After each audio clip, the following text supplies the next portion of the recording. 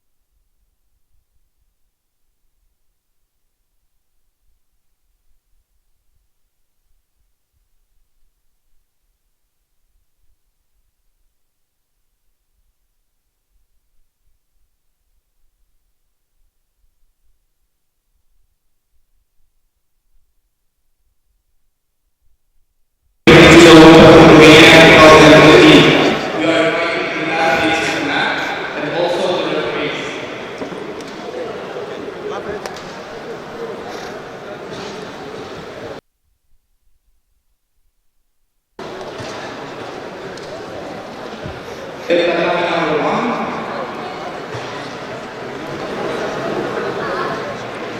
The athletes please come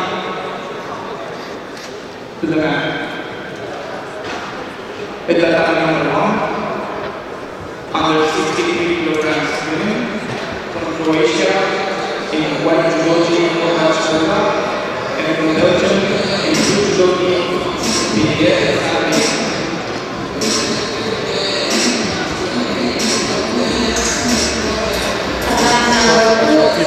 Kilograms in white judo team Hungary, and in blue judo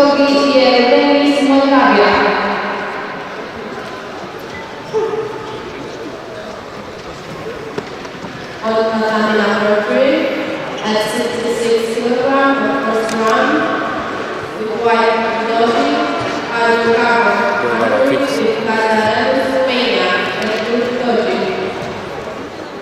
On tatami 4 at 53 for white judoji, Montenegro and China,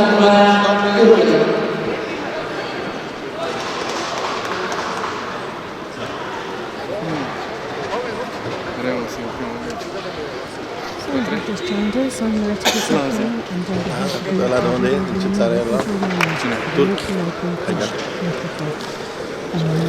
today we're going to be starting with weight categories for women 48s, 52s, 57 kilos and 63s and men 60s, 66 and 73. We're just going on to mat number 1 where we're going to see the women's the first round of the women's 63 kilo category. So in the white team from Croatia, Judo, 19 years of age, this young lady, European Cup in Sarajevo this year, got a 3rd place, and also 2nd last year at the under 12 European Championships. So quite an experienced lady, even though she's only 19 years of age, and she's up against slightly more senior athlete, 25 years of age, and Sandrine Billet, and she's from Belgium in the blue team.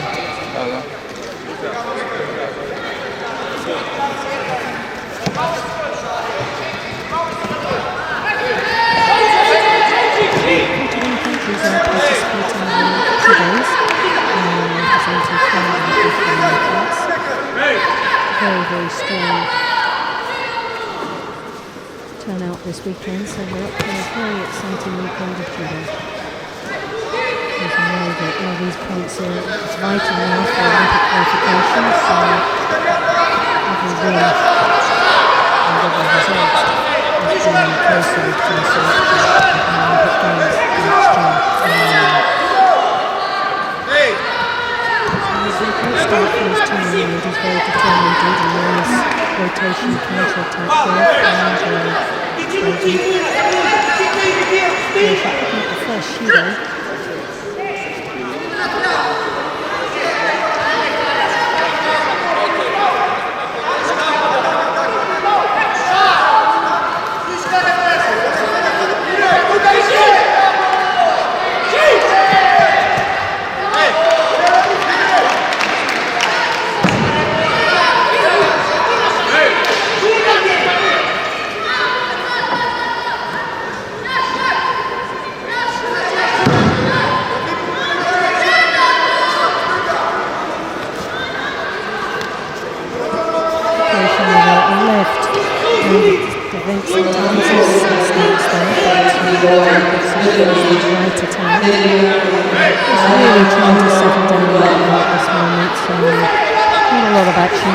Between these two, but it's understandable not to make any major mistakes in the earlier rounds of this competition.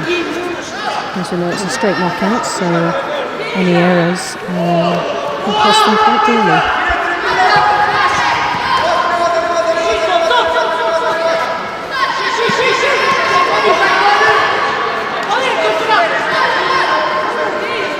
Still, this 19-year-old from Croatia is having a good account of herself, very strong, good repertoire.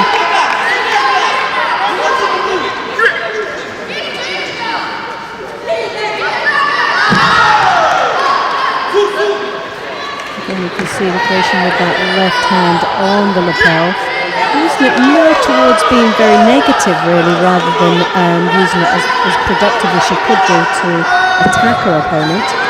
It's more of a defense there to, as you can see, the right-handed attacker, Sandrine desperately trying to get through the defences of the Croatian. Again, you see that right-handed collar now grip. It's taking the sleeve. Still very settling stage now.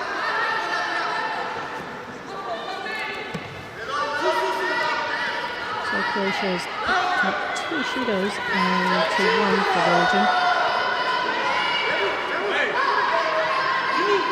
Sandrine at this moment looking very negative indeed and might pick up the second Judo now. But goes to Croatia.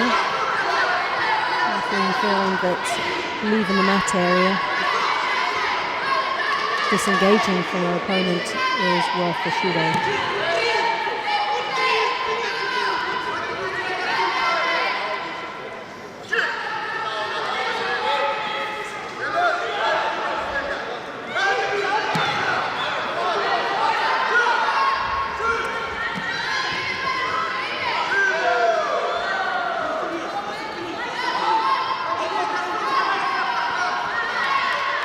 Left hand high over the collar, drawing Sandrine's head down, looking for what seems to be a big harai or to be Uchimata. Not having much luck with this attack.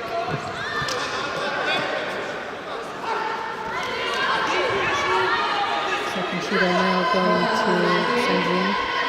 So it's 3-2. Now Croatia really has to be very, very careful here. One more Judo would result in Hansu Kanaki out of the competition.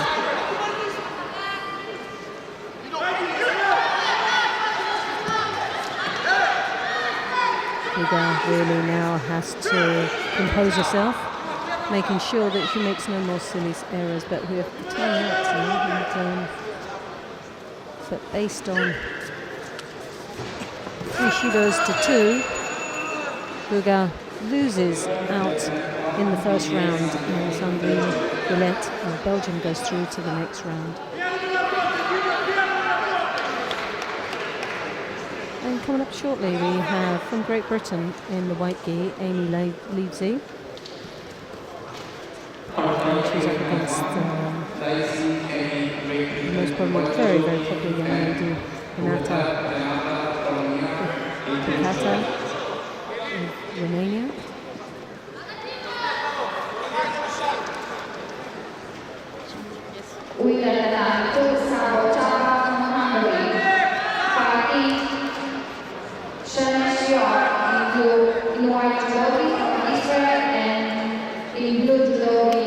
Renata, a very tall young lady, up against Amy there. You can see Romania in blue, Great Britain in white.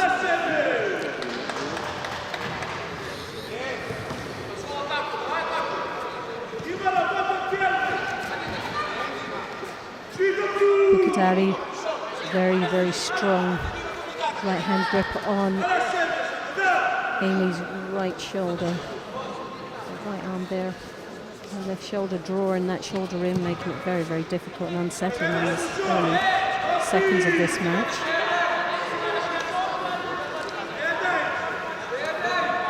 And he receives the first Judo.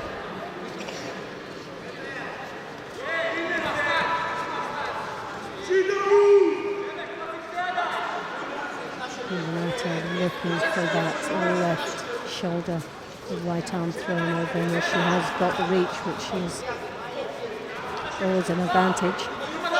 But Amy now is looking with the Osotogari into the Makakomi. A flurry of attacks there. Renata there, Romania going in for the knee waza, but Free doesn't feel that there's much action down there, and Renata is good.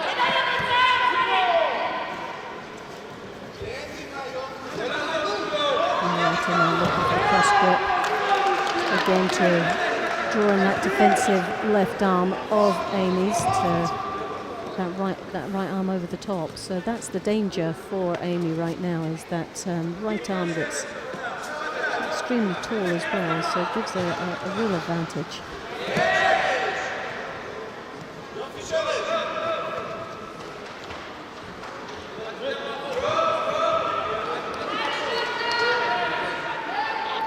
Of Great Britain in the white gi, Renata Picatari of Romania in blue.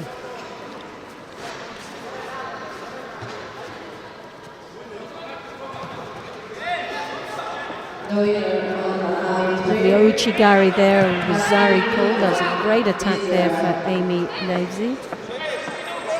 Looking to get past those legs into the Niwaza.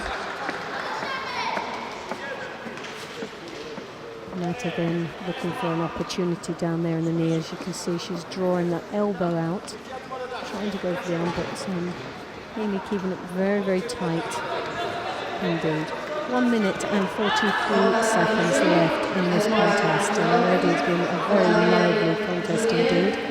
Amy with the Rosari on board right now, with a minute and a half left in this contest. Both athletes receiving first Judo each. Again, another Osotogari turning it into the Maikakomi.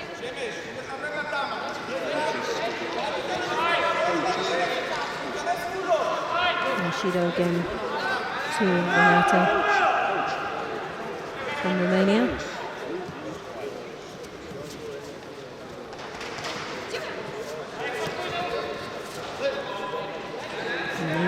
Has to be very careful there, very defensive indeed. She'll pick up her Shido.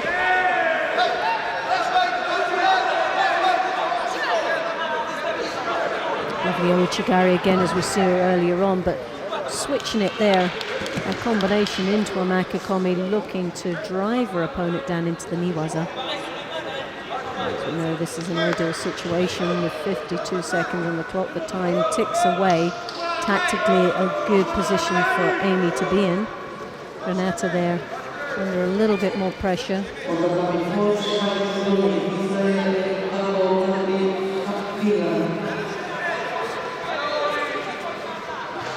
So Bukatabi has 41 seconds to come back into this match.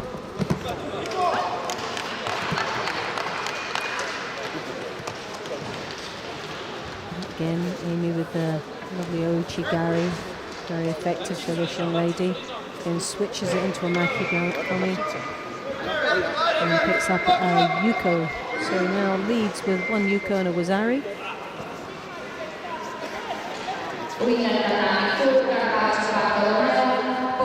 So Renata now desperate sort of attempt here. That right arm goes over the collar of Amy, looking to get some opportunity.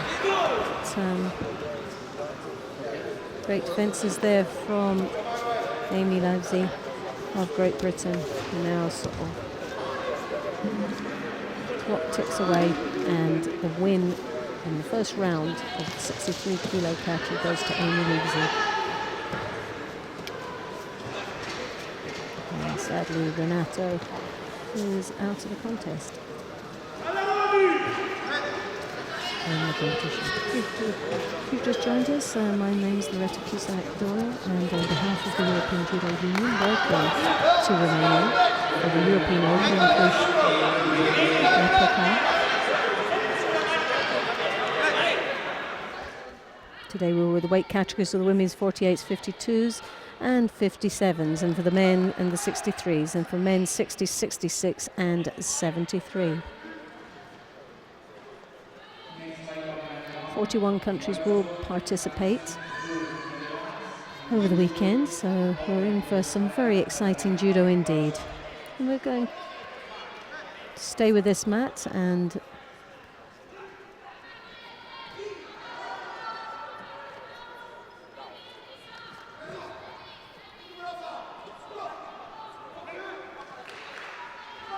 we go to mat number 2.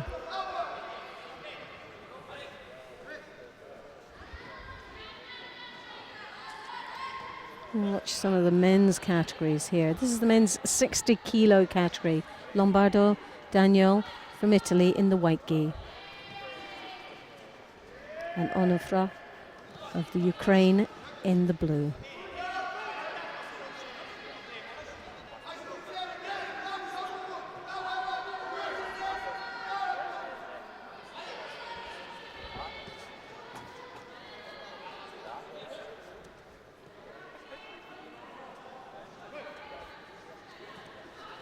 Lovely drop Cianagi there from Lombardo. Very, very fast indeed. Ukraine looking for the opening there in Niwaza.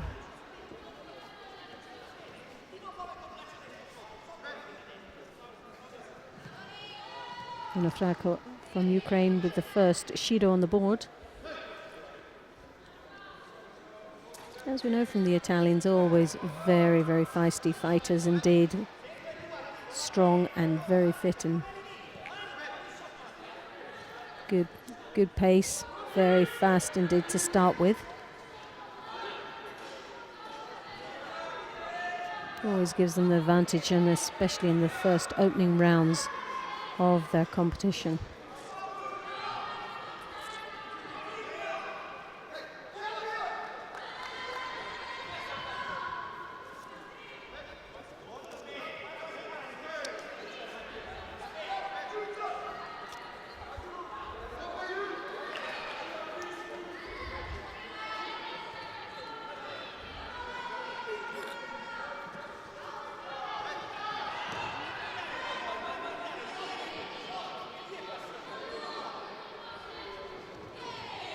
Some very large teams here this weekend. Italy actually have 21 athletes participating. Israel 20, and obviously expected Romania has 38 entered this weekend. But still there's obviously meaning that there's a few places wide open for selections for the European Games that will be coming up quite shortly in a couple of weeks' time in Baku. And also World Championships and the Olympic qualifications. So even Cuba have a very strong men's team in, along with Ukraine.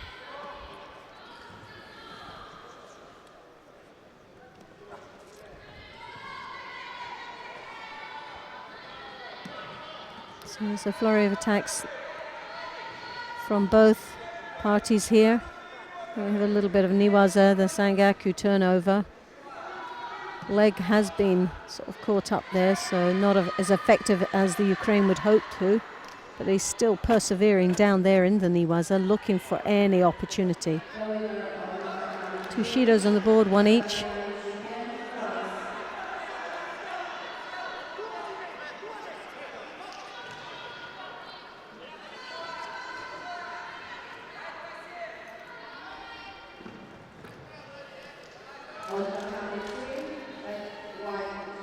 Drops Sianagi there, not as effective and could cost him a Shido there.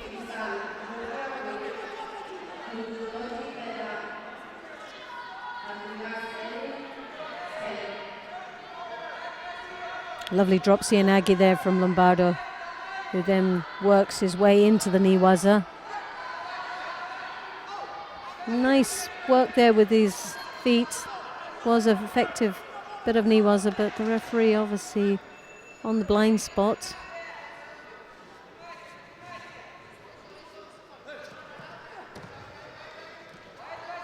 Now a bit of an error there from Lombardo as he dropped in, or what looked like a Seo Toshi.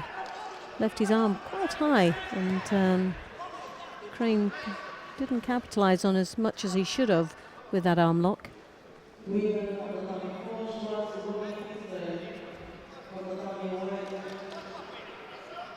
Unofrak, they're desperately trying to get in there with the last 30 seconds of this contest. Slight change of pace, but still finds it very, very difficult. And there's only a Shido in it between these two gentlemen.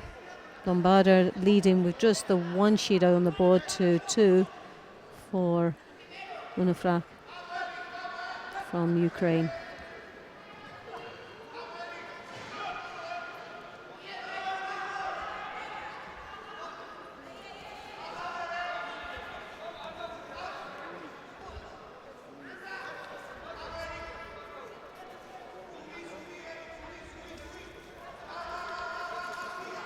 So just the last seconds, and it's looking like Lombardo of Italy will go through to the next round, but on a very small margin indeed. Wasn't very much in it between these two gentlemen, but Lombardo just pipped it to the post. Based on really what I said earlier on, great condition and a good work rate.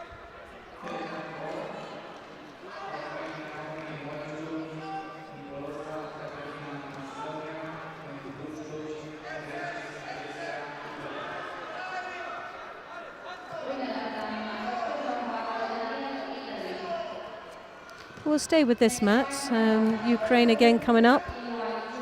Bilishenko, Denis in the white gi, and he'll be up against the Moldova, Naku Otavani.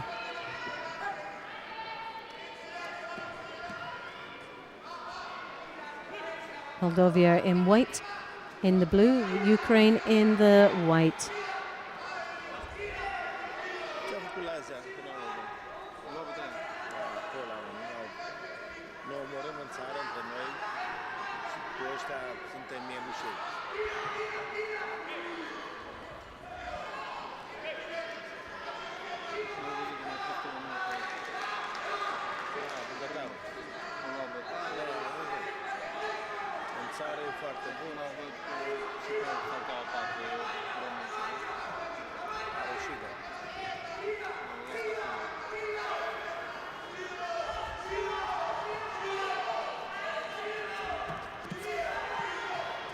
An attempt there with the Oso to Makakon with that arm right over deep onto the belt.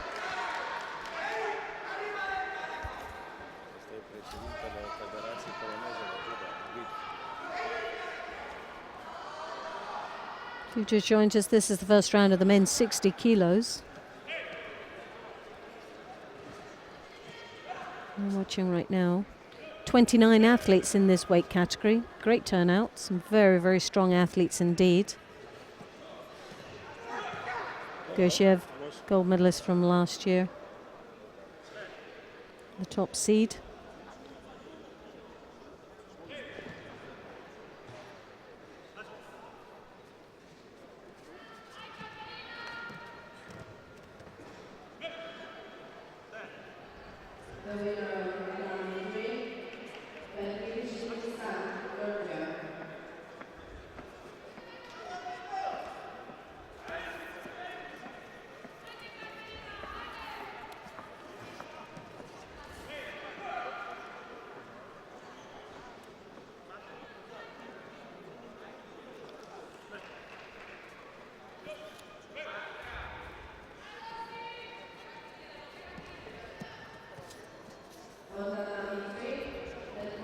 There's a real battle going on here.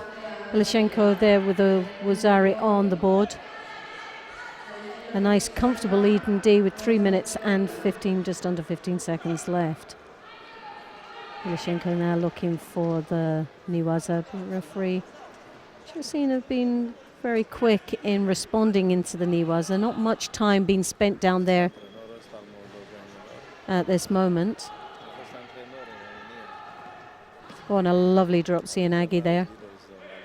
Losing a little bit of control and not managing to capitalize it any further than just a very strong attack.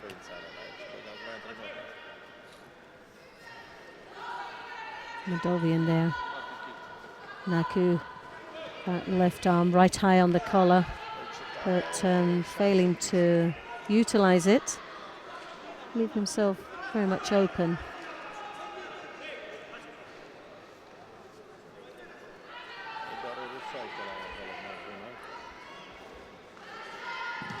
Again, that left hand over there from Naku.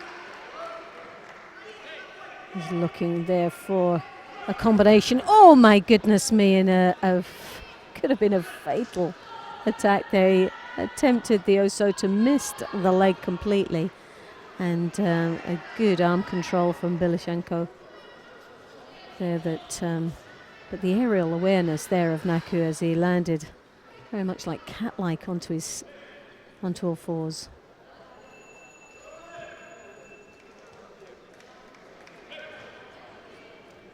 Two minutes, 18 seconds left in this contest.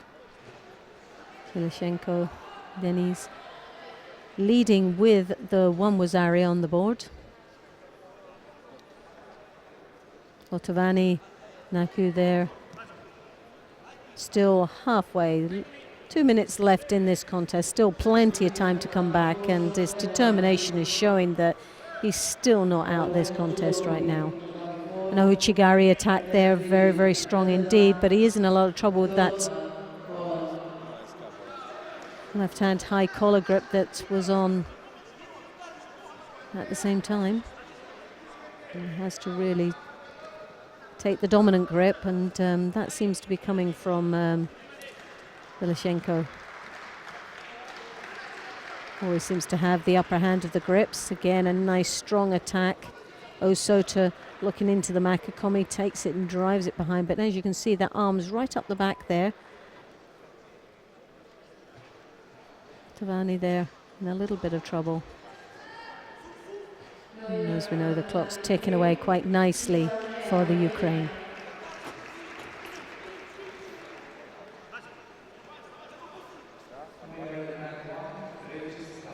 Again, the most dominant grip there comes from Denis. Looking again for the Niwaza. Trying to create an opening down there, but it's very tight indeed. Tavani really needs to be back up on his feet if he wants to stay in this contest and the competition overall. So he's got just over 1 minute left to try and come back from what was an excellent attack there.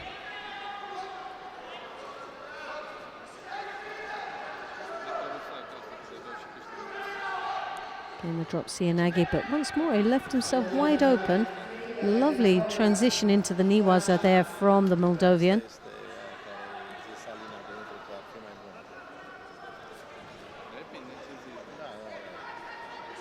Still wouldn't write this young man off at all. Ottavani there, really determined to come back from the Wazari. But he is under a lot of pressure now, but there's slight signs there of Denis feeling the pressure too, trying to hang on desperately to that one strong throw that he had in the earlier stages of this contest. He's done very well, no shidos on the board, so he has some flexibility there. But not looking so good, not looking so stylish now. And Osota Makakomi and a Yuko scored, just not strong enough, but again a very strong attack, just showing the determination with 15 seconds left to stay in this contest.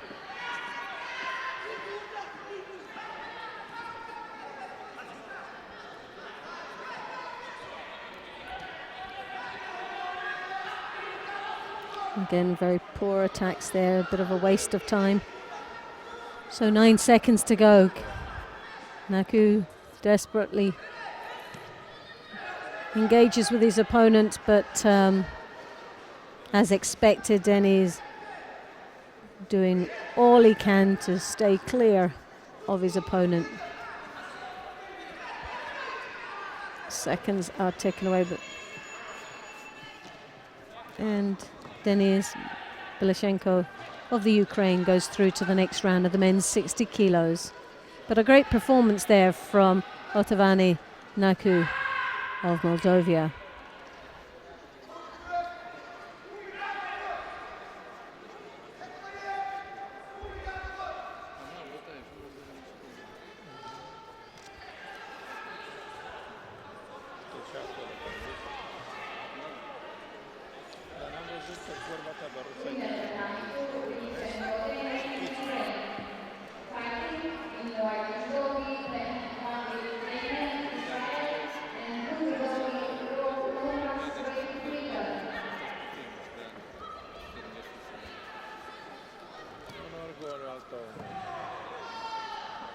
So we'll stay again to the men's 60 kilos and mat number 2.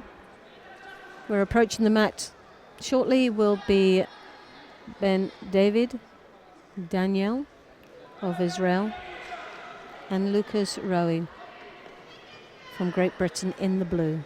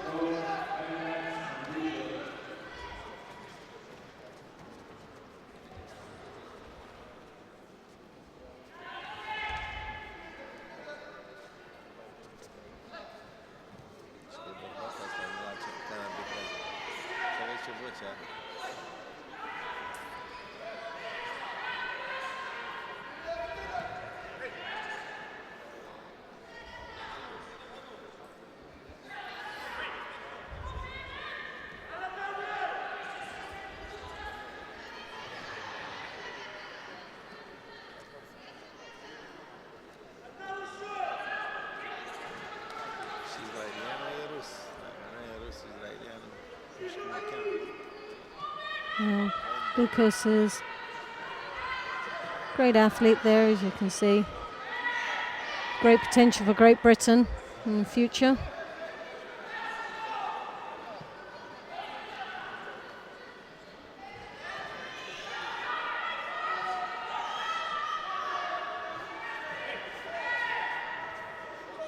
Last year, 5th place in the African Open in Paul Louis,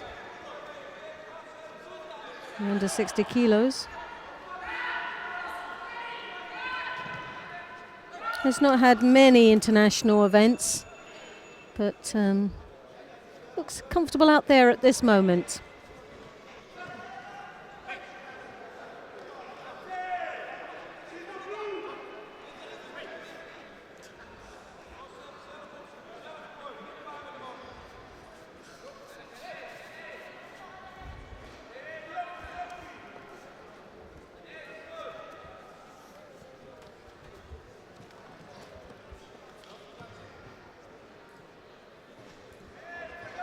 Ben David there, looking for the Sangaku turnover. 19 years of age, this young man from Israel. 2 years junior to Lucas.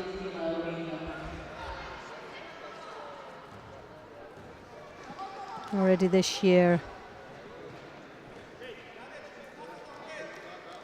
picking up a European Cup silver medal, La Corona, the under-21s, and European Championships in Bucharest last year, 5th place.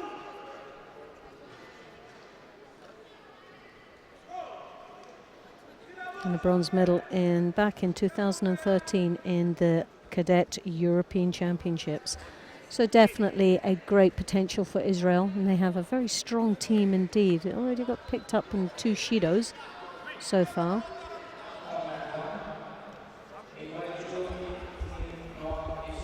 Both of these athletes have got to be great assets to their countries for future progress in their development.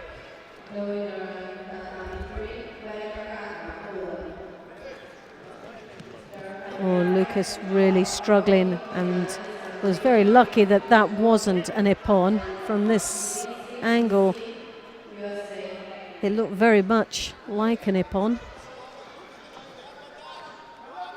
But we'll be happy to take the Wazari, so that it keeps Lucas in the picture.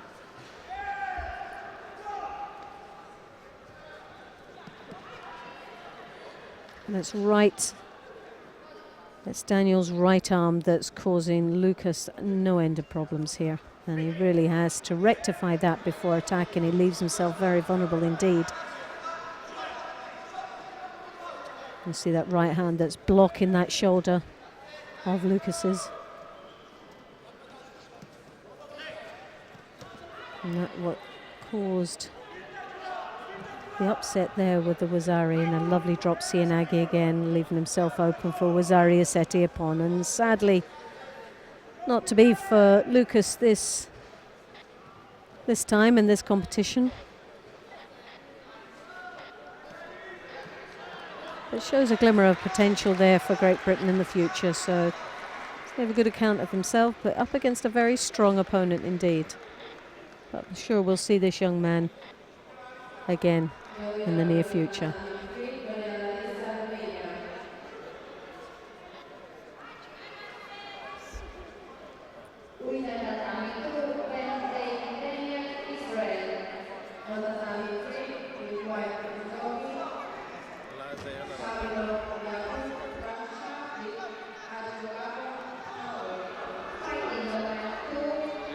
So coming up now, Gomez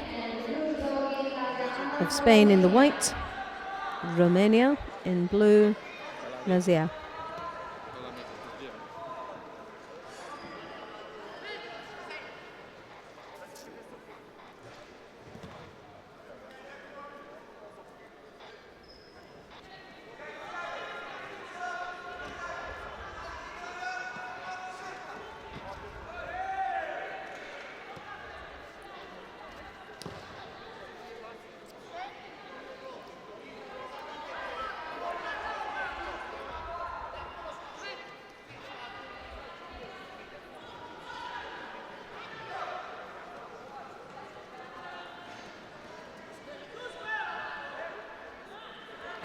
Well, Gomez looking the stronger of these two right now. As we know, it could all change, but very dominant indeed and taking real control of this contest in the earlier seconds of this match.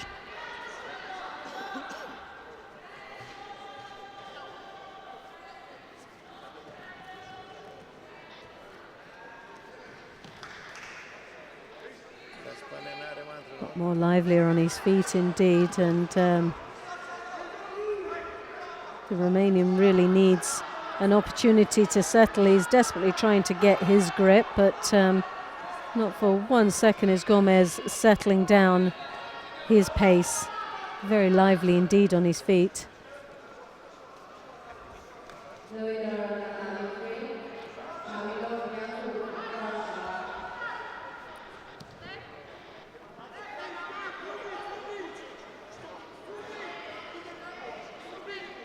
Gomez picking up the first Judo there.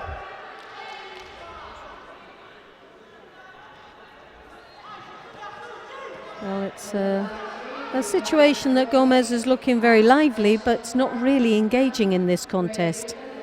He's trying to fool us all at this moment, but the referee's not having any of it. It's all right being lively, but the most important thing for these referees is that they actually engage with the grip. So they come forward and they grip up and attack. And they can bounce as much as they like, but if they're not going to make the initial contact, then it's classed as being negative. And that's what we can see right now with Gomez, who, as fit as he is and as lively as he is, he needs to be able to grip up. And it's just causing no ends of frustration there. But a Judo being given to the Romanian. He's there, got his left hand on the high collar. But not for very long indeed, because Gomez is not having none of that and swiftly takes it off the shoulder. But again, engages with nothing to exchange the withdrawal of that grip. So he's just got that lapel grip, very low indeed, Gomez, and he throws that arm over the top again, and lots of movement, but very little attack going on.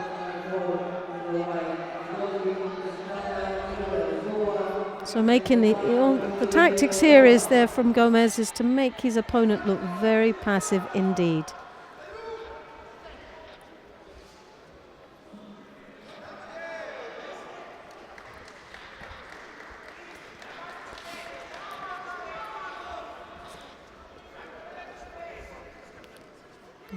Gomez with that high collar left hand, controlling the head nicely, a flurry of what I would say kicks to the ankles, not exactly sweeps, but making again himself look very busy. He's trying to play a very tactical game here. He's not really committed himself much in the attacks. There's very little commitment at all, in fact. But the pace is fast. It's effective enough for the referee to be fooled by the amount of work that he's putting in, but very little commitment. And frustration here. Lazia of Romania. You always just feel that if he does engage and gets the grip that he's so much wanting, that this contest could be finished. Now the knee is there, and Mando is looking for the shimmy waza, and I think there was a slight effect there from the Romanian.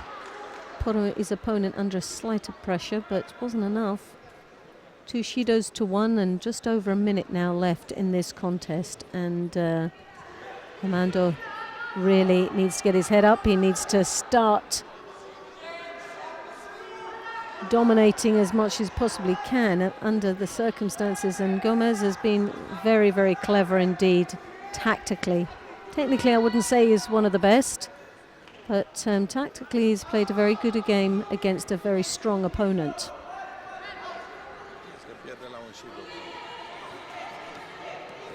A desperate attack there with the Osotogari, and you can see it's just no grips. He's not managing to connect to be able to do his judo. So once more advancing on to Gomez, which could even this up and go into the first golden score. But oh yeah, and this is where we have always under pressure with the seconds ticking over, that you leave yourself open and vulnerable. And Yuko now being put on the board for Gomez, and this has got to seal it for the Spaniard.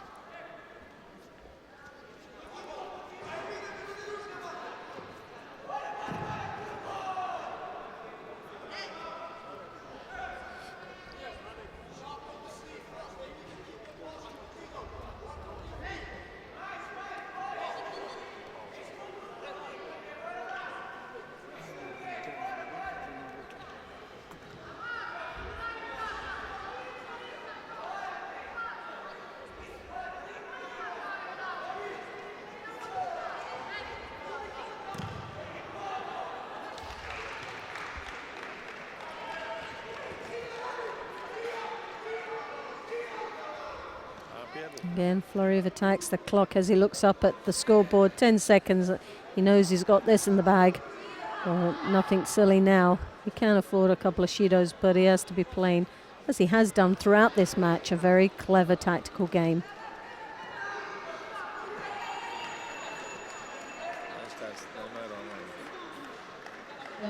So, cleverly, Gomez goes through to the next round of this men's 60 kilo category.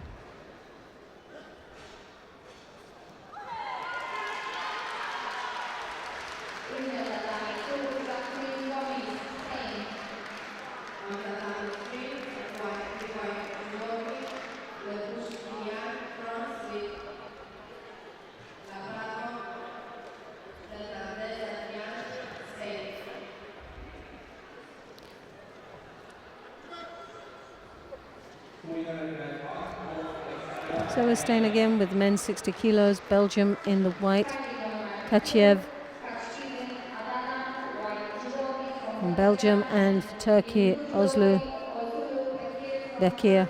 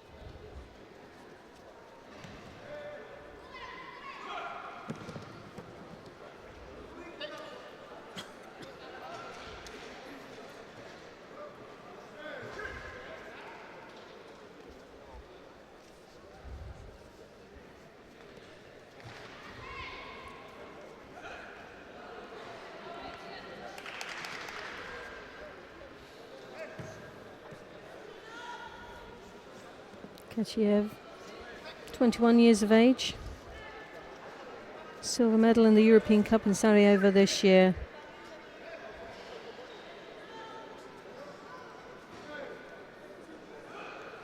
Belgium Open Championships in Vizes silver last year.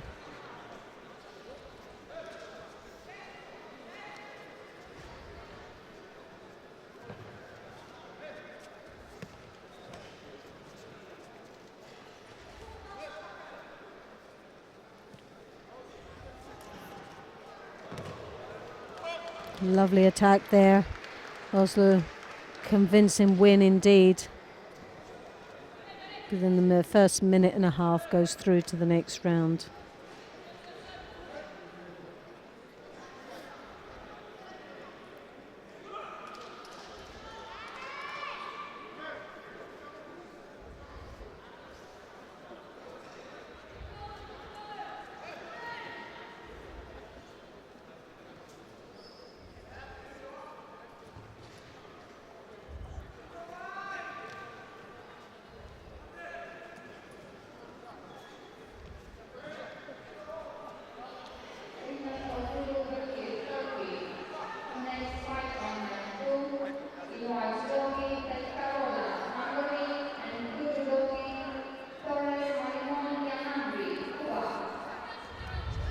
So now we have from Hungary, Roland Petka in the white, and he's up against Torres Maramon from Cuba.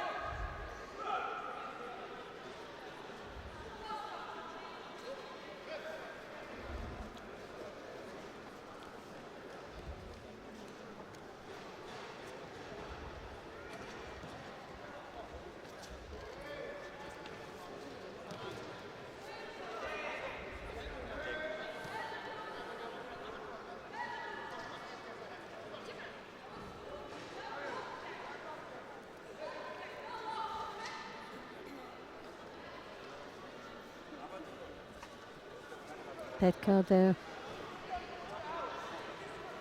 Very feisty on the grips indeed. Torres a little bit more apprehensive there. Taking his time and a little bit more cagier in his approach. But looking very, very strong indeed. Very good central balance. Not flustered at all. Hungarian a little bit more of an open fighter here. As you can see, Torres Maramon just drawing himself in. Good strong grips. And as you can see by that defense there from the attack of Petka. Very powerful indeed. Not making any mistakes here. Very calculated in his moves, this young man from Cuba.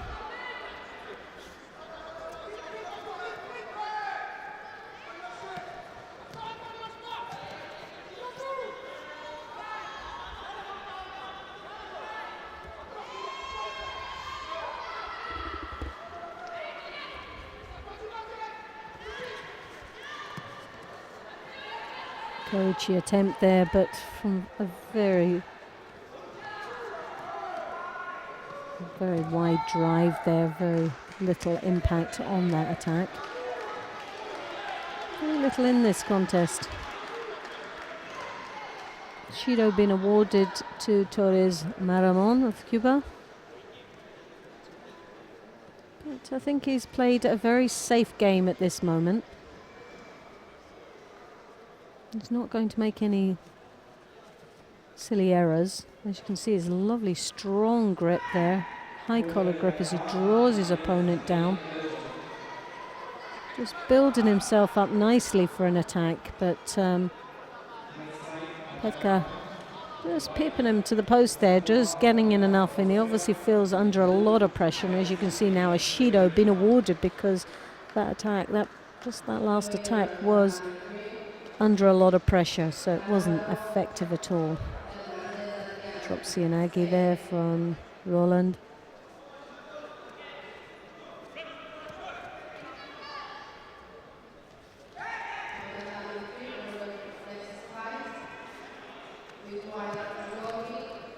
Torres Maramon there, high collar, great change of direction.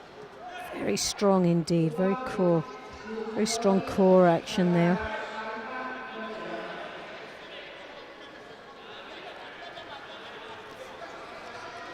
You need to see now this last minute and 47 seconds is Torres Maramon changing the pace slightly. He's been very one pace, very slow, calculated and very strong, but needs to sort of shake it up a little bit. And as you see, a combination of Uchimata and a Harai there.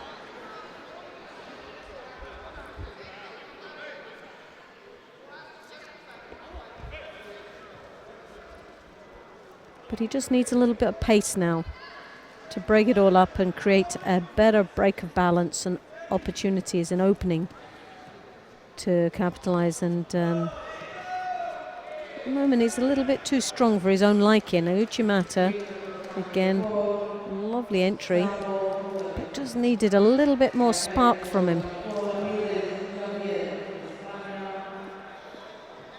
A bit more explosive power into the attack. As we know, he's very strong indeed, but it just needs to put it into second gear. At the moment he's first gear and he's strolling around there, and that change into the second or even third would most probably make a massive difference. Drops Cianagi there, as you can see, just totally destroyed by Torres Maramon.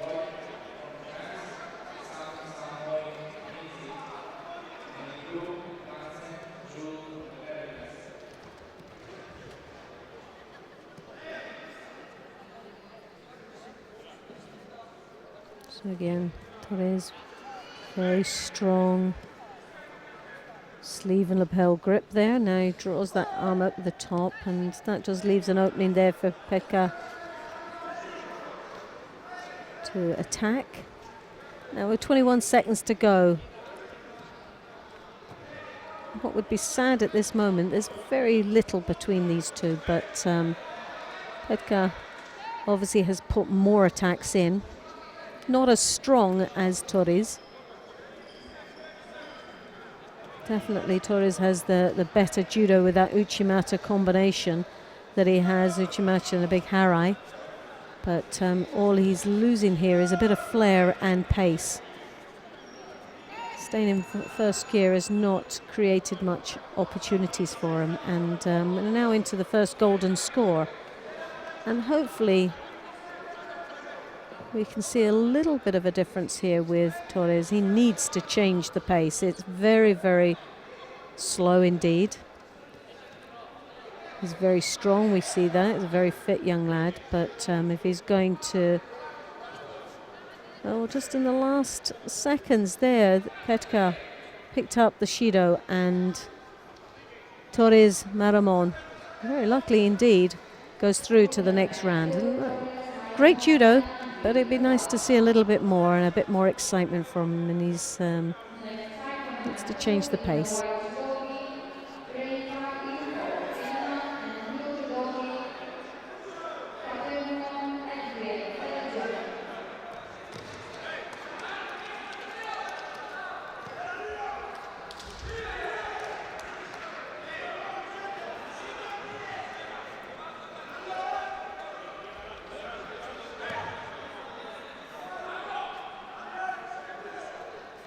So we have from Finland in the white gi, Reinval,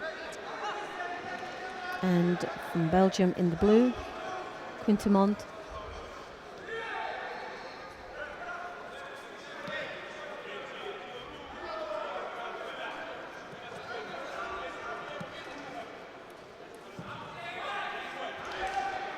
Lovely attack there from Belgium, Tomanagi attempt. Good start for this young man.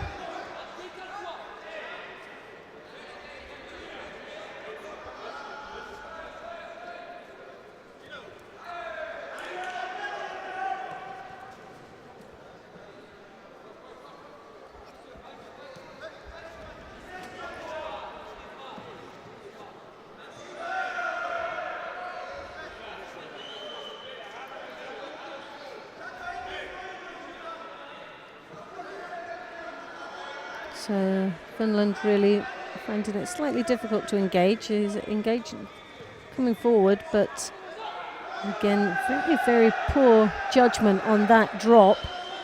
Actually dropped in front of him without rotation, and he's going to really be heavily marked down on that. So it was Shido been awarded, and rightly so. It was a terrible reaction.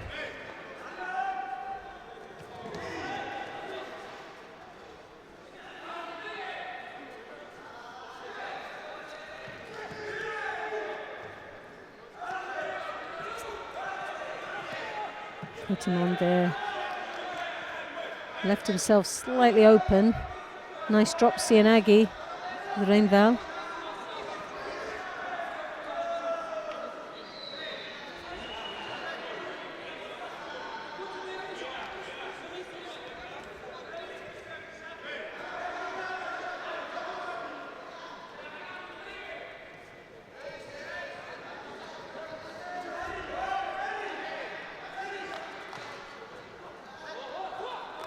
A nice controlling sleeve and lapel grip there from the Belgium.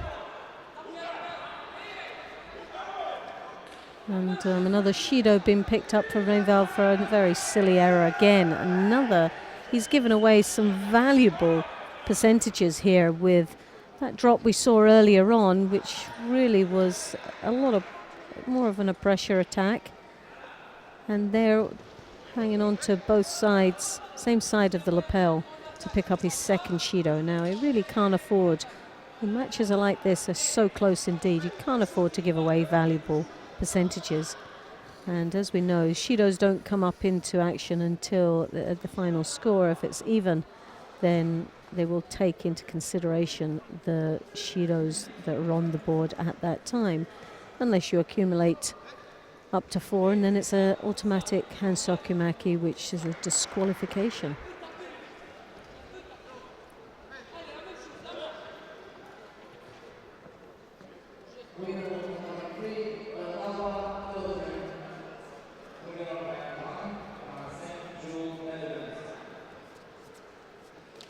So both opting,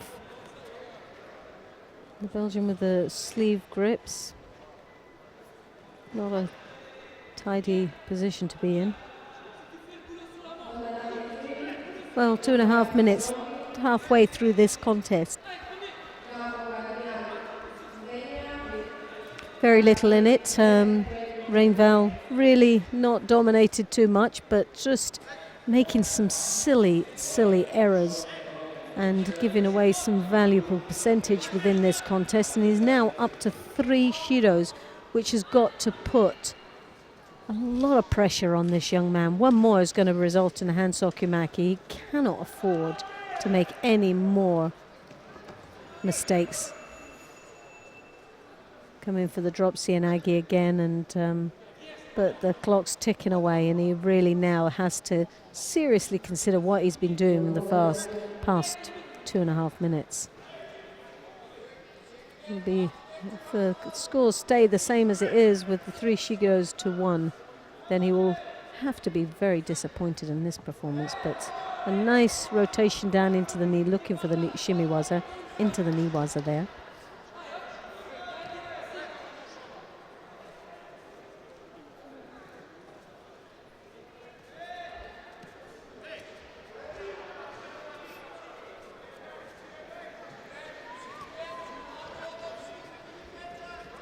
Uchigari attempt there from Quintamont.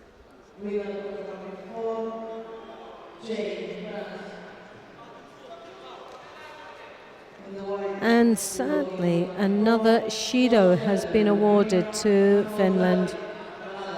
Rainval has really got to think very carefully of this match, and sadly he just gave this on a plate to the Belgium. He would have been very disappointed. So we go across to mat number 3. And sadly we've just seen the back end there of Greg Vary, who just got thrown with a lovely Makakomi there, Osota Makakomi from Gobak of Slovenia.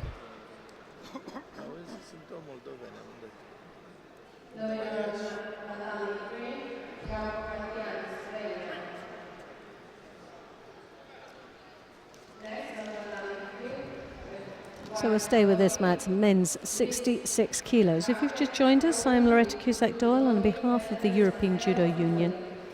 Welcome to the European Open here in Cluj Napoca in Romania. 41 countries participating, representing 321 athletes. Great turnout for this weekend. Some strong countries indeed participating, as far as Cuba. We've got a very strong men's Cuban team in. And as usual, the the normal strong countries like France, Holland, Israel, the Italians, all very strong and large in numbers here. So all looking for selections there for possibly the European Games, which is in Baku, coming up very soon, and also Olympic qualifications, which is really vital for some of these countries now at this moment. It's all 4 points, so all to gain. So we have white Poland, blue Italy, Braez from Poland, and he's up against Medveds of Italy in the blue.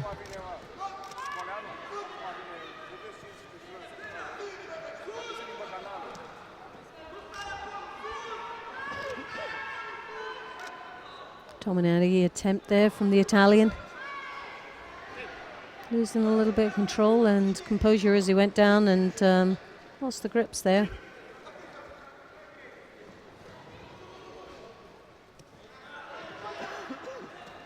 Good strong attack there from Poland.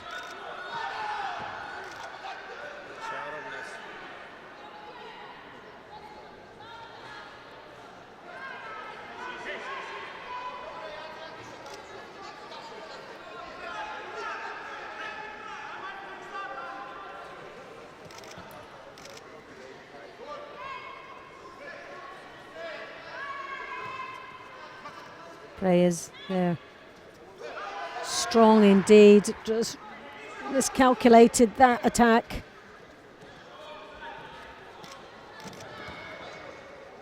Medveds there looking for the knee waza, but obviously not capitalising it as quickly as he should have. Referee calling mate on that.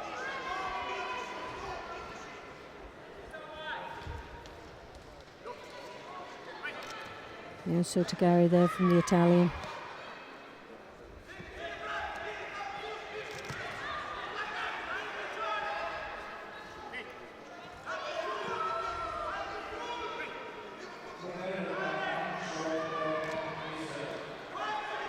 Good, nifty little bit of footwork there.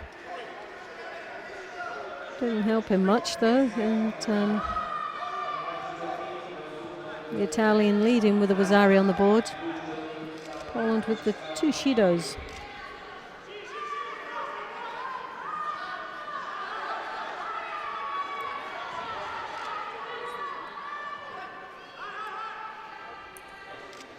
Braez there, the high collar grip. Right hand.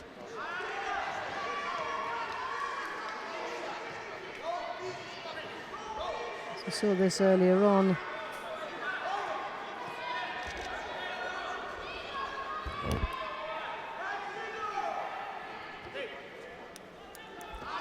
No, Soto was looking for the Makakomi there, but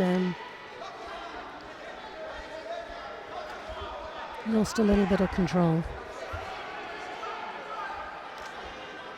So 1 minute and 52 seconds left in this contest. Medveds, they're picking up a first Shido, but in a comfortable lead right now with the Wazzari on the board. Played a very good game here. He's worked extremely hard and has dominated, I would imagine, I feel, throughout this contest.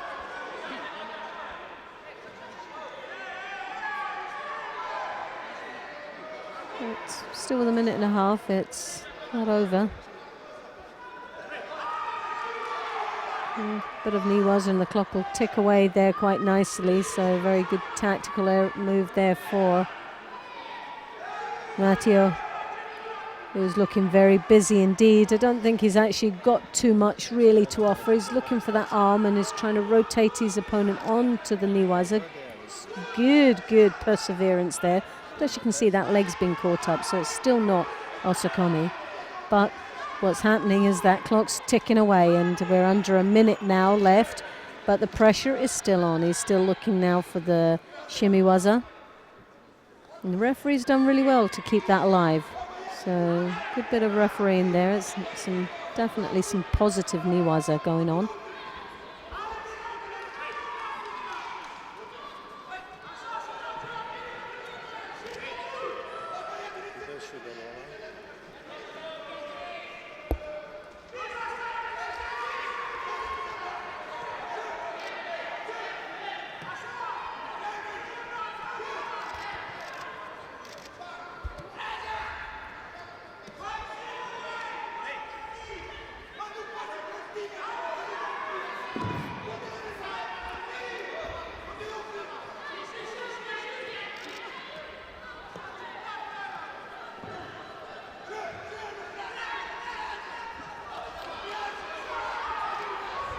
So 14 seconds left, and the Italian looking very strong and composed at this moment with that Buzzari on the board.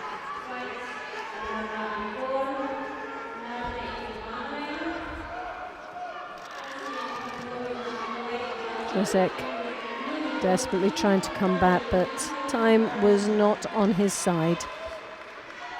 Matteo Medvedev of Italy goes through to the next round of this men's 66 kilo category. So we'll go through to mat number 4. We'll look at them, see how we're progressing in the men's 73 kilo category.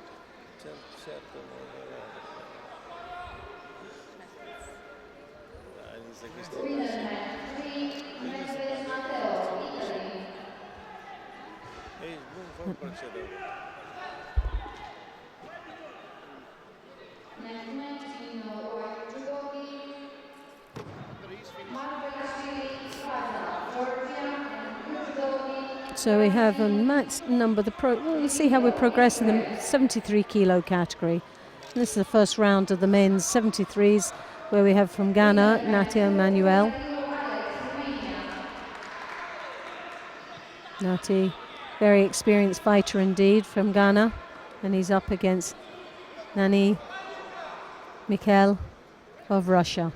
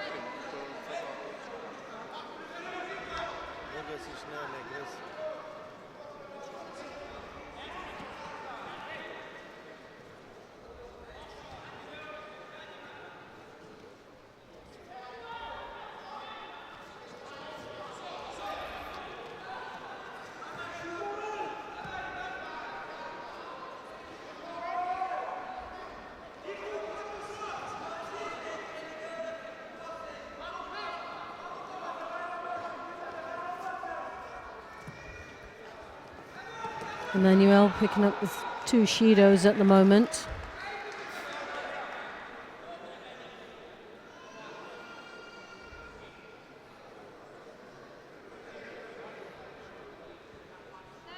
Mikhail, slight height advantage here, very long-limbed.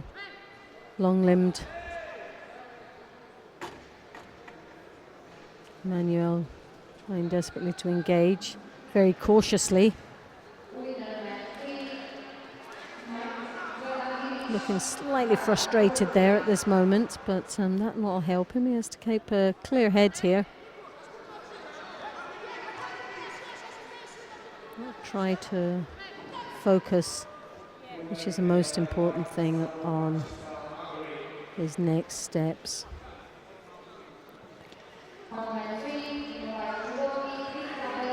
It's right arm that's causing Emmanuel no end of trouble there. Very erratic movements and very strong indeed, and drawing Emmanuel to his knees, which you'll find very frustrating indeed. Still focusing though, as he draws in towards the Russian.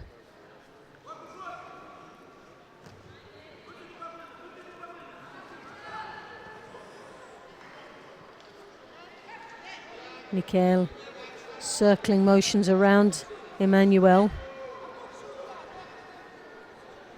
His long limbs goes over the top, drawing Emmanuel's head down.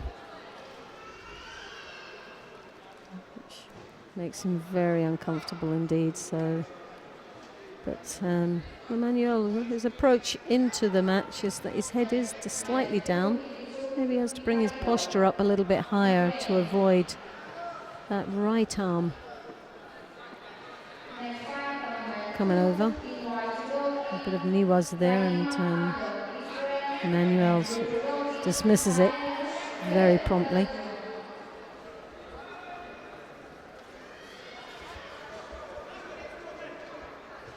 So Shido now the third one, which again puts Emmanuel in a very vulnerable situation. One more would receive.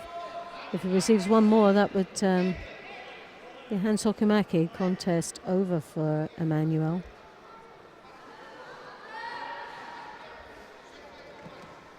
Russian Nani tactically working extremely well. As you can see, a circling motion as he circles around and not directly towards Emmanuel, which meaning Emmanuel has to engage all the time, which is not making him too comfortable. This flurry of attacks here is really unsettled Emmanuel Narti. I know he was so much up for this competition. Putting on Facebook that he was ready to go. He's many years to this crucial year in qualification for the Olympic Games.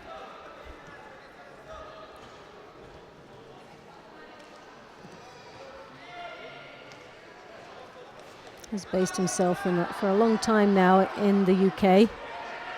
Emmanuel. Lovely attack there from him, and he knows that. See, this is the problem. This is where he's lost control. Mentally, he's given up. The percentages that he is now just awarded to Mikhail, showing his frustration. And this is not going to help him one bit. He needs to stay focused, calm, calculating. He can throw, but he's just letting this competition just slip away from him. So 7 seconds to go. He's hands up in the air and he's showing as if it's somebody else's fault rather than his own. And Shido been awarded now to Mikhail.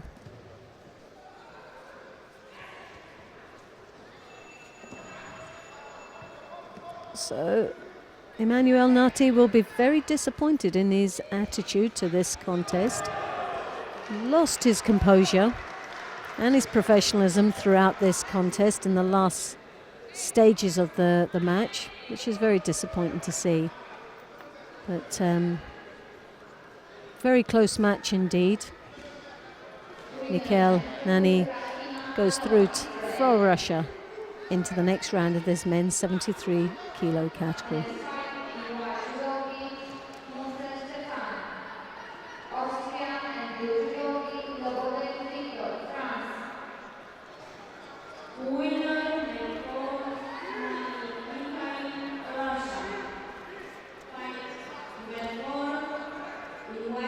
So we go across to mat number 1 to see how we're getting on in the women's 63 kilo category. See how this contest is progressing. Dakovic, Andrea from Croatia in the white, Provos of France in the blue.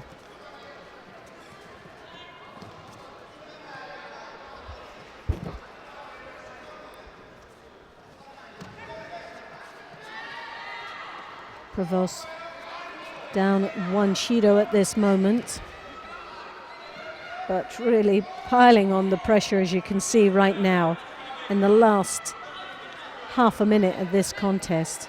Nothing in it at all, really. Dakovic under pressure. The niwaza there. Provos looking for the Jujikatami. Doesn't seem to have too much control on that arm. And for France, it's Very silly error there, and she's now could have easily been Osakomi, but clock ticks away nicely, and I think Provost lost any opportunity of coming back off this one Shido that's on the board. Very small margin to lose by, and she could be possibly very disappointed in that. So Croatia goes through with the women's 63s. Dakovic.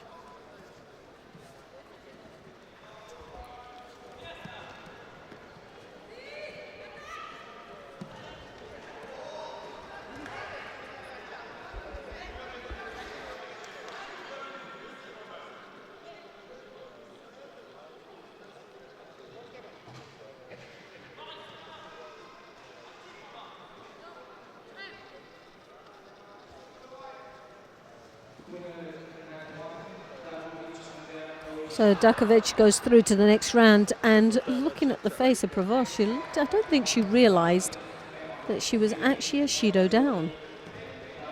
Body language didn't give us that sense of as she looked over to see why the decision went the other way. So we have now coming up in the white gi from Sweden, Emma Barkling. And she's up against the young lady from Poland, Karolina Talec, in the blue gi. So Poland in blue, Sweden in white. And the opening attack there, Emma, with Yuko on the board. Great start for this young lady. Very strong athlete indeed. Been around for quite some time now.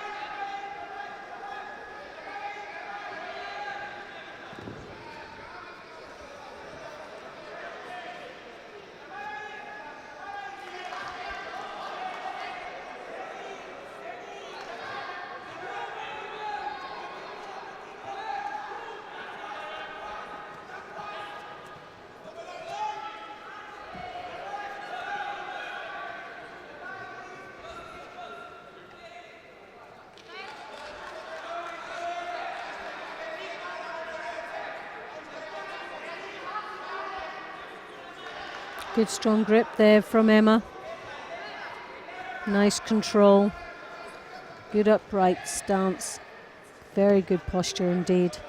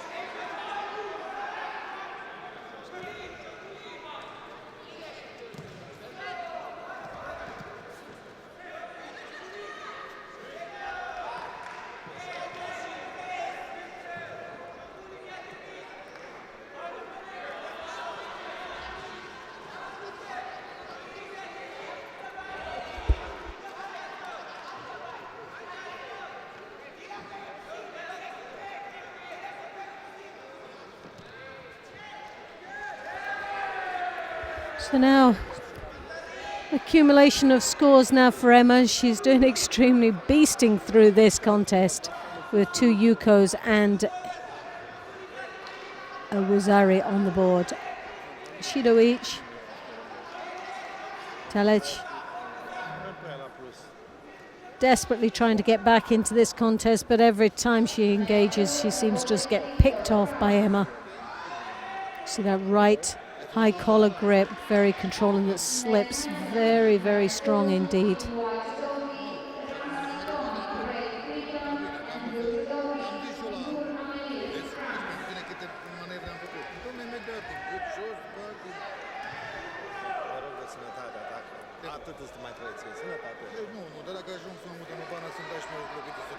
So rotation round the head there, trying to control. Clock's ticking away nicely. With just half a minute left in this contest, and Carolina really has to do something special to come back from what's been a real domination here from Emma.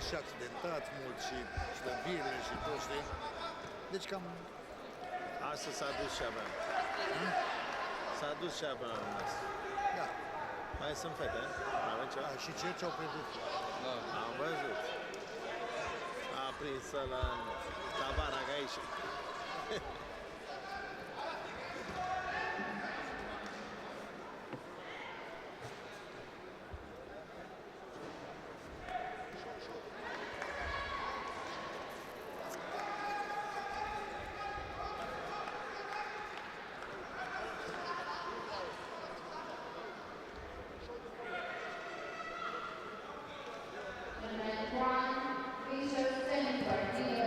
So that was a great win there for Emma Barkling, who goes through to the next round. So if we go to mat number 2,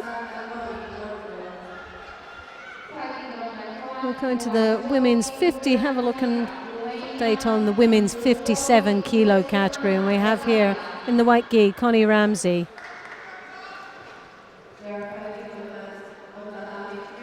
And she's from Great Britain in the white, and from France, Gura Emile in the blue.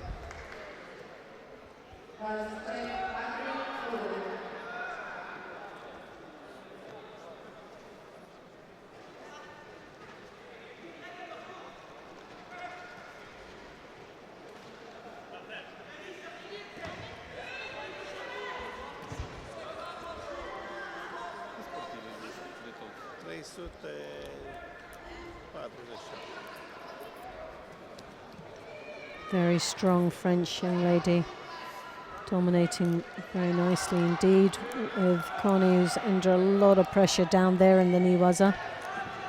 The thing with Connie, she's very, very strong indeed, and a very determined young lady. On the circuit now for some time, and has picked up some quite impressive medals throughout the last couple of years, and obviously her aim is to try and qualify at the Olympic Games. But it's going to be difficult against Amelia.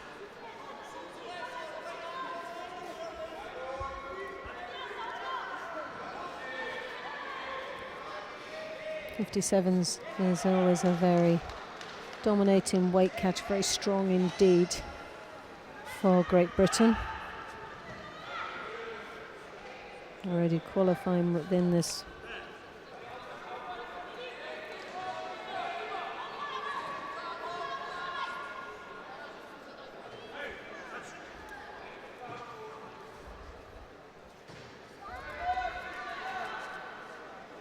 in this weight category. We have as our Nakota Davis, that's won a medal here, bronze medal here last year, and I'm sure Connie would be wanting to try and match that, but in this early round she's up against a very strong opponent from France. and Wazari already against her. It's going to be very difficult indeed.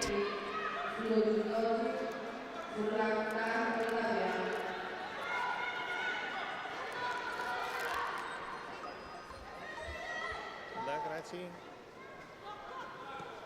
La Cluj, la finale. One thing you do get from Connie is a great work rate. She's a very fit young lady. What she lacks in the technical input, she makes up definitely in heart and determination.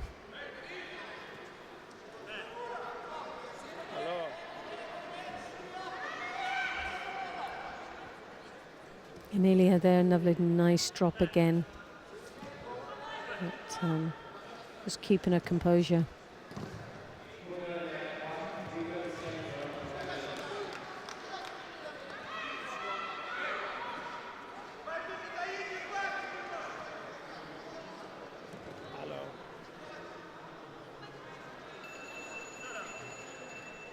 Two very different fighters indeed. You have someone so technical as the French lady is, and then you've got Connie, who's very determined, strong, and a real fighter. But sadly for Connie, she's out of the contest and the competition. So Igura Emilia of France goes through to the next round of the women's 57 kilos.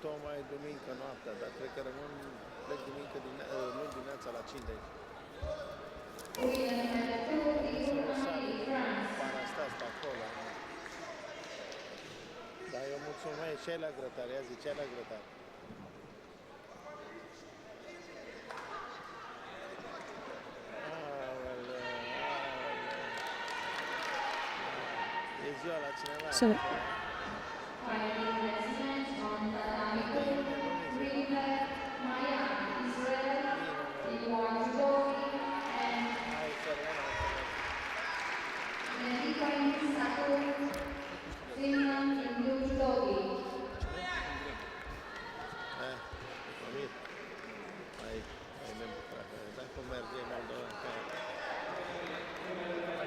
one of the Thai Flecker is out of the competition for Hanso Kumaki of Wakikatami. Now, with experienced fighters like that, who would say that was going to happen? But, well, this is where judo is such a funny game. You never know what's you're going to expect. So, Tal Flecker of Israel is out of the competition.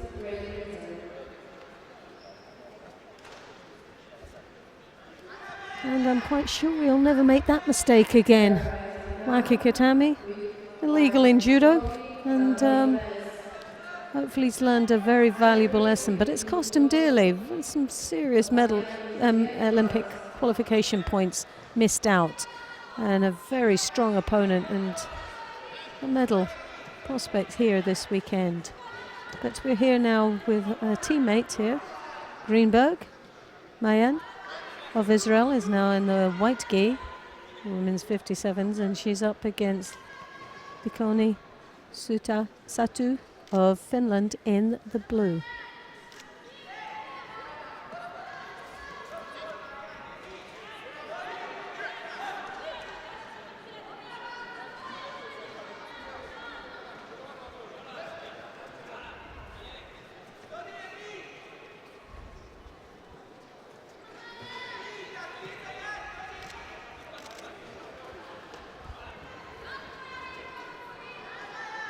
Satu there with a Shido on the board already. We're halfway through the competition.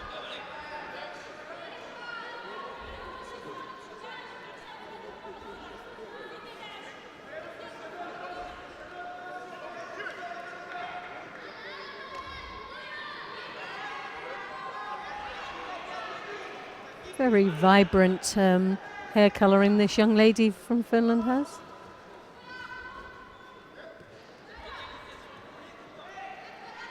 Hopefully as bright and as vibrant as a judo, we hope. Satu there with lovely Ashiwaza there.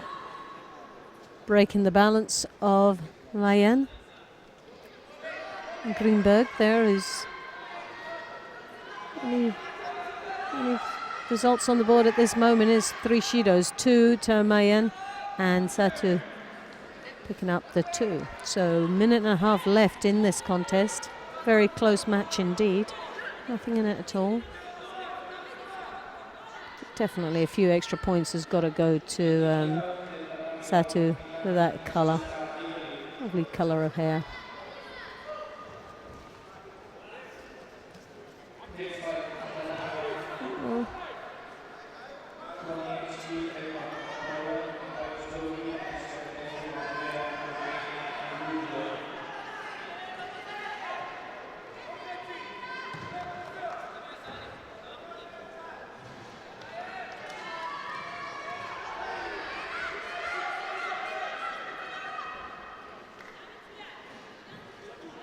Creating the lift there to avoid that arm lock.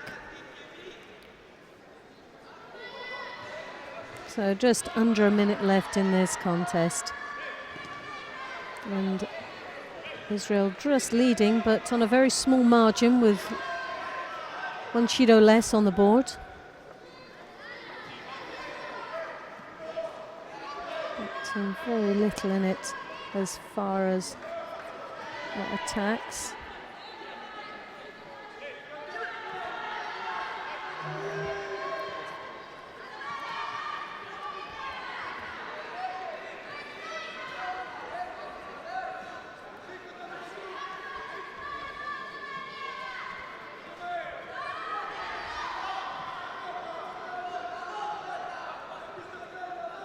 So the clock ticking away nicely there, and it looks like Mayen Greenberg of Israel goes through to the next round, and so she does for the women's 57 kilos.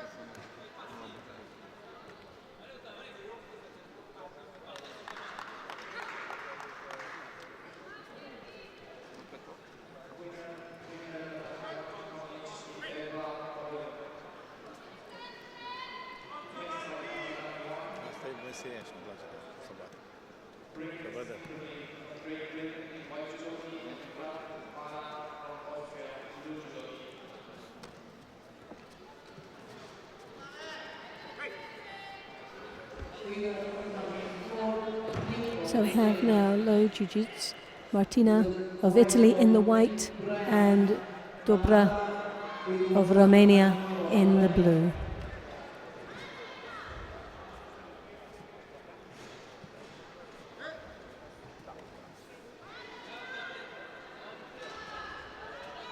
Stefina Adelina. And over the Uchimata, but without the grip. Very brave indeed. Quite dangerous as well.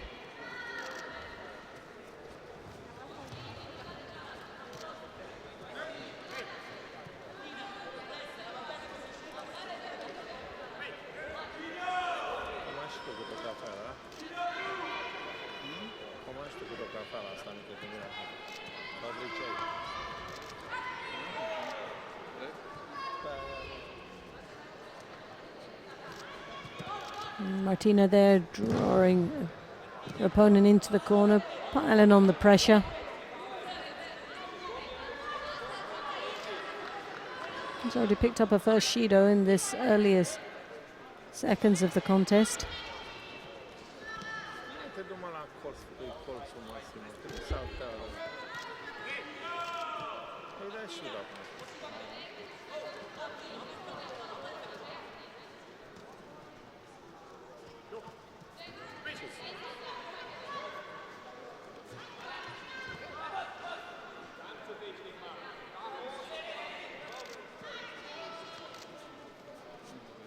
Și el la colț. Pleacă dracu din colț aici. Hai, Lele, iară ce face. Martina there with a nice grip, very strong indeed. Uchigari driving her opponent down. Good attack. Left herself a little bit vulnerable down there in the niwaza though, but that was most probably anticipating the referee's mate, but have to be careful there.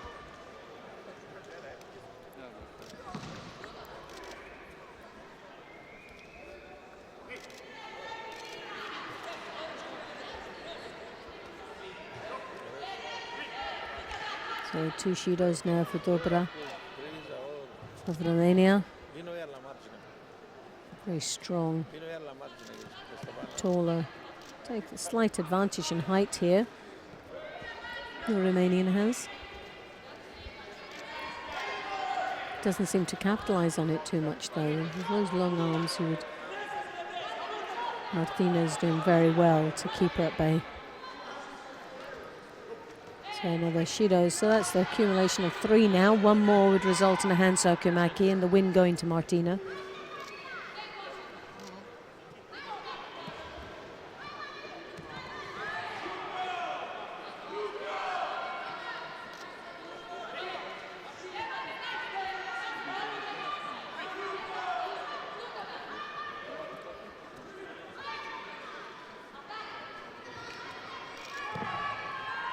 Nice attack there.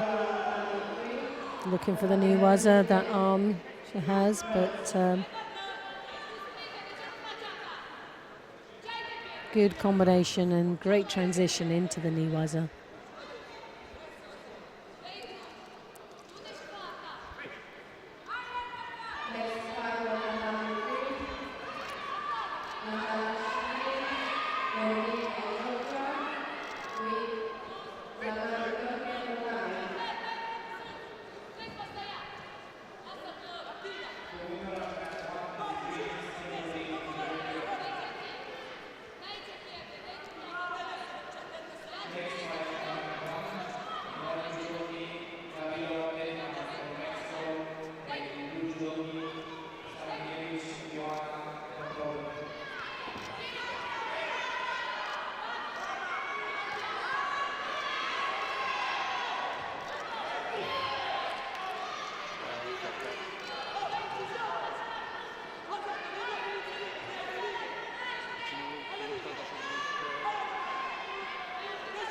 Și alergă în ultimele 10 secunde, se duce pe aia, se omoară.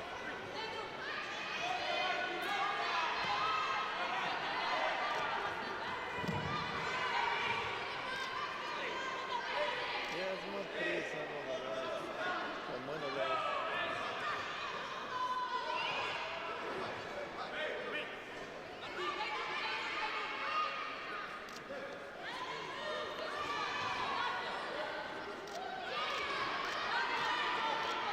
Desperately trying to get that arm over the top in for the Makakomi with 23 seconds left.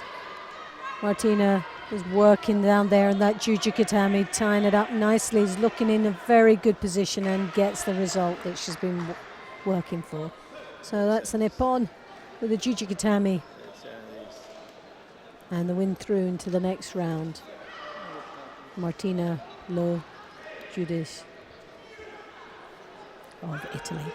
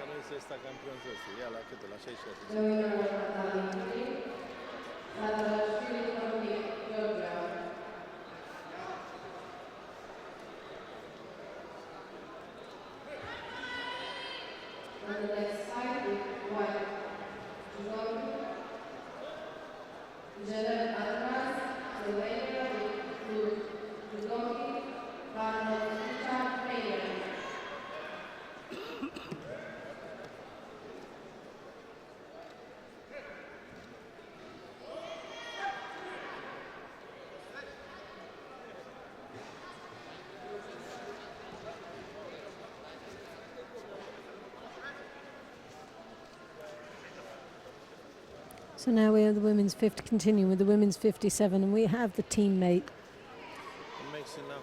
Centracino, Maria of Italy in white, and Klinger Desiree of Austria in the blue.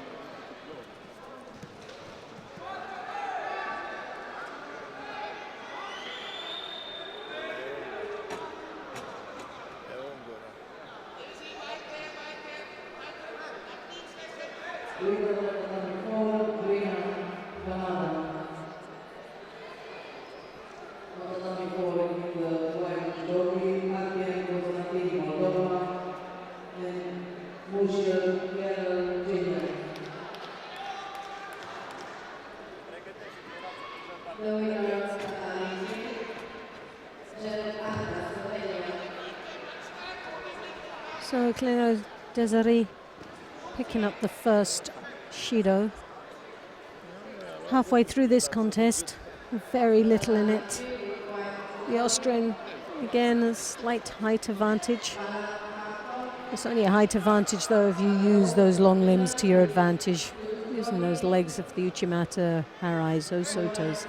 But doesn't seem to be doing that right now. Centracino, Maria.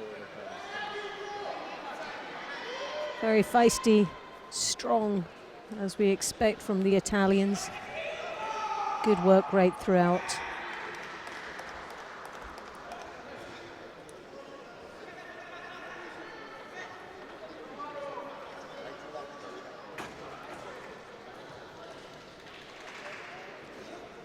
And Klinger there picking up the second Shido.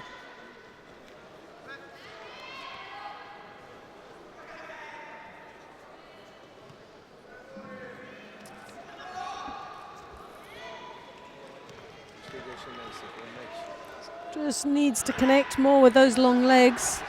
Desiree really just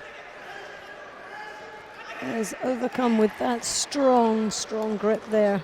Left hand that's high up in her collar, drawing her head down, bringing her down into a bringing her down to the level of very good tactical move there from Maria, even though she loses the advantage of height by drawing the Austrian's head down to her level, gives her the advantage, breaking up the strength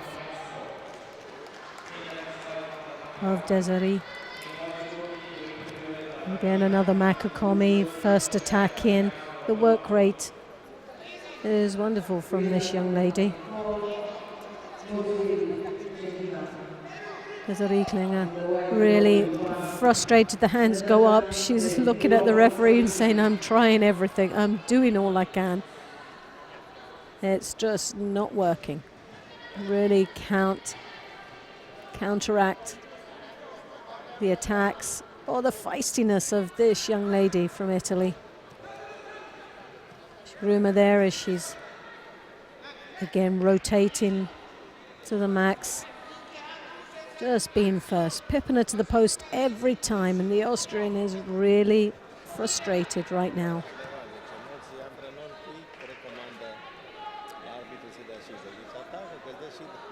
It's an all or nothing now situation, 46 seconds. There's 3 Shidos on the board. She really cannot afford another Shido, as we've seen quite a few of accumulations of Shidos, the Hansokumakis, this morning. I'm very surprised. Slightly disappointed as well, because some of these matches that they've accumulated, the Shidos, have been so minor mistakes really silly errors, and at this level of competition you would expect a little bit higher.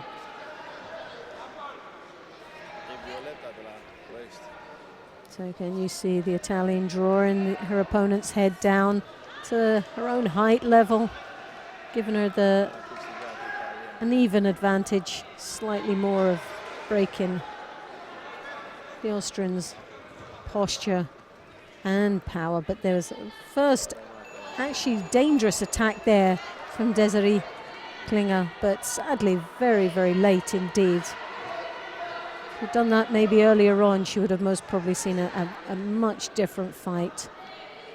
But a convincing win then, very tactically played by Maria Centratino, who goes through to the next round.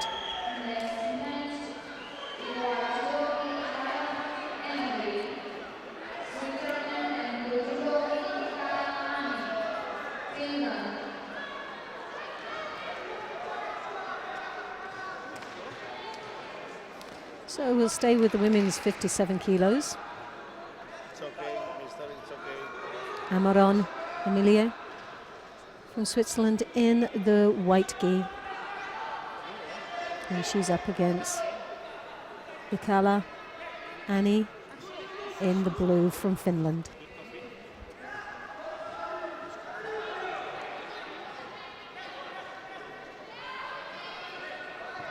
Mikala. We have quite a few strong Scandinavians in from Sweden and Finland. They're very, very strong athletes indeed. Got some great potential out there. We've got one of our former international athletes that's now was a British national coach for many years. One of my colleagues for many years, Neil Eckersley, who's now working with the Norwegian judo team. And apparently doing extremely well with these. Well, it's a great asset for Norway to have Neil Eckersley, an Olympic bronze medalist in his time, and great character and great colleague to work with over the years. So we wish him luck there, and obviously the luck for Norway, who've taken him on board. So we have Annie there looking for the Tomonagi, which has been dismissed completely by Emilie. Emily there. Good feisty start between these two, very, very strong indeed, but Amaron of Switzerland, they're just taking the lead in the opening minutes of this competition. Yuko on the board for her, looking very determined indeed. Body language is a great thing, especially if it's positive. As you can see, real focus and determination. Emily Amaron. Then we've had some strong athletes coming from Switzerland.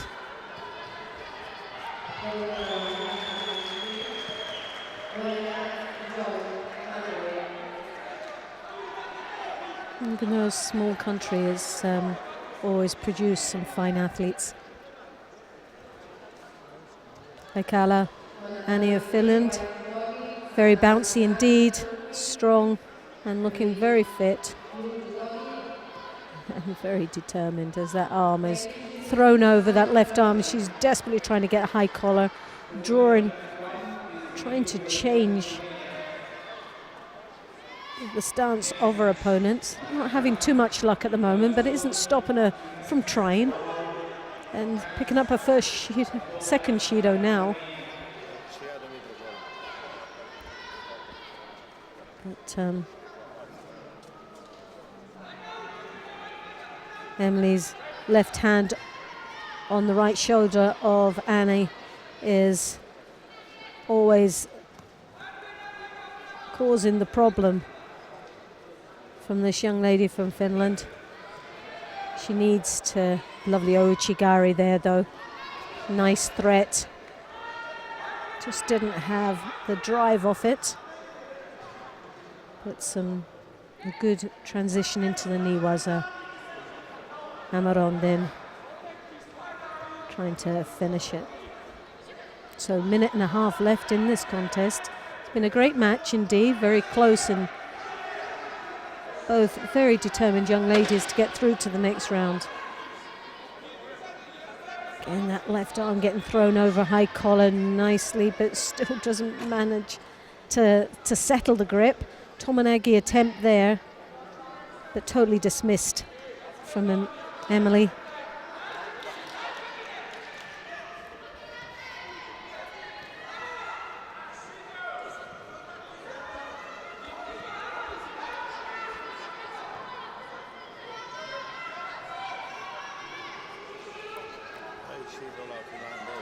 Only the one Nuko on the board right now.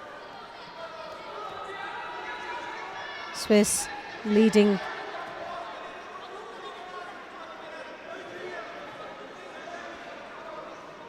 No, she's not having it all her own way, but looking there for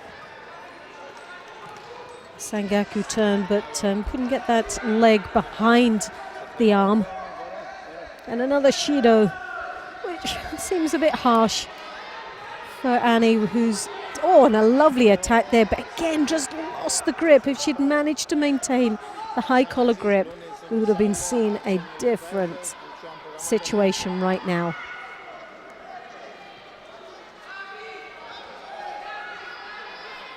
But she's desperately trying the last seconds of this contest, and you have to give her 100% for effort. She really has to have 10 out of 10 for this.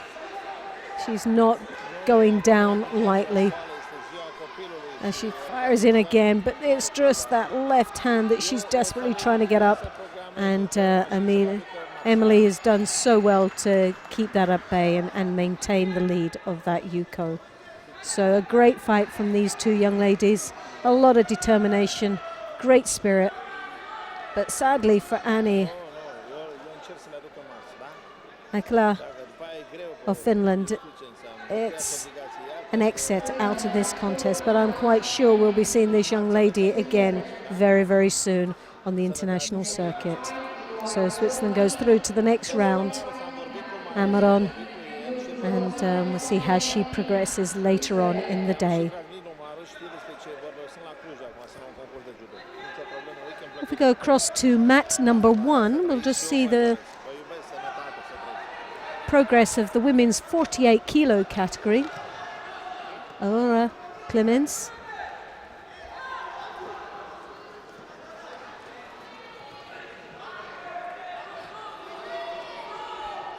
Bronze medalist from last year.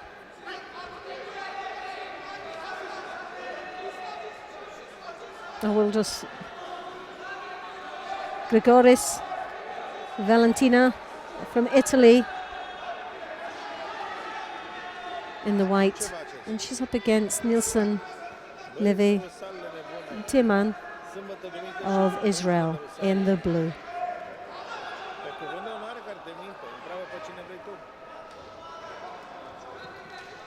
The Israelis have had they've got a strong team in, along with the Italians. Very large team indeed. These are two countries that are progressing very nicely indeed, and have had very, very strong women progressing through the international world ranking. Great depth, as always, you would expect from these two countries, and have produced over the many years some real fine athletes. And what's refreshing to see is how prepared these young men. There's the Juji Katami, and the Israeli desperately trying to put herself in a more comfortable position, and does very well, rescues that Juji. Grigoris.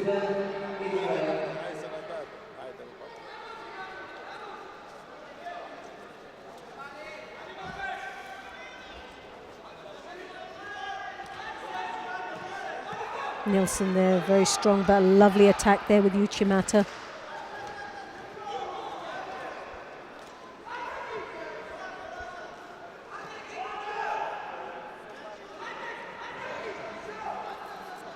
So Valentino now leading with a Yuko on the board for Italy.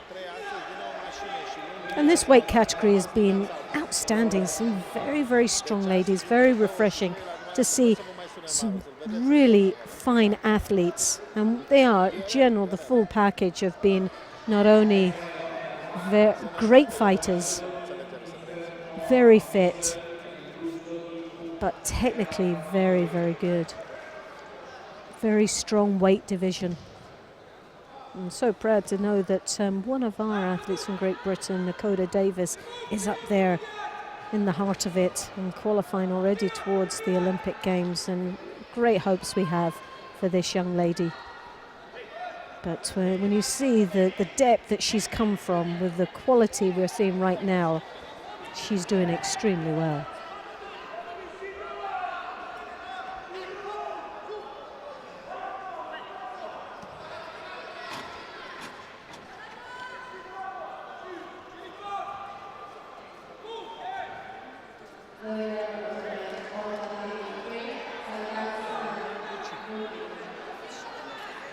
Nilsson advancing forward, piling on the pressure, desperate to get back that Yuko with 1.5 minutes left in this contest.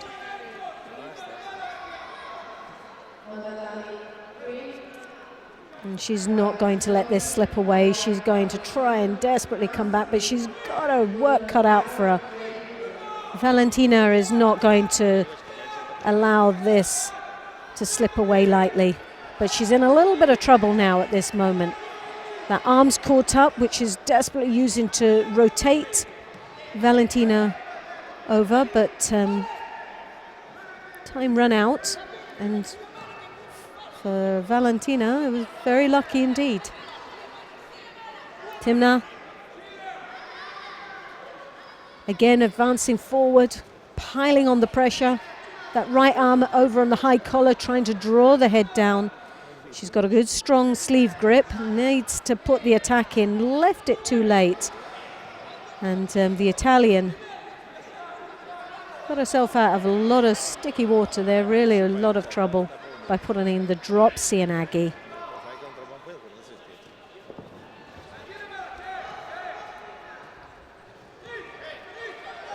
Oh, and a lovely Ouchigari, scoring another Yuko. Take the pressure off ourselves slightly, but you can never say it's finished until that bell goes. We've seen so many strange, that's the wonderful thing about judo, it's never over till the final second is off the board.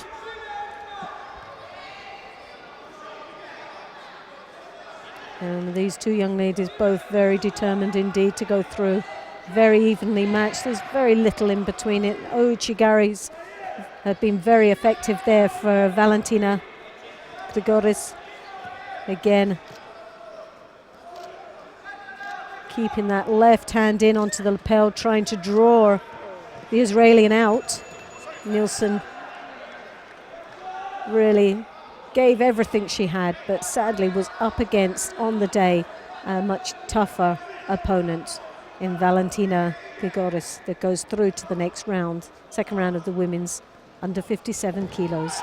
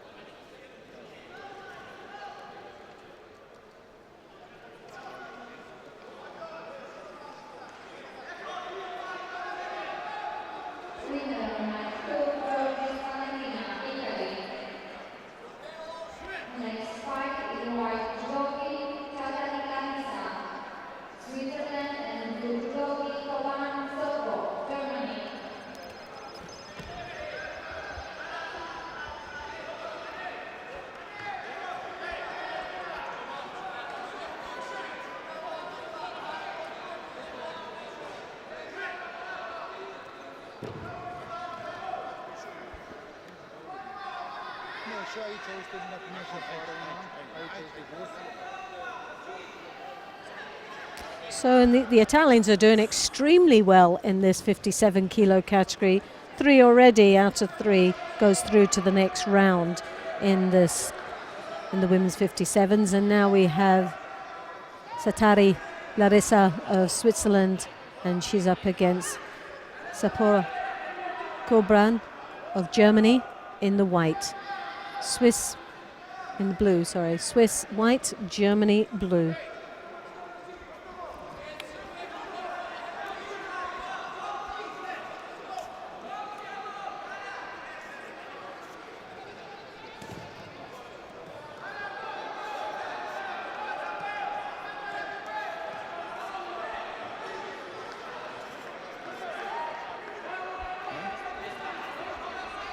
Sixteen athletes competing in this weight division. Good turnout. And in fact, we have 4 Italians on its own in this weight category. So obviously what depth they have just for the women at 57 kilos. Something's definitely got to come from there. Don't get a medal today out of 4 athletes, then something's wrong.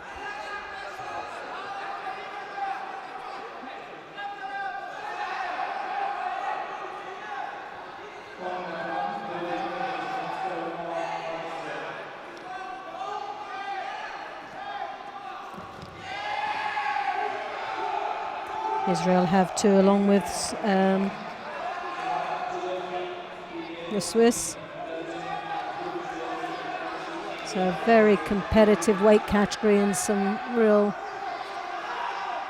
selections to be made from this weight category from countries, certain countries. And Koban convincingly goes through to the next round for Germany.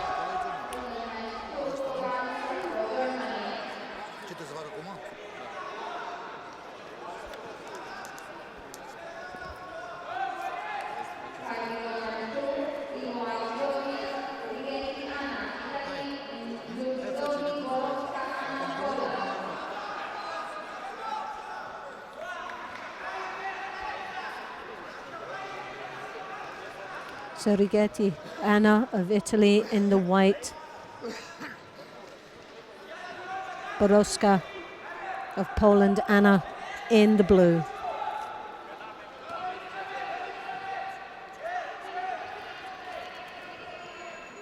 And both surnames are Anna, so something that they've both got in common. They share the same first name. If you've just joined us, I'm Loretta Cusack-Doyle on behalf of the European Judo Union. Welcome to Romania for this European Open Championships in Cluj Napoca.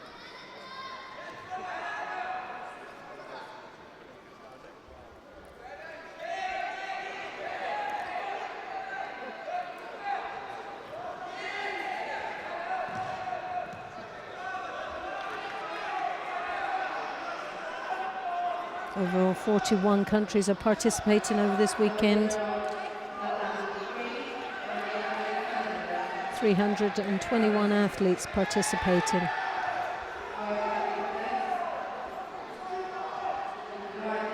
And today we're covering the women's weight categories: 48s, 52s, 57s and 63 kilos. And for the men, we're covering the 60s, 66 and 73 men's. And already it's been a very exciting morning of judo, with some very surprising disappointments as well. One or two of our very strong seeds out of the competition just by their own silly errors, but that's what judo's all about.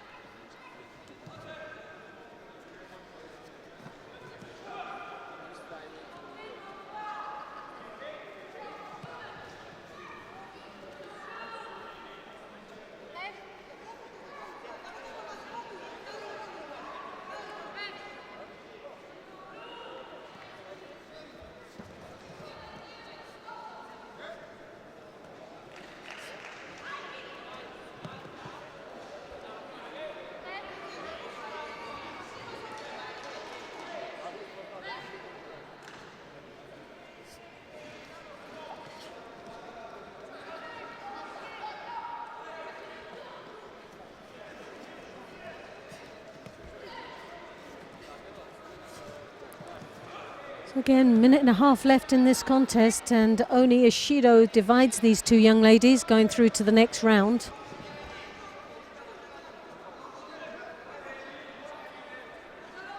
As we've seen earlier on with the teammate, Anna Righetti, very close, but dominates by Drus. Tactically dominating and good, strong grips. Nice attack there, very strong and piling the pressure. The Kosota Gaki there, into the Osakomi. And tapping up there, Anna Borowska, submitting to what she feels that was an impossible task to get out of that hold. So the last 56 seconds, Anna Righetti of Italy goes through to the next round along with her teammates Martina, Maria and Valentina. Very strong weight for Italy.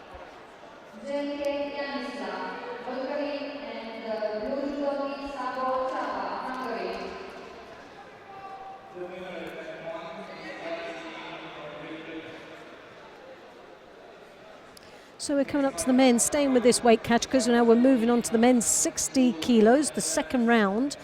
Gershev from Bulgaria in the white and Zabo of Hungary in the blue. It's the second round of the men's 60 kilos. 29 athletes in this weight category, very strong turnout.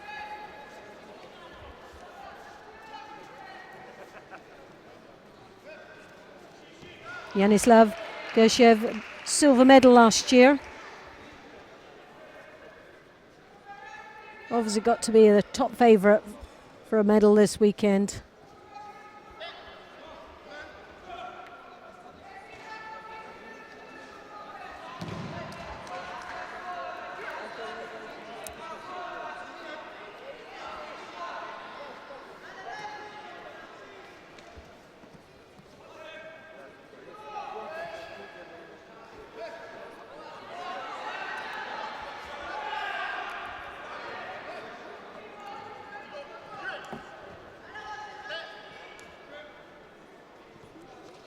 Gershev had a bye in the first round, so this is his first match out in this contest. Picking up his second Shido.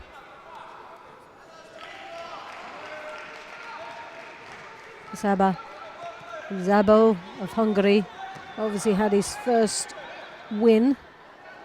Veru Denis of Moldova, very convincing earlier on. But ready for this second, but very tough match indeed. But Gershev there looking for the Osakomi, almost had it, but now turning into the Jujikitami quite nicely for the Ippon. So swiftly down, Gershev goes through to the next round, third round of this men's 60 kilos with a very convincing win.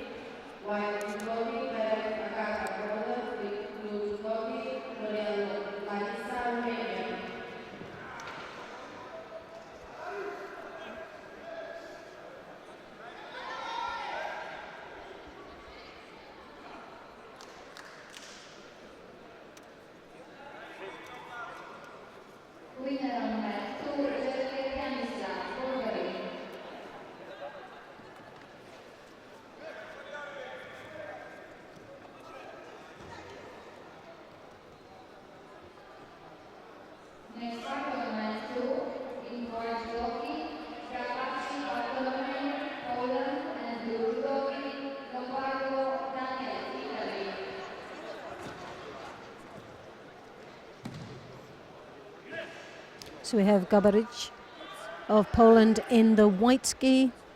He's up against Lombardo of Italy in the blue.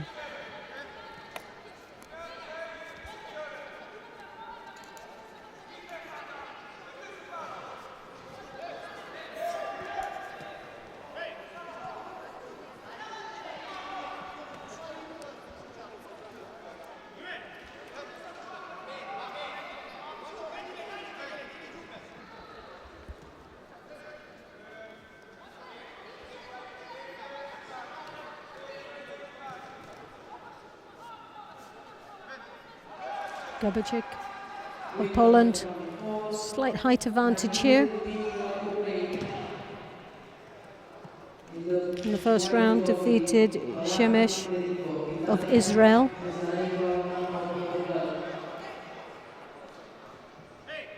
And we saw earlier on Lombardo, a close match against Onofrak of the Ukraine.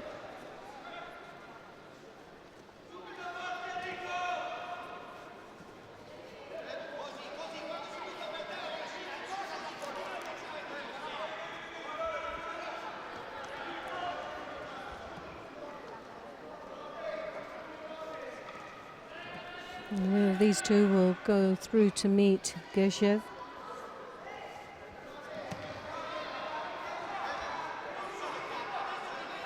In the quarterfinals. So Shido now being awarded to Lombardo.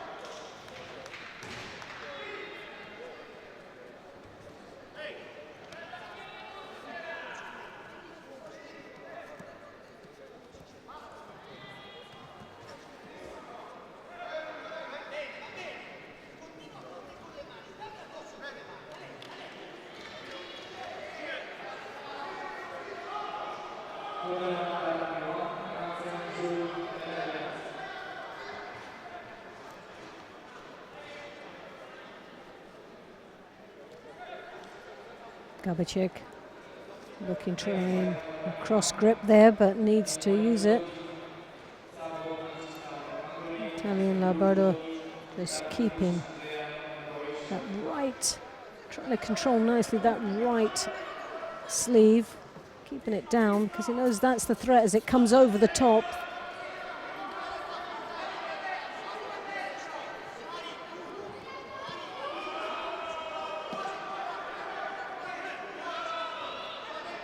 That's the tactics there from Lombardo, is to keep that right sleeve. Attempting there with the Kochi.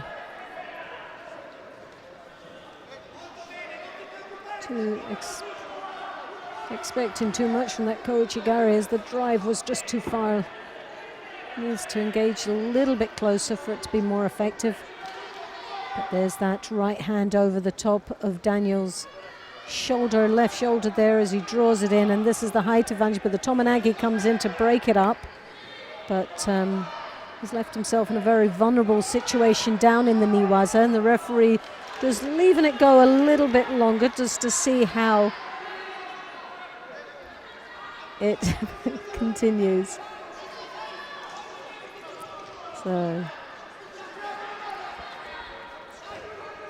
again, a good bit of refereeing there, because a lot of the time with the Tominagi, if nothing really progresses as quick, it's a mate situation. But we could see there was a possibility and a great opportunity, which obviously wasn't capitalized as much, but wasn't for giving them the chance to explore the Niwaza. So Lombardo going for the drop again. Not as effective.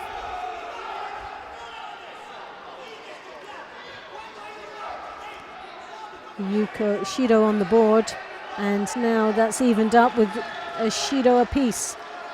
So with a minute and a half left in this contest, very close indeed between these both athletes. Gabacek has got that high collar right hand on his opponent, which is a very strong grip indeed. Now is broken up with a nice attack for the drop Cianagi.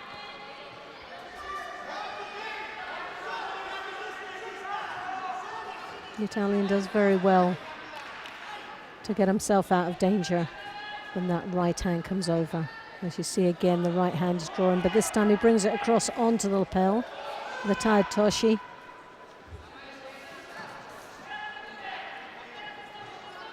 Lombardo takes that right sleeve, controlling it nice, and uses it to come underneath his opponent. Again, another good attack.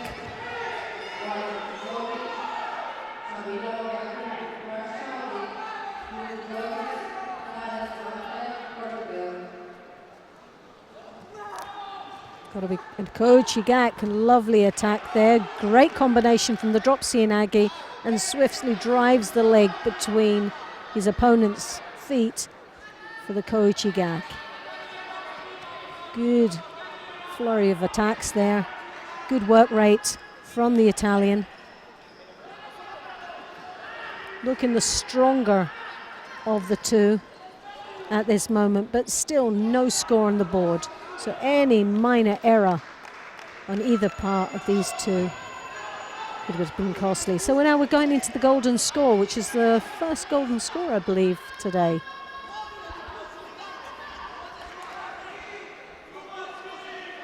For those that are not sure on the golden score, well, there isn't any time limit to this.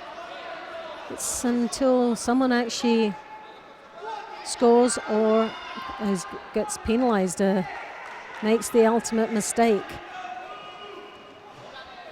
So it could be over in seconds or it could be over in another few minutes, who knows.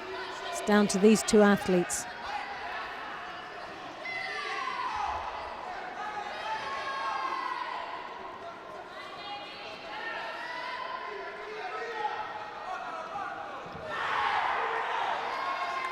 So Gabicek has to be very careful. Oh, and is this an ultimate mistake from Lombardo, whose neck went up, and Gabicek didn't utilize it as much as he should have. He didn't see it as quickly as he could have. It was obviously an opportunity missed. No, it's the grips here with these sleeve grips that are drawn down, and Gabicek has to be very careful how he's shown to control his opponent's right sleeve, because it seems to be drawn down, and it looks more negative than actual progressive. Cross grip there as he draws underneath his opponent. Again, a nice attack, utilizing the sleeve grip as he comes under his opponent. Normally in the old days, it used to be before the leg grab disqualification was in, that you could use the legs as a driving force over, but sadly that's not allowed anymore. So the adaptation is to come under the arm and use the upper part of the sleeve and the lower part of the sleeve as a driving.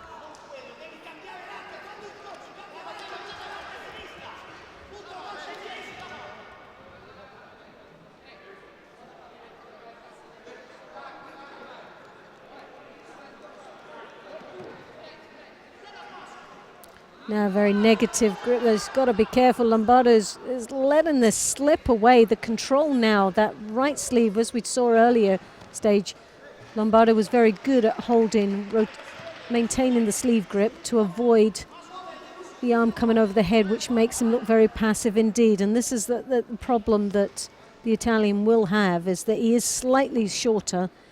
And Gabicek, if he was tactically aware, would use this height advantage, and fails to do so and makes the ultimate, again, a mistake. Makes that mistake of dropping his guard and putting in a false attack, which the referee noticed very quickly, and the Shido been awarded to Gabicek. So Lombardo Daniel of Italy goes through to the next round, and he'll be up against Gershev of Bulgaria in the quarterfinal.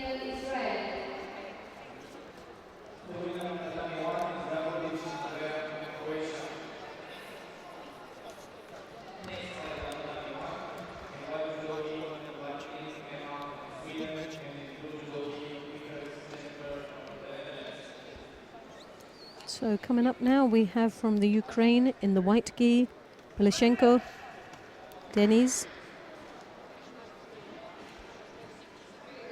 And he's up against Ben David Daniel from Israel.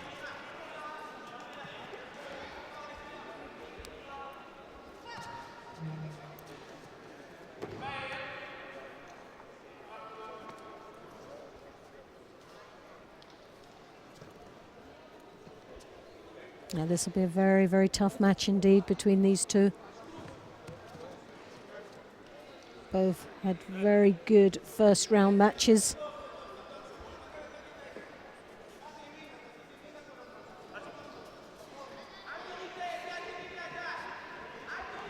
Very convincing wins. Denis defeating the Moldovan Naku in the first round, and Ben David defeating Lucas Rowing from Great Britain.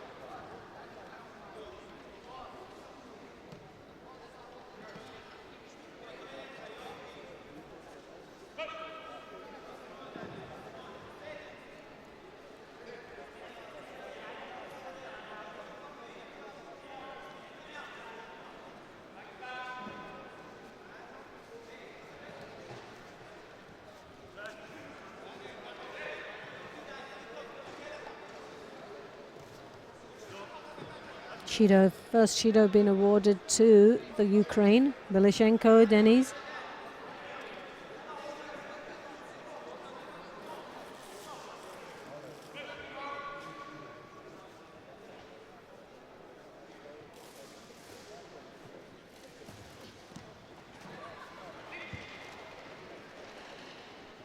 And David there looking for the drop, Cianagi, but a little bit of movement is required to break his opponent's balance, to get underneath there and to get a better drive off the drop. Both are still in first gear. Slight change of pace would liven this contest up and create possibly a lot more opportunity to either one of these athletes. Still very close. 2 minutes 47 seconds left. Just over halfway.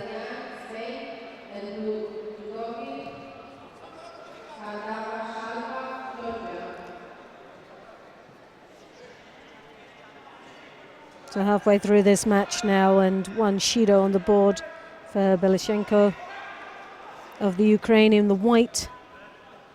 Oh, sorry, of Israel, Ben David, sorry, is leading, but just with the one, well now 2 Judos. So Belishenko is starting to collect these Judos.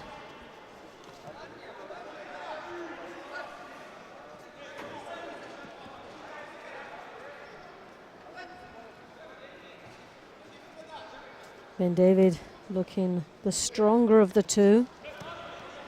Very compact, powerful fighter.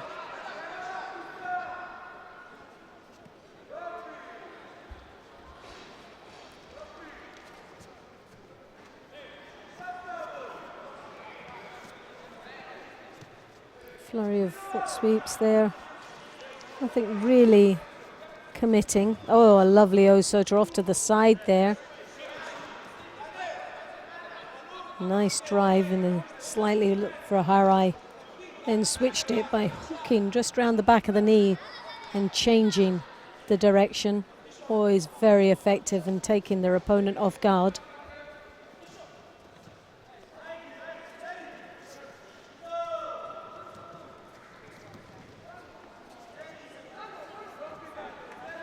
Very strong grips from the Israelian. No Sotogari. Oh, and that was so close for Belishenko there. One of the strongest attacks he's put in so far. 1 minute left in this contest and he's down 2 Judos, so the pressure is on slightly. But score on the board would just counteract those 2 Judos. They're up there to his name.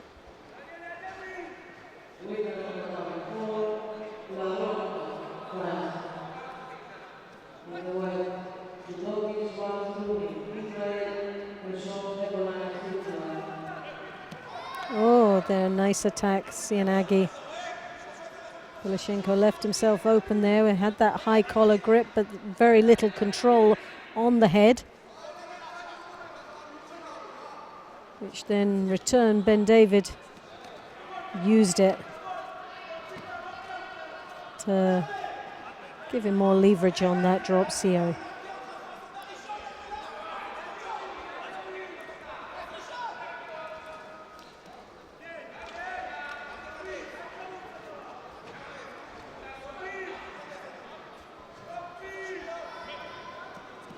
Again, you saw that earlier on where he would change the direction for a big harai. But as you can see, he's only got the one hand on and the elbows up in the air, not a lot of leverage off it. Wasn't going to work, and time has run out. So Ben David, a very convincing win there. Very strong match, closely matched. Both very, very good athletes, first good rounds, and Ben David just pipped into the post there with the two Shudos to take him through to the next round.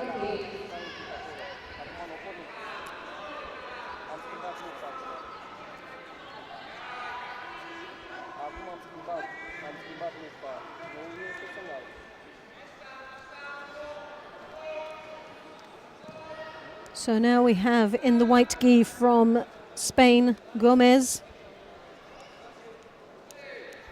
And he's up against Ozlu of Turkey, who we saw in the first round. Very, very, very, very convincing win against Kachenkiev of Belgium.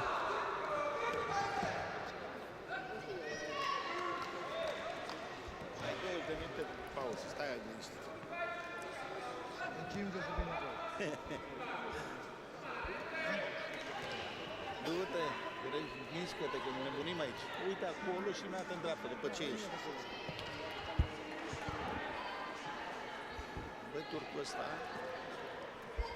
a bătut, iar ăsta spaniolul a bătut pe al nostru, pe al top. Dar degeaba, că în primul tur au fost ieșit, știi? Noi trebuie să intri pe schema de 8 să intri în care se pot. Este să mai bați unul, dacă bătea unul, nu? Da, sau tot depinde câți erau, dar era oricum peste 30. Vezi că mi-a zis să nu vorbim ceva nașpa. Știu că ăla e... Ăsta nu, ăla da.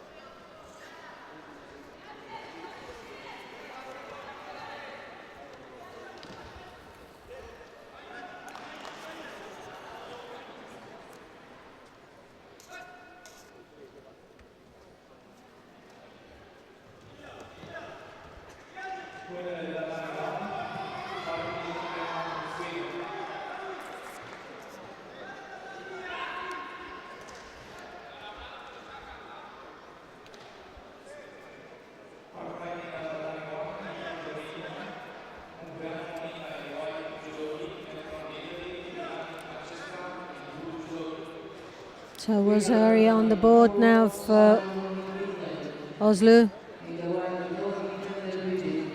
Biker of Turkey. Great position to be in.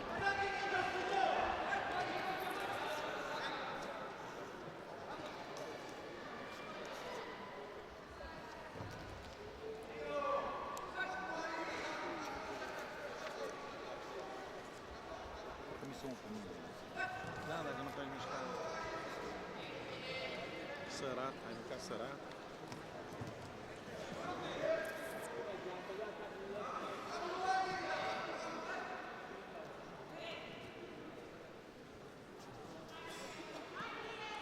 Nu mai văd o valoare, să fie drag, uite, văd și eu asta.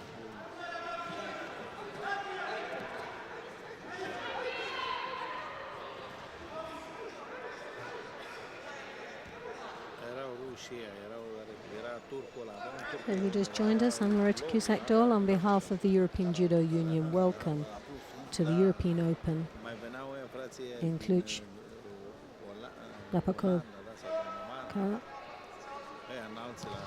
of Romania. Mai era un spaniol, da, ăla, da. Mai era un englez înalt. Nu mai e.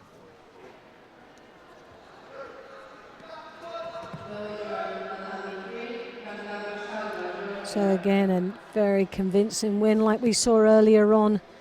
And this man's very determined from Turkey to get through to that final. And he's doing it already in a lot of style. He'll be up against, later on, Ben David Daniel of Israel for a place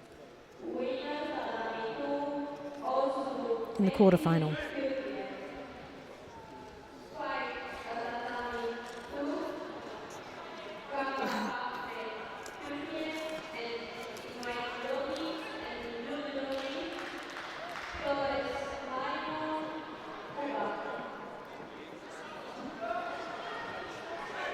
So now we have coming up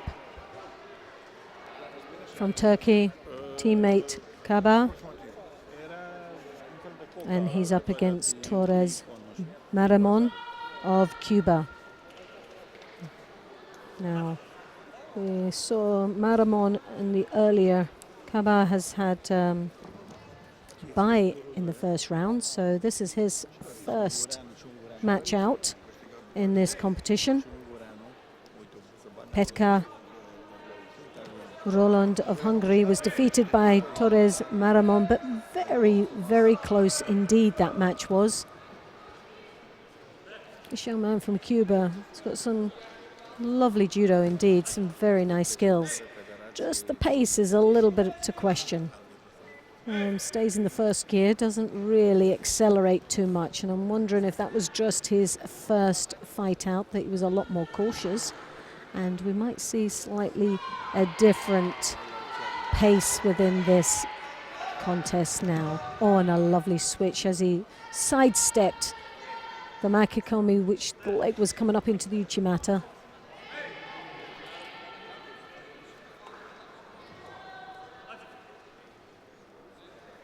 Very good reactions there from Torres Maramon.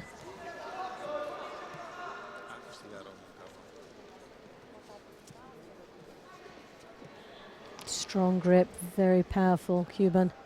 As you can see, that right hand just resting and controlling nicely on that shoulder in the inside, gives him a slight advantage.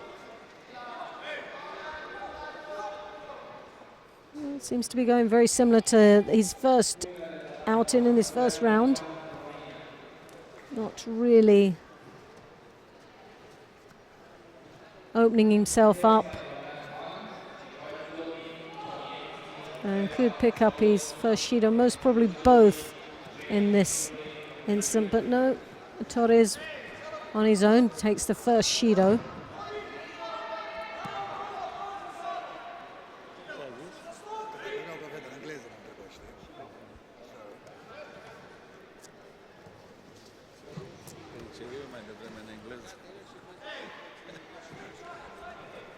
Kaba opting for a outside grip.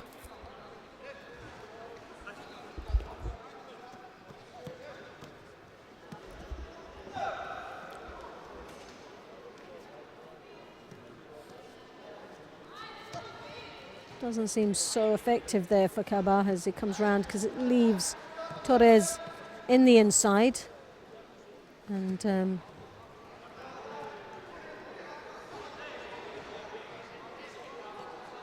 that's where he's dangerous, if he can set it up again. He's got a lovely Uchimata, as we saw earlier on. He did threaten it, but it was the pace and the explosiveness of the Uchimata that failed him really in that first round.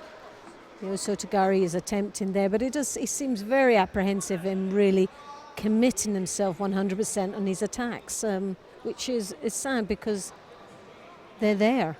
It's not as if he's not got the technical ability to be able to throw. The skills are definitely in place. It's possibly a confidence issue of commitment. Very hesitant, very calculating, and while he's thinking so much, he's not actually doing. Once more, the pace is in the first gear. Good control, capitalizes. Upper body control, he has that all covered. But Torres Maramon just letting himself down slightly with just this pace.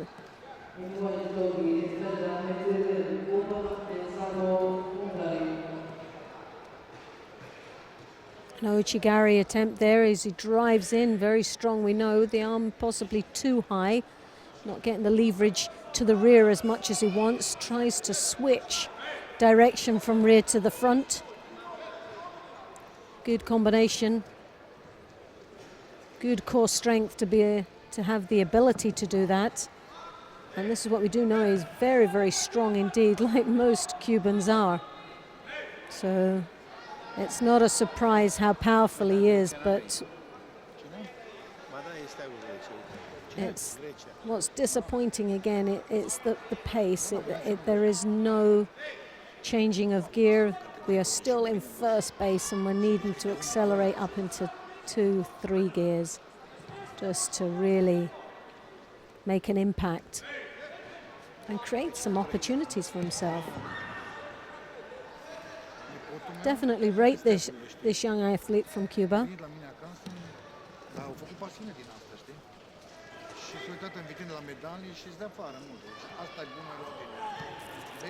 Nice attack there.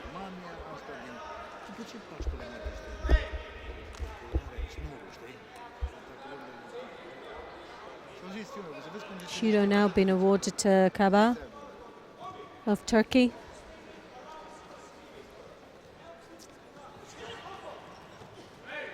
Uchimata, but Kabat, oh yes! Hey!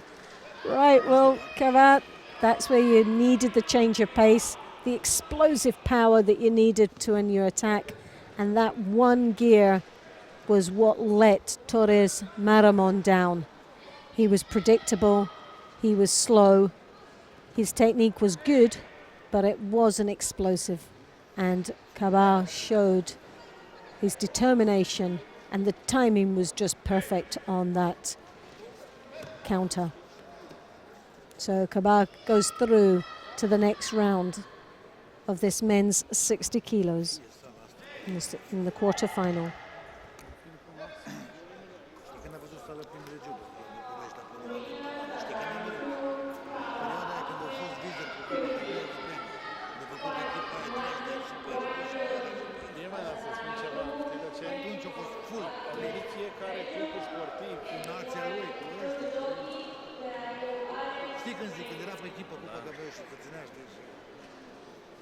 Ăsta câștigă la... A câștigat ăsta?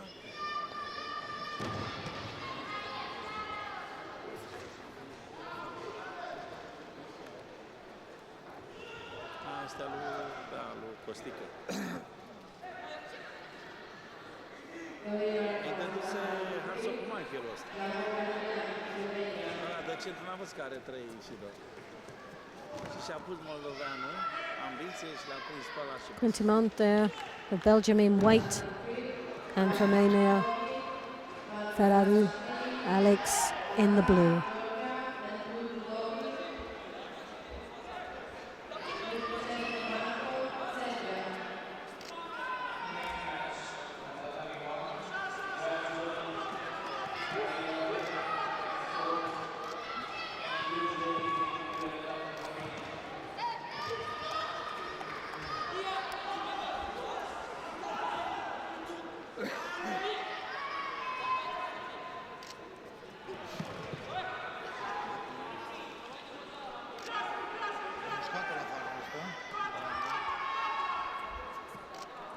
So Belgium take the lead with Yuko on the board with the opening first minute. Great start for this young man. Winner of this will go through to meet Kaba in the quarterfinals.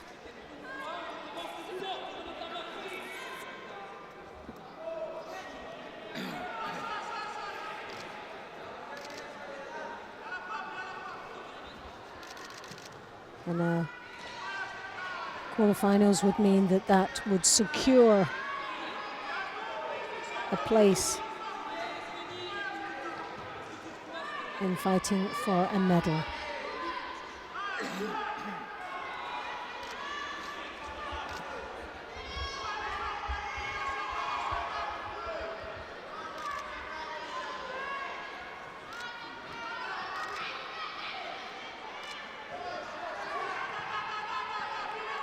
So Ferraru now looking for the Osakomis. tied up the head, controlling that nice, but as you can see here, that leg is caught up. And obviously had no time to get the leg out by the time he controlled the upper body. So Belgium still leading with that Yuko on the board. Two Shidos now on the board. One now for Belgium. As we know, we just can't, with 3 minutes and 16, cannot just hang on to the Yuko. He has to engage with his opponent.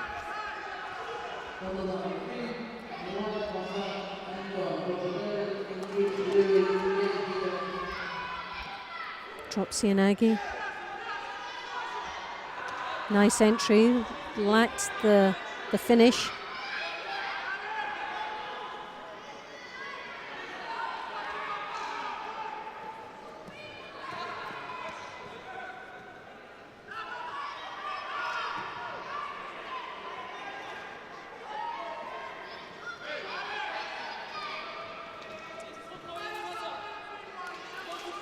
Portimont there, still holding on to the lead of a Yuko on the board. But the Romanian really fighting back. Lovely Tominagi there, good aerial awareness from Alex.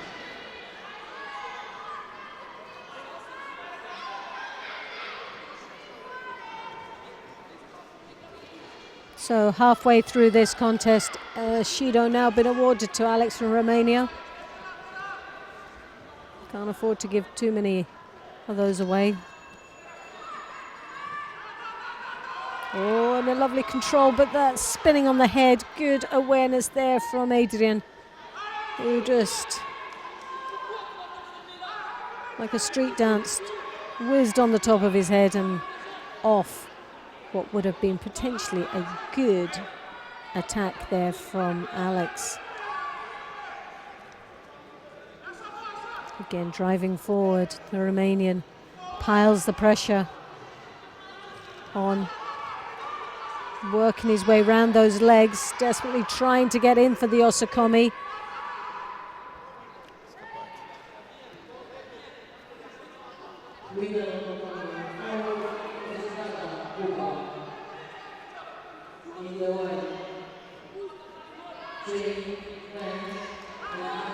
So 2 minutes left in this contest. Very close. Oh, lovely Koichigaki. Scoring another Yuko. Alex left himself wide open. And a good change of direction. As we've seen earlier on, Adrian was working on the drop Sianagis. And just at that moment, the drop Sianagi then switched to the Koichigaki. So an excellent combination of attacks, leaving Alex very open and vulnerable indeed. So pressure now is on the Romanian to come back with a minute and a half and 2 Shidos on the board to his name. Very, very difficult task indeed now he has.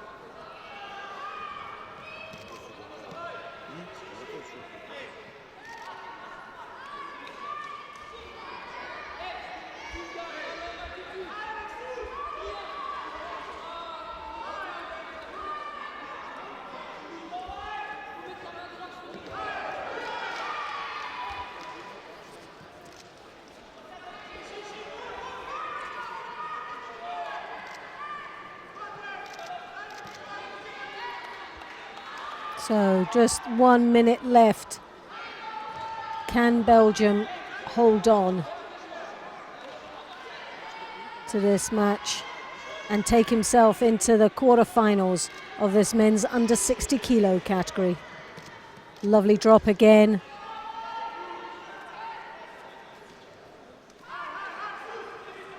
Ferraru really under a lot of pressure now with 2 Shidos on the board, 2 Yukos against him. And it's really, that's the 3rd Shido now. One more would result in a hand Sokumaki. Lovely drop Sianagi this time. Finishing it off in style for a pawn. sare să omoară cu ai noștri, să vezi cum treacă și ăsta, și uite de știu. Cutamant Adrian of Belgium goes through to the quarterfinals. And he'll be up against Kaba of Turkey.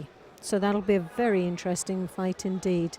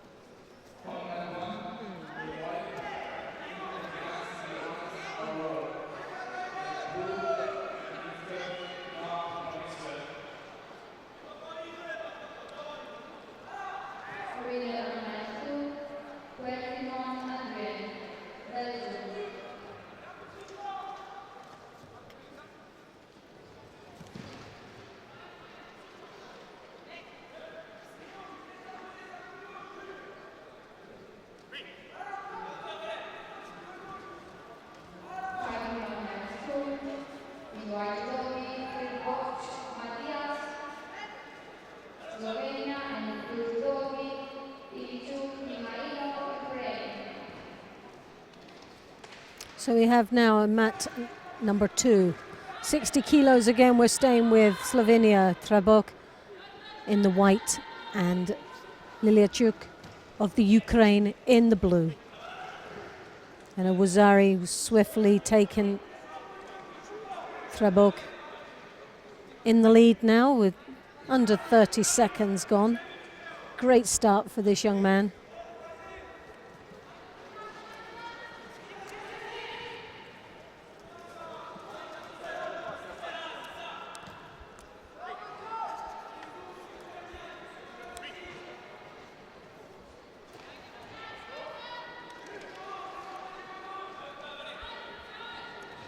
Tomanagi there. Good attack.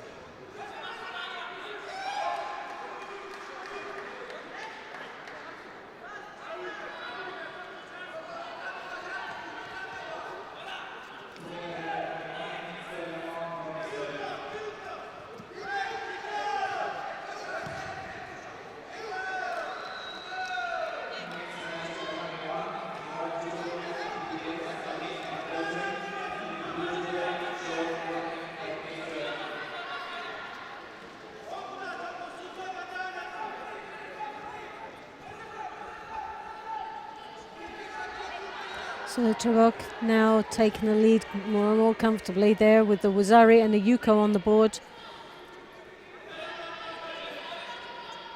2 minutes 40 seconds left in this contest.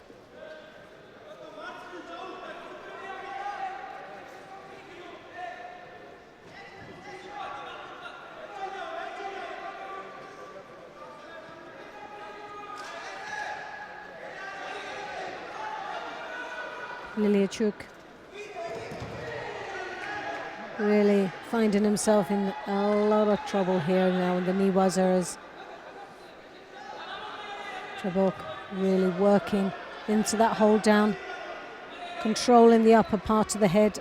Just lost it, just at that last crucial point of completion. But a good attempt there from the Slovenian.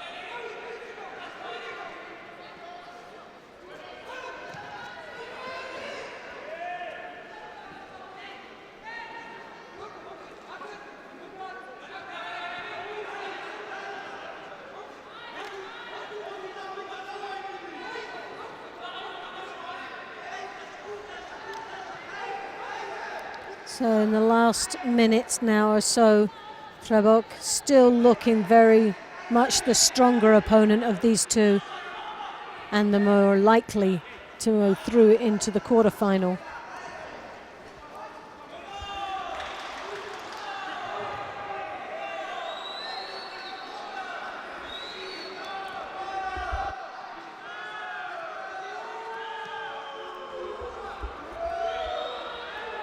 And the pressure's still there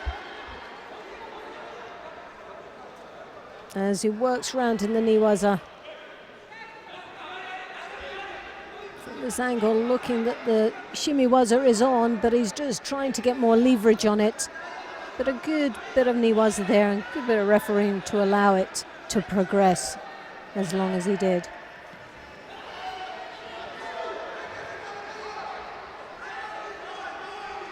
Nice drop, Sianagi again, once more looking for the Niwaza. And tactically it's a great position to be in because the clock is just ticking away nicely. So I think I can comfortably say, without jinxing this poor man, Trebok will go through to the quarterfinals of the men's 60 kilos.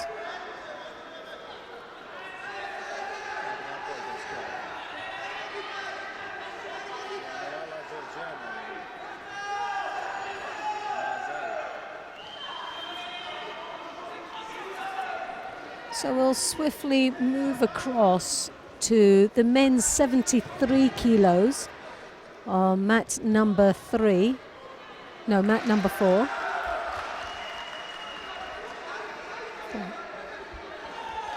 Where we're just seeing the earlier start. So Trebok goes through to the next round, the quarterfinal of the men's 60s, and now we're just seeing the start of into the first minute of the men's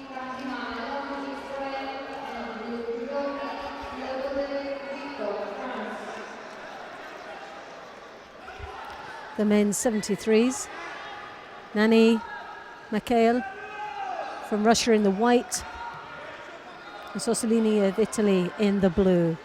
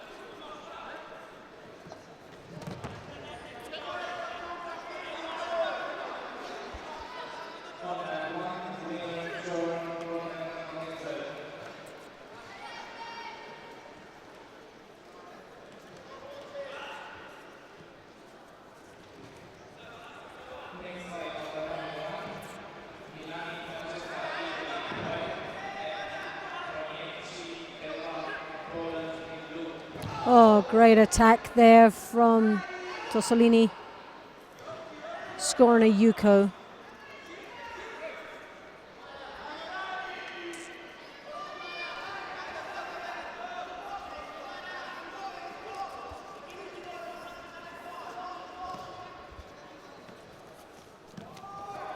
So, Nani Mikhail, one Shiro on the board and a Yuko against him. Strong grip there, real determination and drive through on that attack, but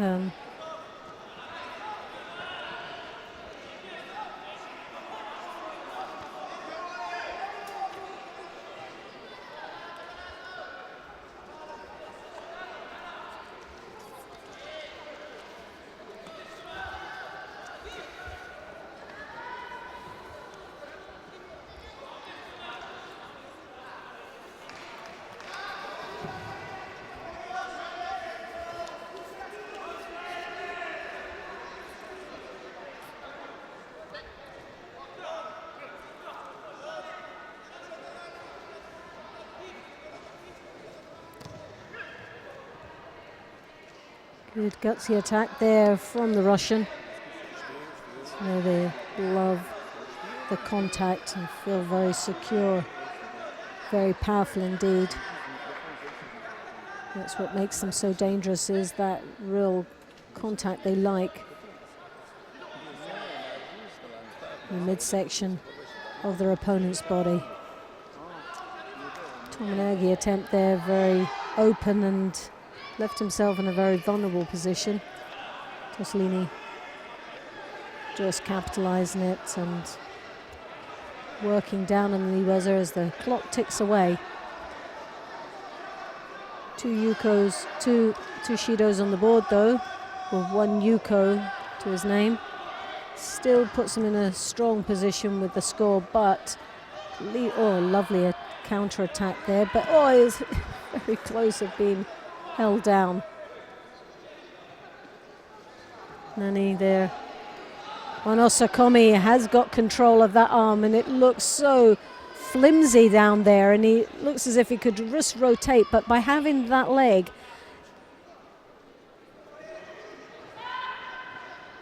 is really just stopping any rotation.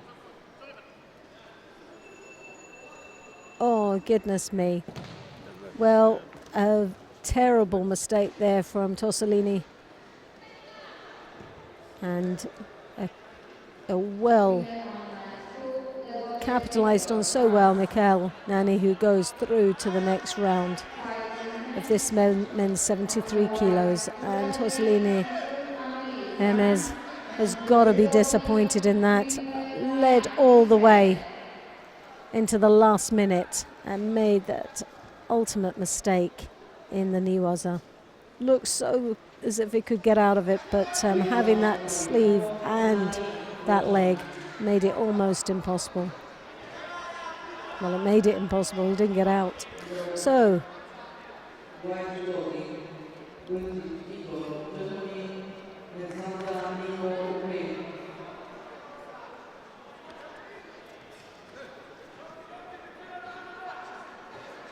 I'm just taking a short break, but I'll be back very shortly, but I'll leave you to watch the next few matches and enjoy.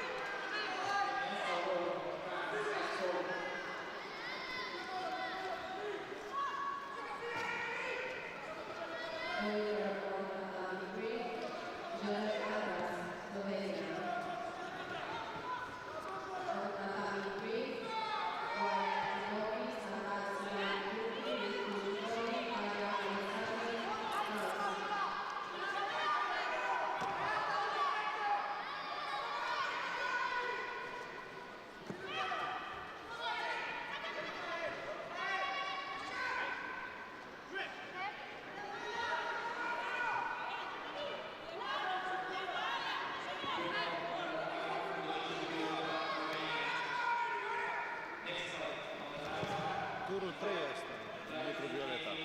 Dar de ce francezii nu vin acolo? E a doua franțuzeacă care nu se prezintă la meci.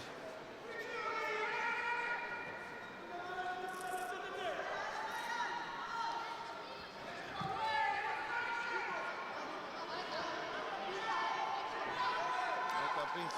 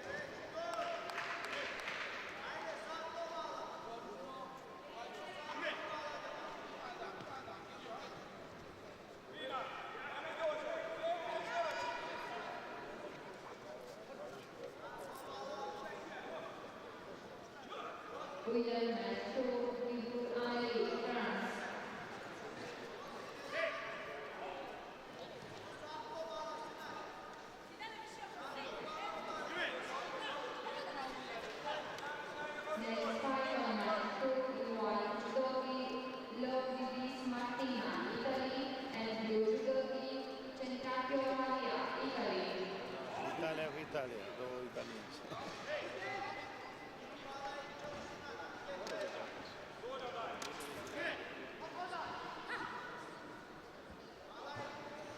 Asta o bătut pe România.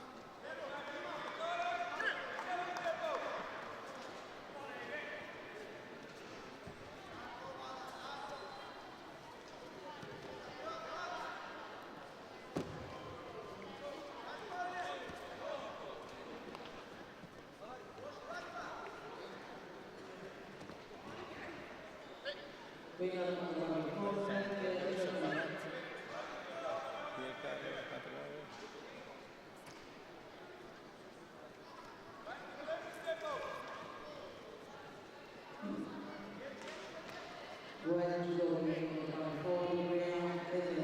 Canada, República Checa.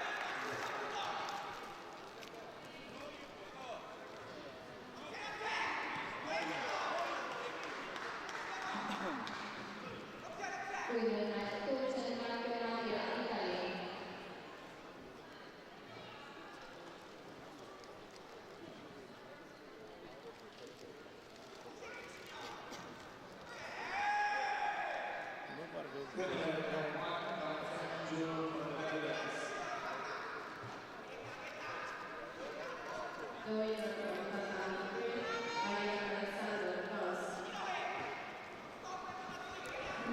I'm back now, and we'll just go across to mat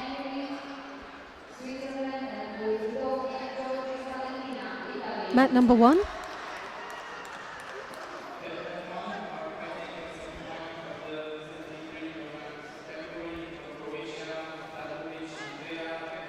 And this is the semi-final of the women's 73 kilo category. Dakovic of Croatia in white, and Sweden in the blue, Bakling Emma.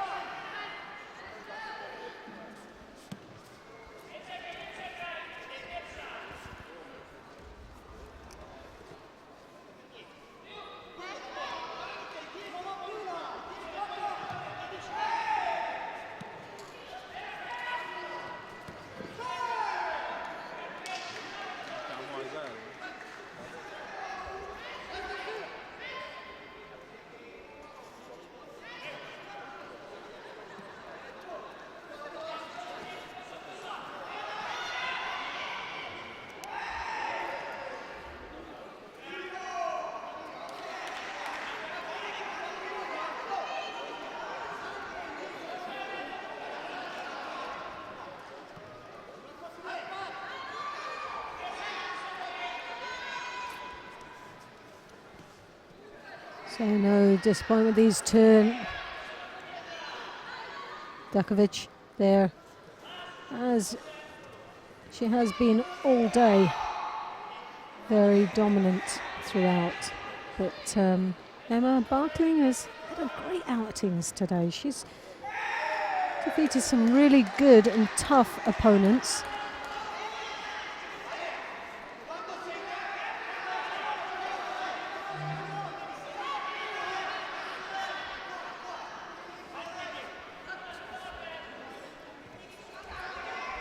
Just joined us, I'm Loretta Cusack-Dard on behalf of the European Judo Union. Welcome to the European Open here in Cluj Napoca 2015. Today we're covering the men's categories 60s, 66, 73s. And for women, we are covering 48s, 52s, 57s, and 63 for women. 41 countries participating over this weekend. Representing those countries, 321 athletes. So a great turnout, some real quality athletes that are competing. Some large numbers participating, such as Italy have got a large team in, Israel, and obviously, as we expect, Romania with the largest team in, which is 38 athletes participating. But in general, a great turnout, and in some cases these countries are trying to qualify or determine which athlete they'll send to the European Games in Baku. And obviously World Championships and Olympic qualifications, which is really important right now. As the month's drawing closer to the next Olympic Games, it only seems like yesterday that the 2012 Games was held in London. And that was just a blip away now. And just wonderful memories over those years. And now we're looking for Rio. These athletes are setting their sights on qualifying, and in some cases some of these athletes have already done that and put themselves in a much more secure position and better preparation time.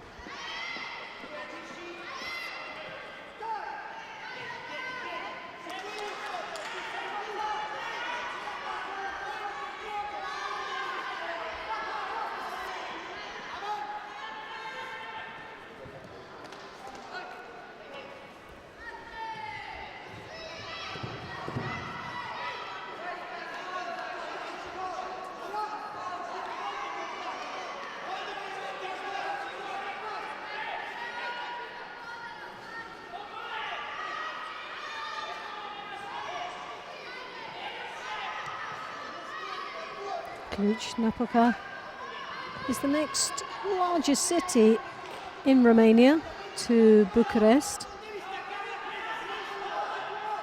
boasting the best universities in the country. And having a wee look round yesterday, there was quite a few university students graduating, so that was quite pleasant to see.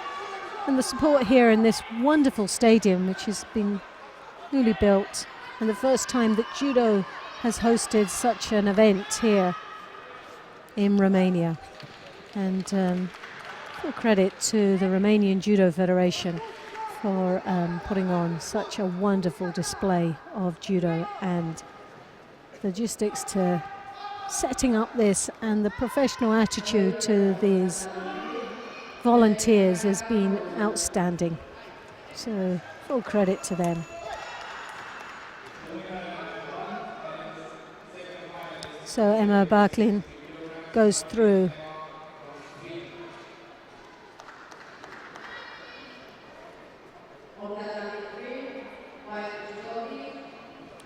So now coming up, women's 48s semi-final, and delighted to see as Great Britain, Kimberly Rennicks approaching the mat.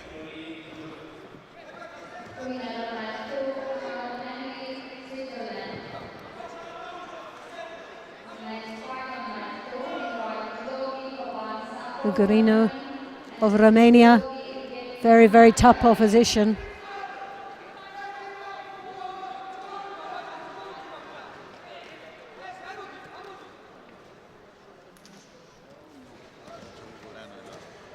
Very strong athlete, this Romanian. But, Kimberly last year winning a gold medal in the Commonwealth Games, which is an outstanding performance for this young lady who's been on the national squad for many, many years. Remember, back as far as the cadets, and has always shown real potential, and has now set heights on a place in the GP Olympic team. But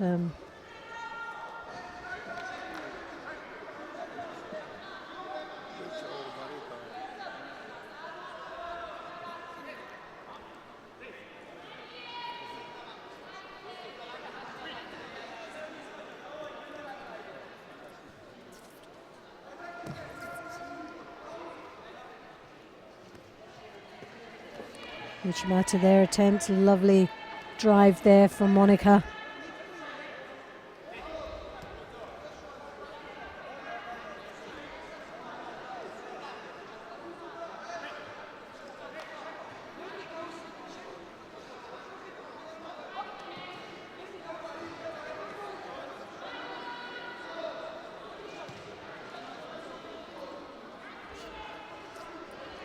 So again, that Uchimata attempt, those lovely long legs coming in, but Kimberly manages to draw her weight down to avoid the throw, but it's really leaving herself in a very vulnerable position. She has to be very careful as that long arm comes over the top.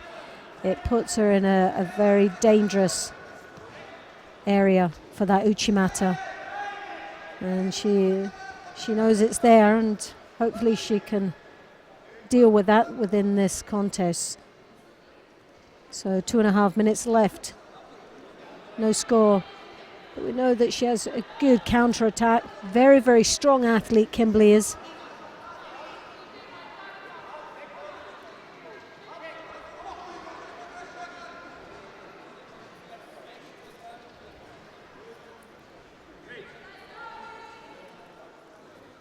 Oh, lovely change of direction there from the Romanian. Taking Kimberly off guard completely. Now Kimberly really to stay with a chance of getting through to the final of this women's 48s really needs to start dominating and taking control. But it's that arm that comes over the top she has to control, because that is the danger. That left hand that is causing her the problems, but it is a real danger for that Uchimata. So it's trying desperately to not only dominate and be first on the attack, but also controlling what is a crucial weapon against her, and that's that left arm.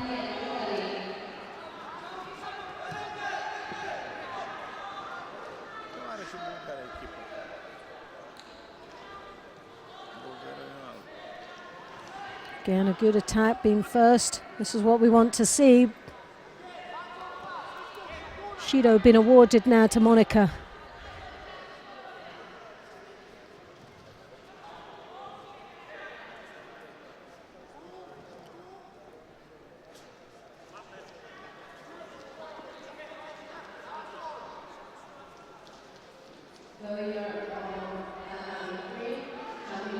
And an aggressive attack there from Kimberly, who comes back nice and strong.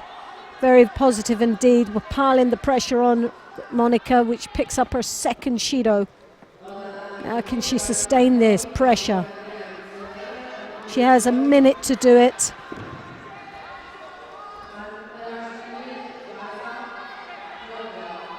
And the third Judo, one more would result in a hand sokimaki and a place in the final for Kimberly Renix.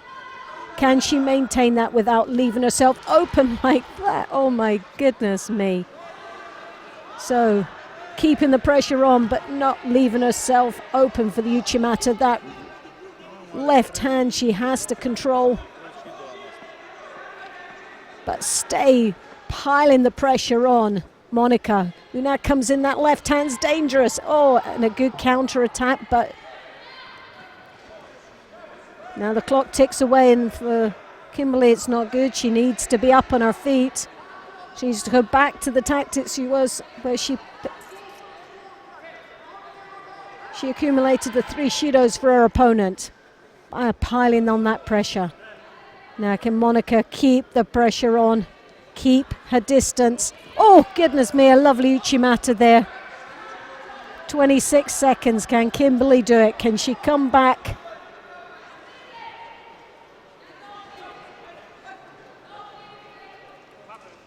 Clock's ticking away. Monica knows she's under pressure and she's got to be careful. The Ochi Osotogari, she drives through. Monica lifting her, but not able to counter her. But again, the pressure now. This is where oh yes, and a lovely attack there. But it's not going to be enough, and sadly for Kimberly. So the home girl, Monica Ungarinu, goes through to the final of this women's 48 kilos, and a very gutsy fight and performance from Kimberly Renix, who then goes into the repechage. And it's either the cameraman is overexcited, but he's zooming in and out here.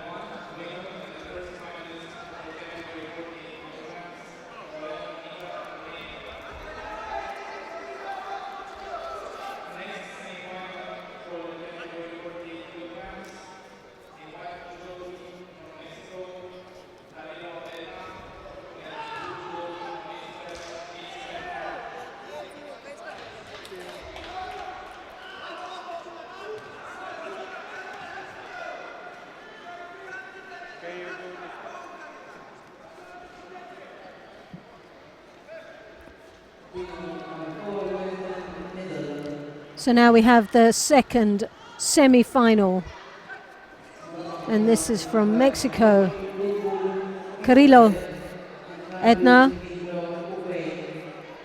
and Minska of Israel, Noah.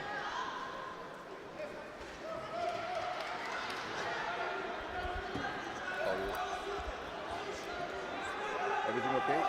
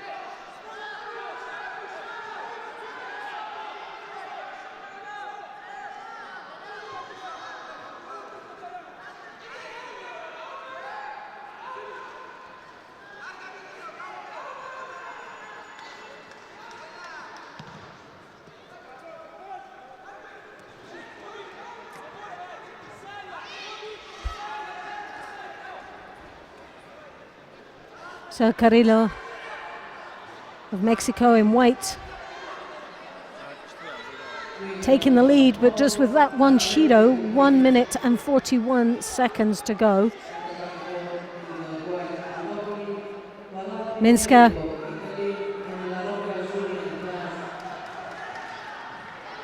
advancing forward, looking the most positive, and I think we're going to get another Shido, but this time for Minska. So now Carrillo taking the driving seat now.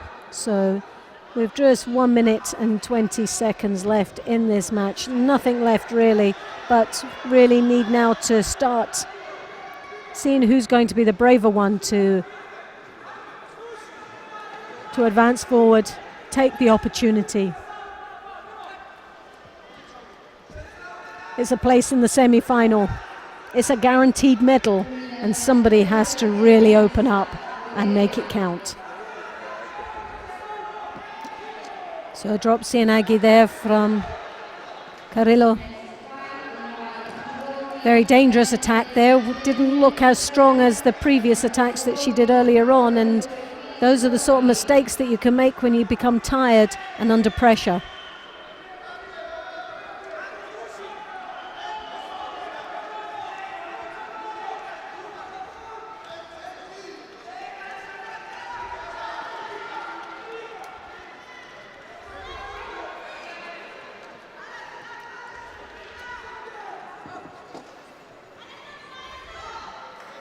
So a flurry of attacks from both of these opponents, very strong. Neither one of them want to give up this opportunity of being in the final, the vital points that's required for an Olympic Games qualification. This young lady from Mexico has come a long way to be here and has shown a great performance. Again, a great reaction there, rotating her opponent over into the Niwaza, looking for the opportunity there. Andreas clenches the win and a place in the final of this women's 48s.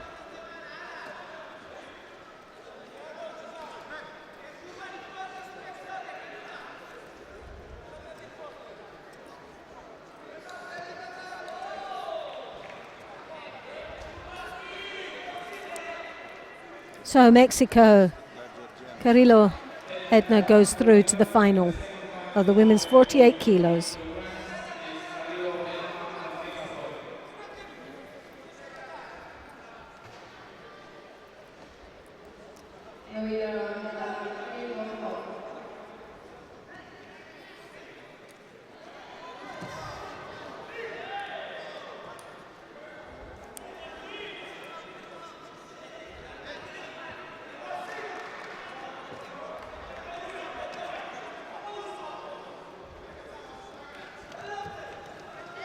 So we're going to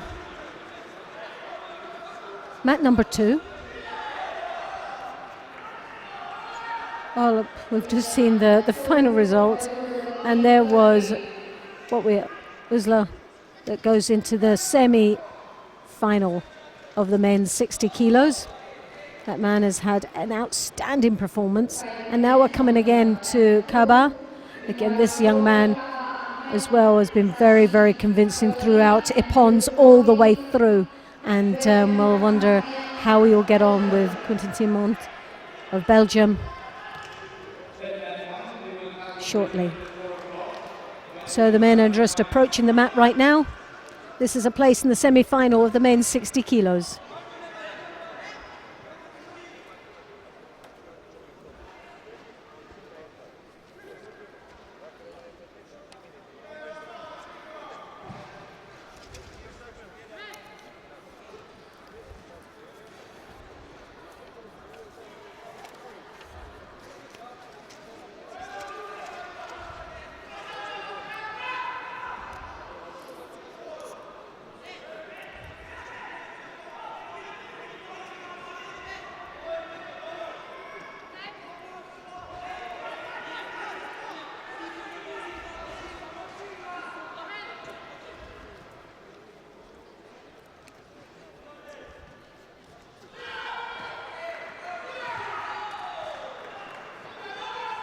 So for me, Kaba has been outstanding throughout the day. Very convincing wins.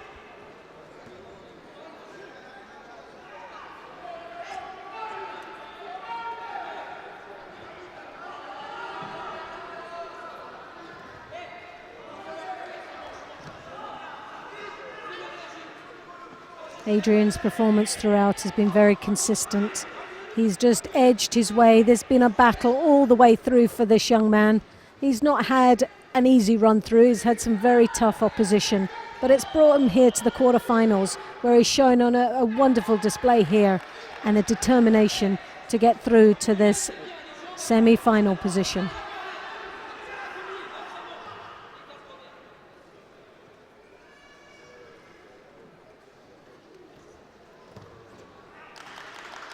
But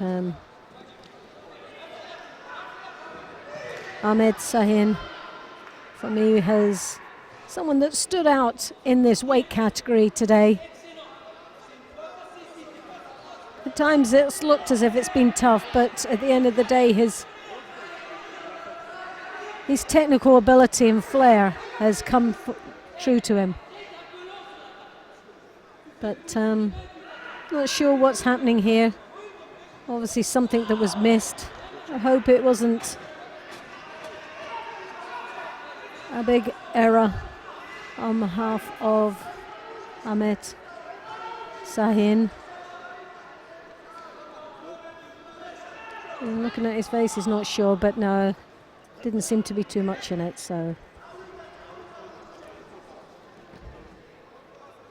and we've got Lewis Keeble on the other mat from Great Britain in a quarter-final.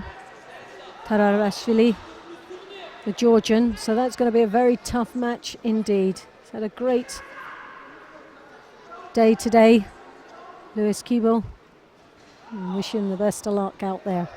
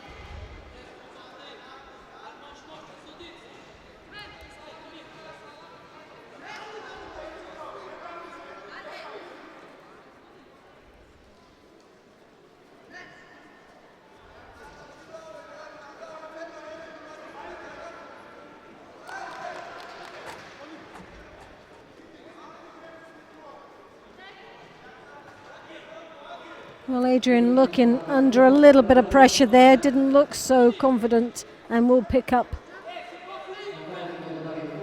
But Kamau takes the first Shido. Possibly a little bit unfair, where possibly both of these athletes should have most probably been given the Shido. Not a lot in between attacks.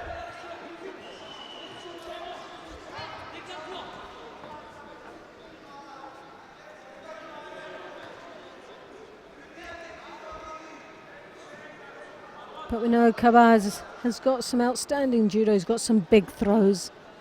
It does take him a time to wind up into them, but in some cases he's left it right to the last seconds to come back and flip on. So you cannot write Kaba out. Adrian's put on a great performance, being first all the time. The takedown is obviously frustrating the life out of Kaba, and he can't understand why, but he's moving his opponent. That's the thing, Kaba is moving. He might feel that it's a false attack, but he's actually given him the ammunition. And this is where now the pressure is on Kaba. First time we've seen this today, that he feels real pressure, and the first Shido now is going to Adrian.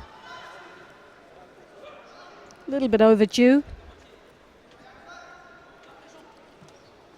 But they're nice at take back and has taken the pressure off himself a little bit. As we could see earlier on, the frustration was getting to him. But now he's pulled it back in. Wazari on the board, a lovely take back.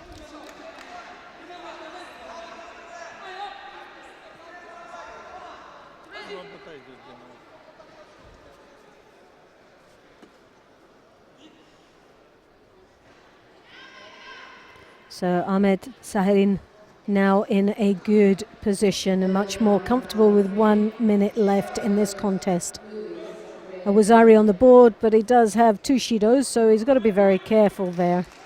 But again, that frustrating takedown that Adrian is doing, Kabao just really doesn't understand that by moving into the technique gives more leverage to class it as a good attack. This is where Kabao is good. His feet are very, very clever feet, can work, break the balance now in the knee waza, looking for the shimmy waza.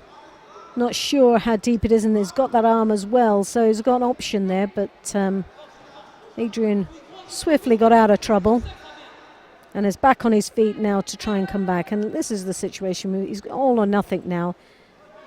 It's a place in the final and he has to give 110% here, open himself out and create an opportunity. Not sure if he's left it too late now. Oh, well, Kabao's just done exactly what he was upset about with Adrian, that sort of false takedown, and he's playing. But one more, he's got to be careful. One more like that would be hand sokimaki. But the time is up, and Kabao takes a very convincing place in the semi-finals of the men's under 60 kilos.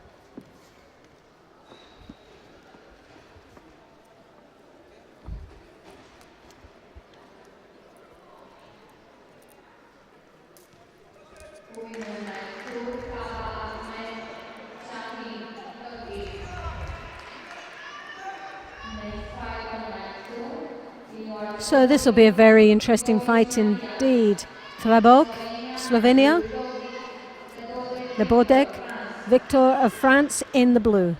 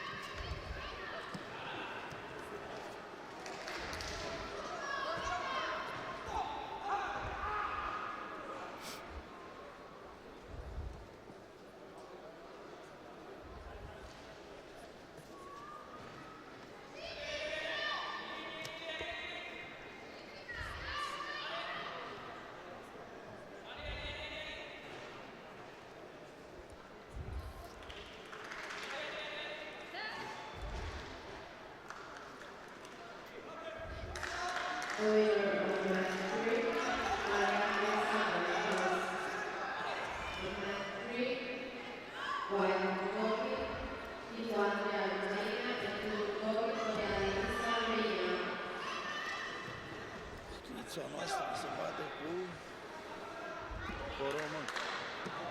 Uite, ce se bate între ele.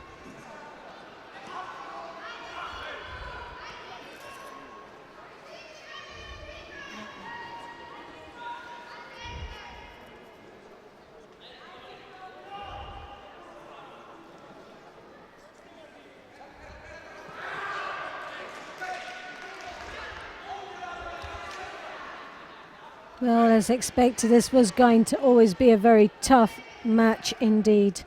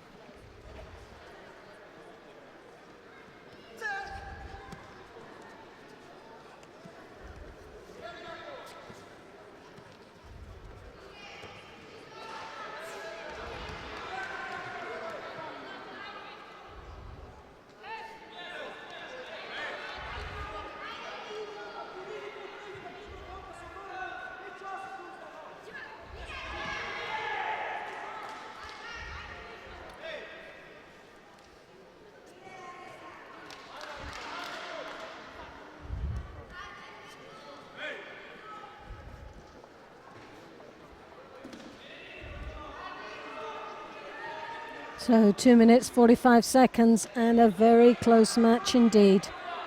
A place in the semi-finals.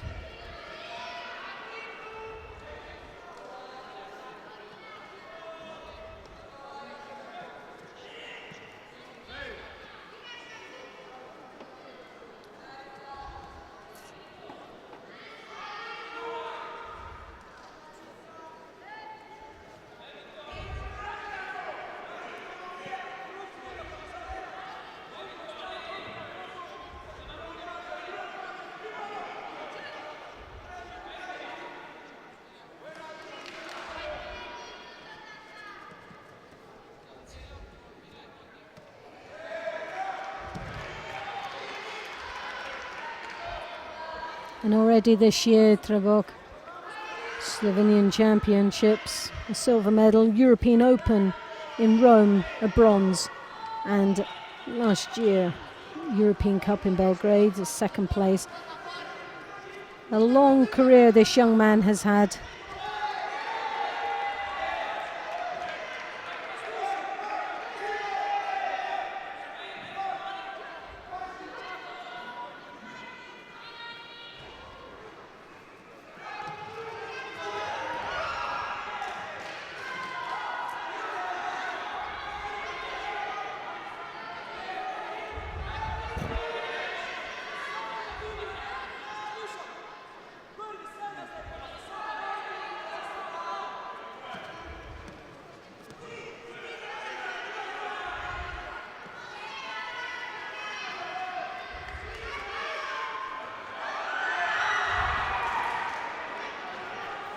Very, very close.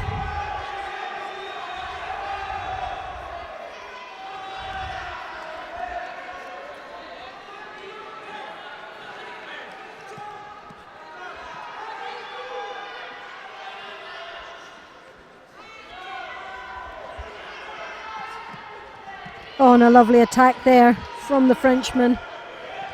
Trebok now under pressure with that Judo.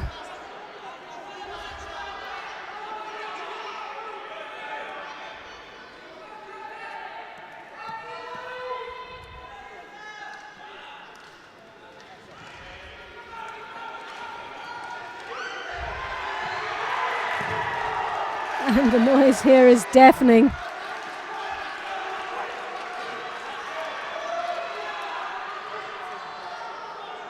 With just over a minute left, it's very little in this contest. This could go either way. Trebok is just under slight pressure now with the Frenchman. That extreme arm that goes over the top is causing him a lot of problems, and he's now finding it difficult to get past. Can the Frenchman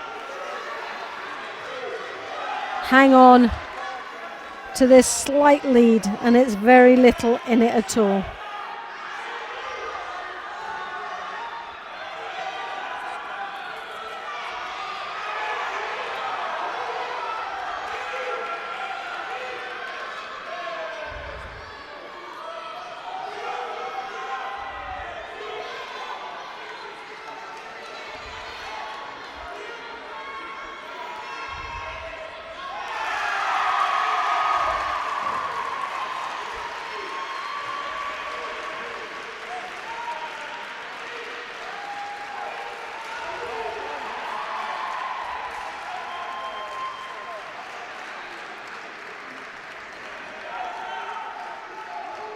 Chitu Andrea in the semi-final, and that's where all the noise is coming from.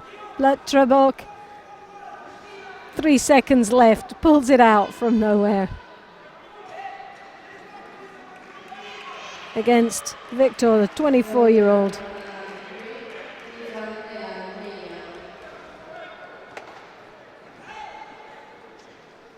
Also, we saw him the European Cup last year in London, where he picked up a bronze medal. Always been around the medals, an up-and-coming young man, but as we know, the depth within French judo. To get to this position, to represent your country out of such a strong, strong judo base is an achievement on its own.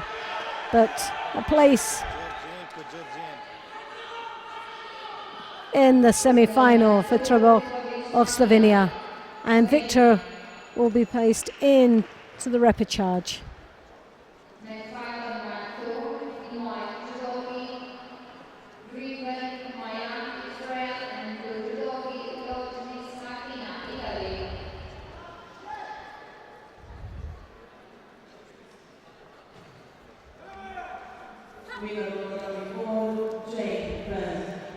So now we'll come back to the 57 kilo category, which is the repechage now of this weight division, and two very outstanding performers throughout the day is who we're seeing right now.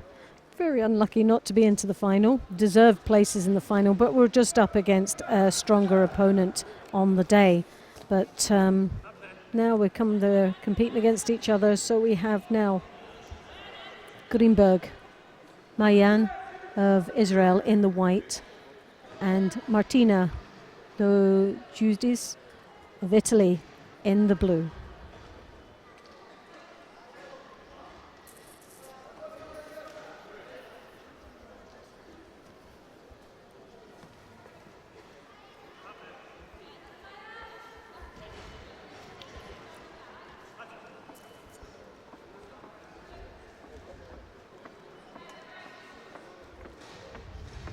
So if you just joined us, I'm Loretta Cusack-Doyle on behalf of the European Judo Union. Welcome to this international event here in Romania. Napoca, an outstanding venue, and what facilities they have here for these international athletes. And all credit has to go to the Romanian Judo Federation for all their assistants and volunteers that have made this competition possible. Their hospitality and professionalism has been outstanding throughout the day, and full credit to them, and our appreciation goes out to Romania.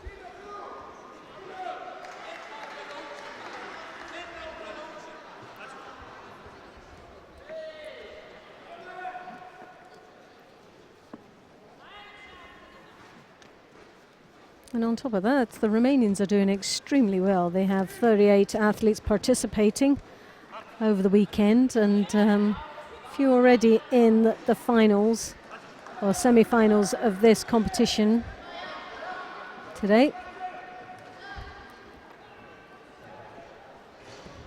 No surprises for the young ladies, 48s and 52 kilos. Very strong weight divisions for Romania. And no surprises in the outcome of finals, I would have thought.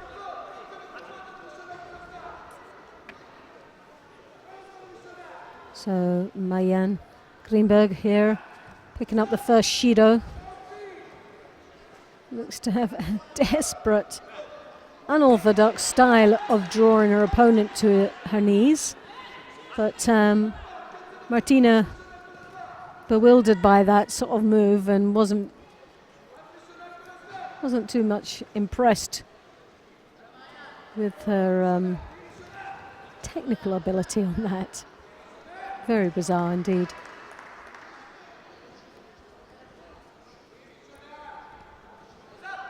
We'll attack 1 for 1 here. Very little in it between these two young ladies.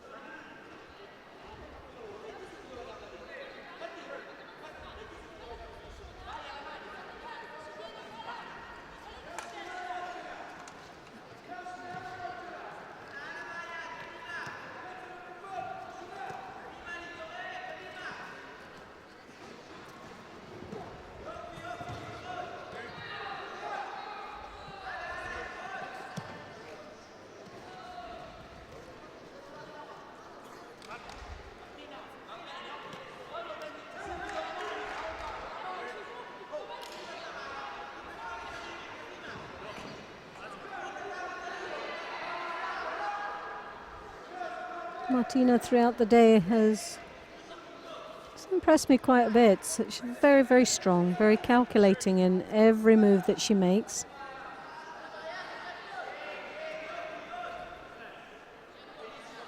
doesn't seem to suffer fools lightly. And body language shows so much determination and confidence, which is always nice to see. Even under extreme pressures, seems to stay very calculating and cool under the pressure.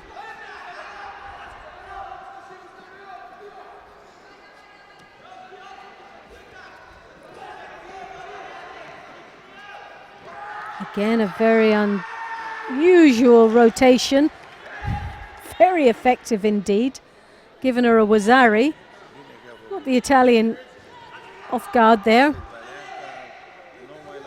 Totally believed that it was a situation that she didn't really, it was like a Yoko Wakari, but just using the lapels, rotating the head under.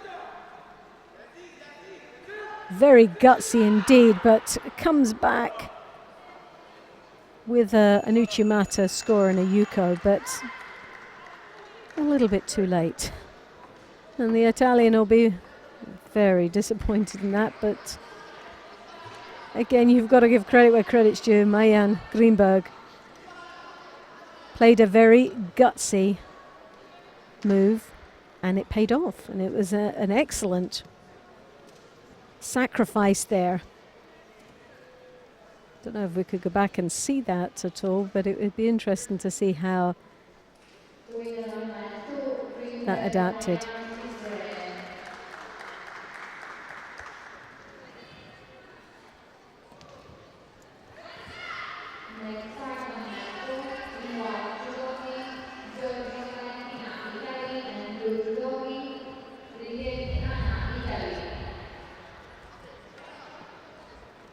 So we have an all-Italian next match, and sadly that's only one could go through, but you had 4 in this weight category, obviously all looking for selection places, but what depth in the Italian team to have 4 very, very strong international athletes participating here. Wonderful thought to have as a coach, that you have such depth and experiences through your weight categories. And Grigoris Valentina of Italy in the white, and we have Guglielmi of Anna, Italy in the blue.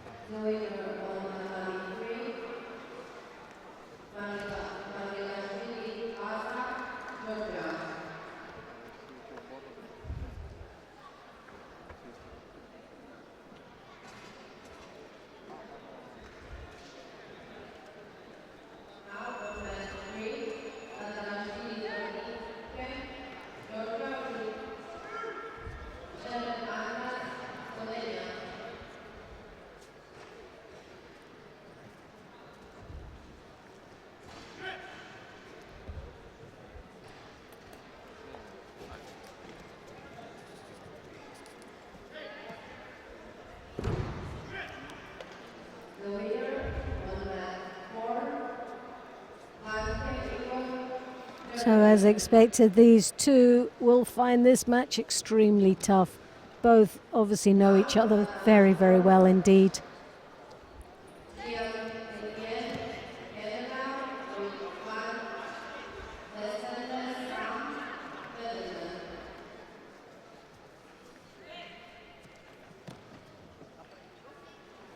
But surprised out there that you have the national coach on one side of the mat, on the side of Valentina.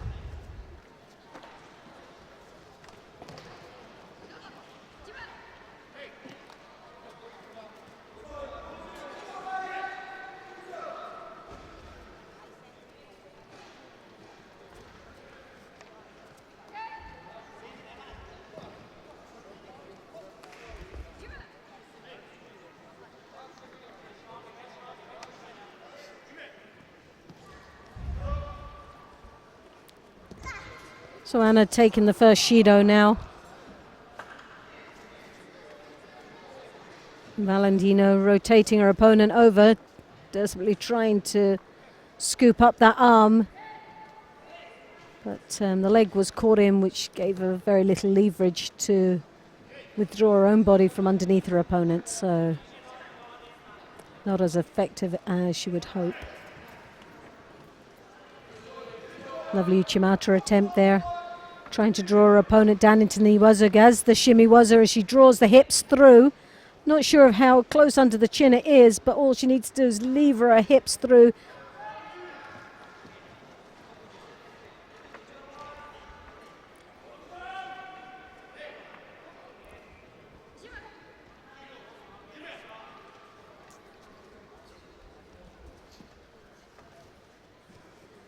Well, Anna seems to be all arms and all legs, making her very, very dangerous indeed. Doesn't seem to have a game plan at all, just either throwing it in and hoping for the best. Possibly a situation she has very little to lose and all to gain, so makes her much more gutsier out there. Valentina, pressure on this young lady to perform, and definitely against her own teammate. Oh, and a lovely Uchimata. Wazari scored. So Yuko and Wazari on the board, and now into Osakomi with the Kezugatami. But it doesn't stop Anna from attempting to get out of it, and full credit for this young lady. She gave all she had, but obviously up against a very, very tough opponent. So Valentina Grigoris goes through to the next round of this repechage of the women's 57 kilos.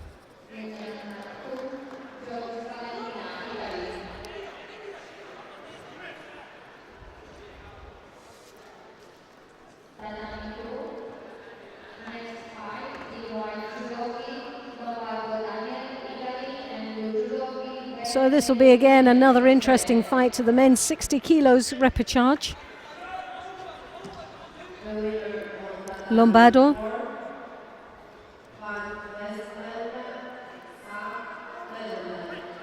from Italy in the white, and Ben David Daniel in the blue.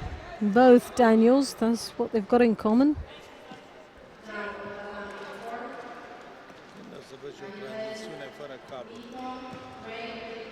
And a great start for these two young men.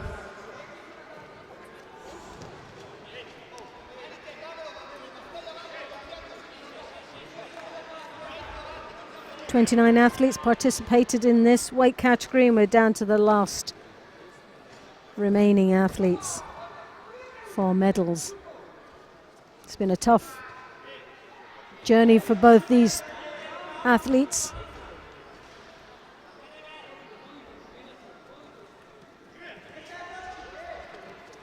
Oh, and a lovely Koichigak. Scoring a Wazari there, very swiftly done from the Italian. Very nice indeed.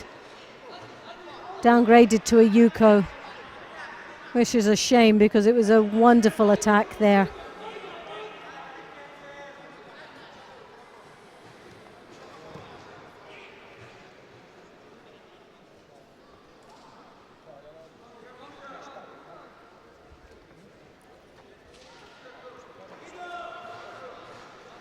And Davey looking to opening with his feet and then coming under with the drop Cianagi. But he's got his work cut out. Both these men, opposite anybody else within this weight category, would most probably be the shorter of the opponents.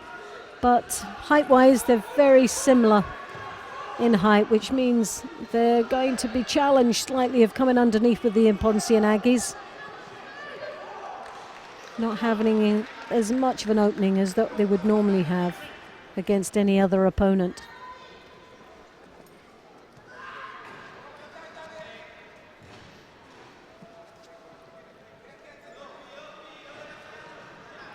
The Italian putting in a drop, Cianagi, not very convincing at all. Very lucky not to be penalised.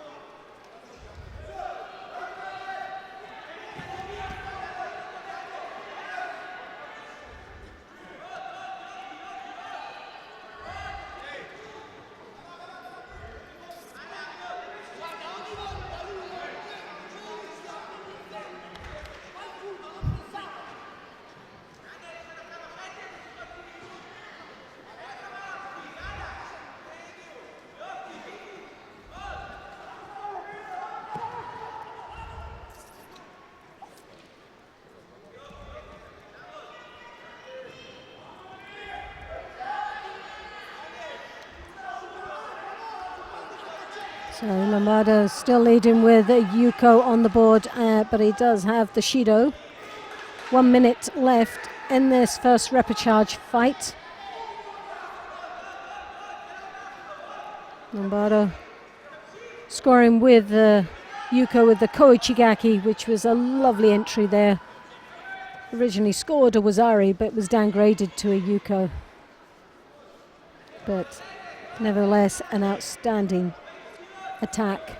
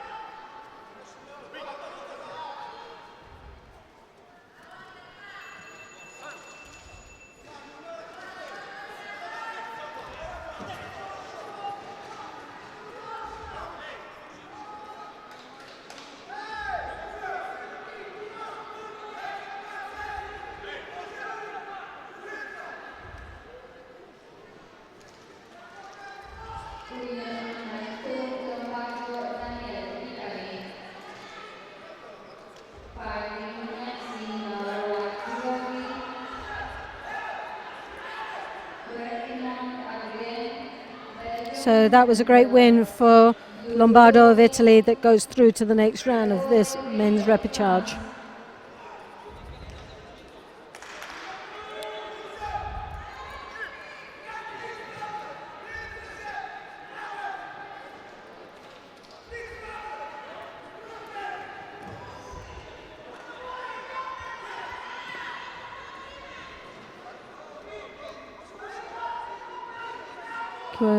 Cuauhtémont of Belgium in the white now, and he's up against Libodek of France in the blue.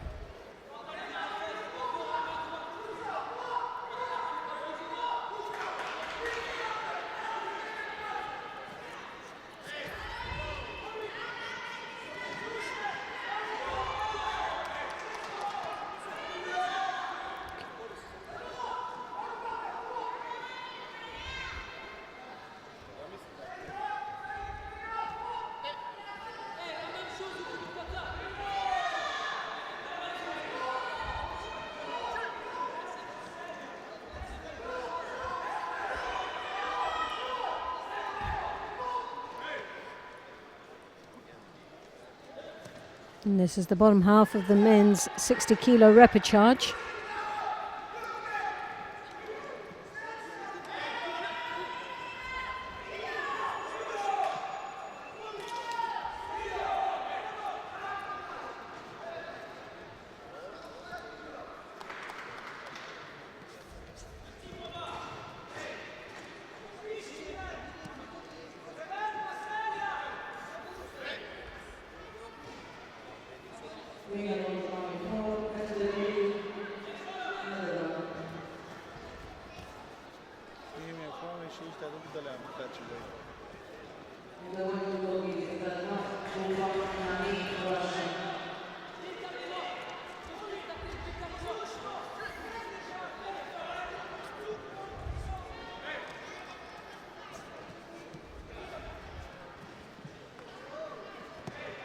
Nice drop Cianagi there, still persevering with it. As it comes out, Richmond comes through looking for the opportunity there in the Niwaza. Tying up the head, and you can see that jacket being wrapped around to pile pressure on the shoulder. Adding a little bit of extra leverage and control to free up his hands to be able to get that leg out. Now, the referee's doing well to keep it, but it's looking unlikely that he would have got the leg out, so Adrian did very well to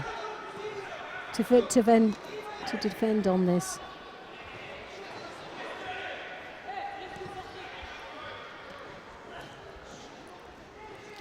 So 2 minutes 46 seconds left in this contest. Victor piling a little bit more extra pressure on the Adrian. A Shido each on the board. Very, very close match indeed. Victor looking up at the referee there as if to say, what are you going to do about that? But I don't think the referee is too convinced.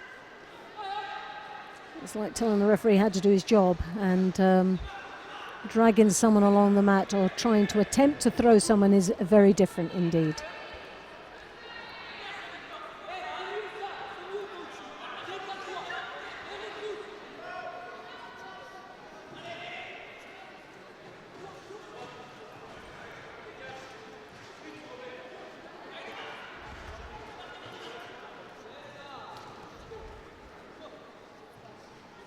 And we've got coming up very shortly is Luis Kibo in the semi-finals of the men's 66 kilos.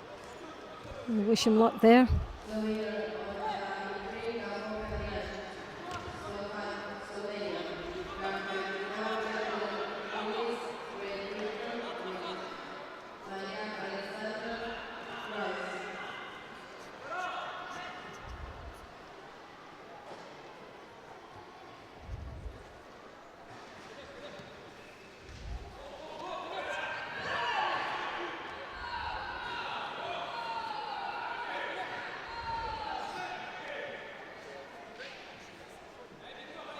So a minute and a half left. Very, very close match indeed.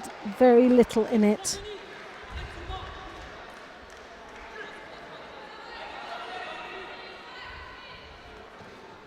Both desperately battling to get control.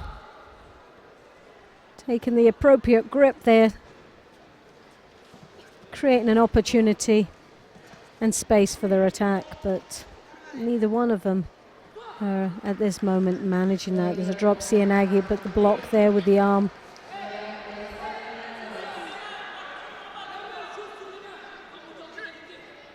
Victor displaying a few naive reactions there, thinking that if your opponent goes down and you bring your arms off the mat, it's an automatic mate. Well, all that's doing is taking your eye off the ball and your hands off your opponent. So it can cost you dearly, making silly junior type bet.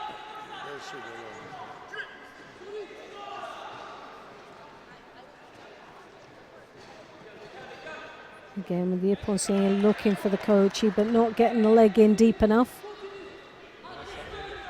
Adrian just being one in front, and I think Victor could possibly looking at, he's got to be careful, he could be looking at another Shido with 35 seconds to go. He's desperately trying to get that deep belt grip.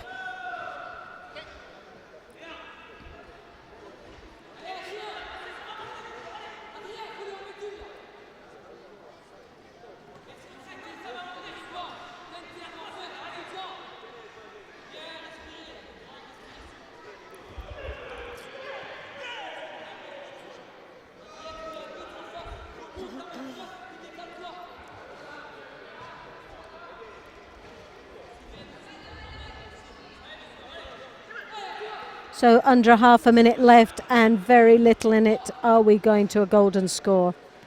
Well, based on this performance, I hope not. I hope someone comes up and is gutsy enough to go for it. 11 seconds to go. And we'll just see who's going to be the braver of these two men.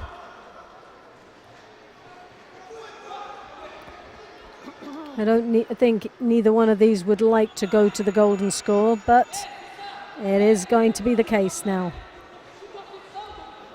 So the second golden score that I've seen so far. I'm sure there's been one or two more, but as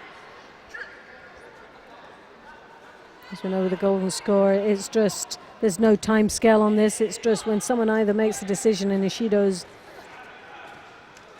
makes an error and a Shido is called, or a score is on the board.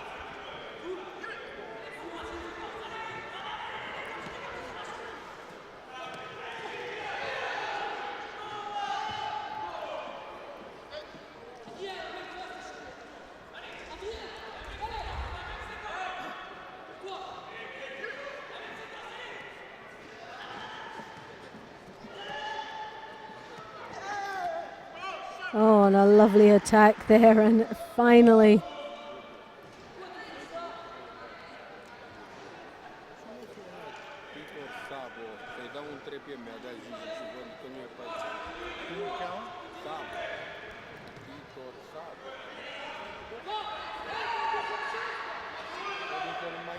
so the Ippon's taken away and it's still continuing. So how can you go from Ippon to nothing? Well, it'd be nice to have replayed that to see where it was coming from, but obviously the care system replayed, checked, which is a good thing about the care system. That would have been all over and done with for Belgium, but he gets another opportunity to come back. It's not all done. It's like a cat with 9 lives, this man. So just under a minute gone in the golden score, still nothing in it. Victor, obviously the closest.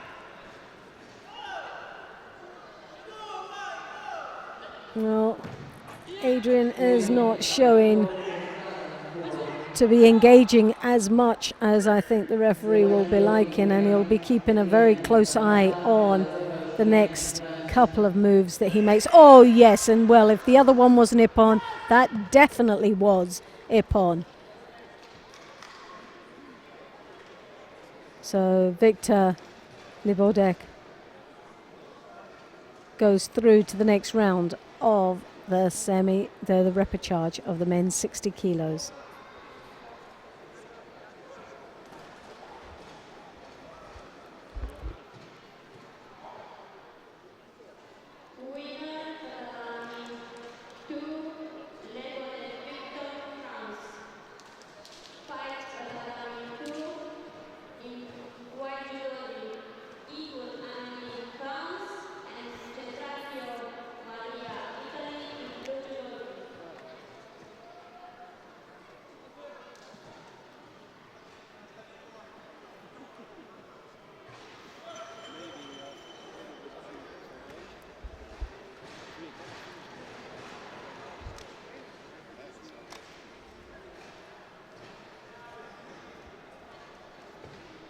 So now we come to the women's semi-finals. A place in the final of the women's 57 kilos. Emilia Guiha of France in the white. Maria Centracino in the blue from Italy. Oh, and a lovely drop Cianaghi. A great start for Emilia.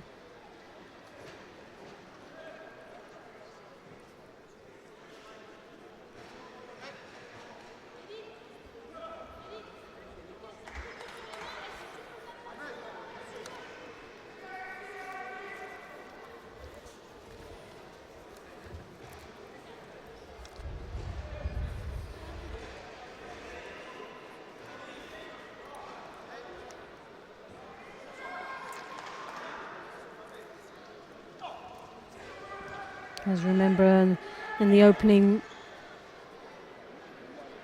first match out for Emilia, she defeated our own Connie Ramsey of Great Britain.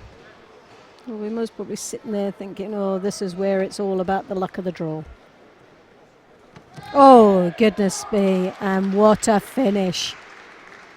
Makakomi there for Ippon. Couldn't ask for any better than that, and a very convincing win and place in the final of this women's 57 kilos. At least Connie can keep her head up high and say, well, she lost to a finalist. Very tough draw for our Connie Ramsey, and along with Greenberg and Martina Lojudis that she defeated on the way through to this final.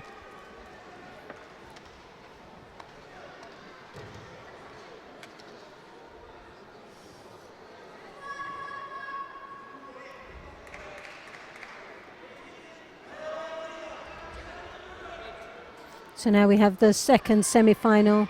Amron Emilia from Switzerland in the white.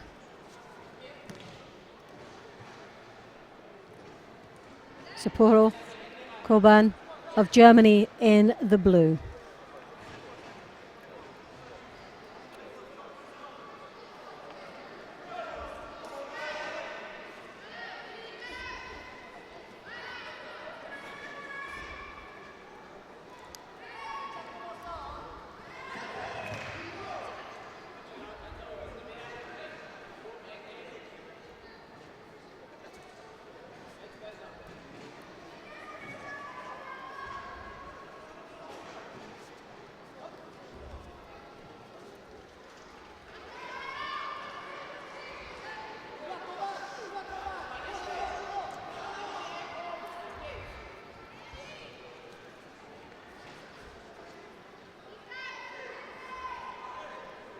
Oh, lovely Koichi Gary there, and swiftly down into the Niwaza, looking for the arm lock, and the Juju Katami's there, and Ippon! What a fantastic finish, and a wonderful opportunity now in the final against the French Guiha.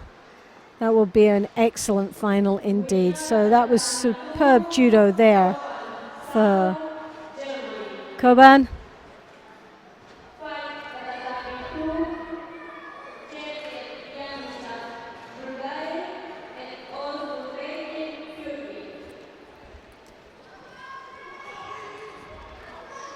So Amaran will go down to fight for a place in the final for the bronze medal.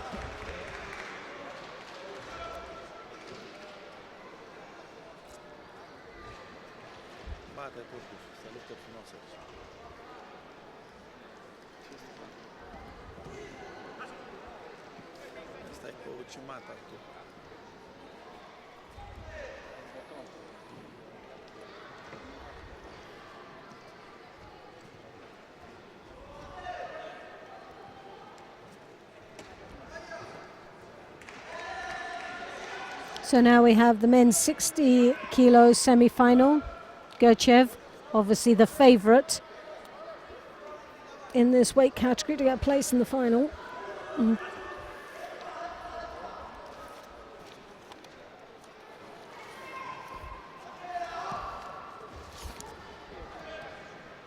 And hoping to better his performance from last year where he took the silver medal. But he's up against this very impressive Turkish contender, Ozlu Becker, has had a very impressive run through to this position right now.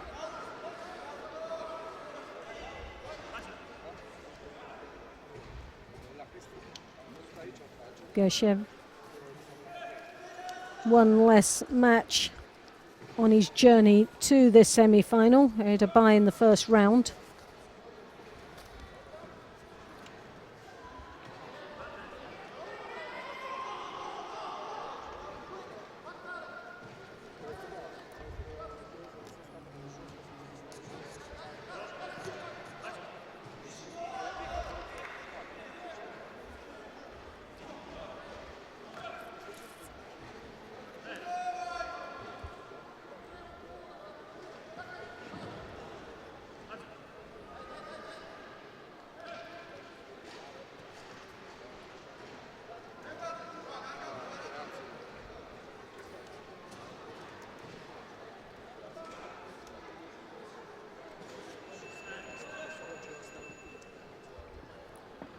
So a minute and a half gone in this contest.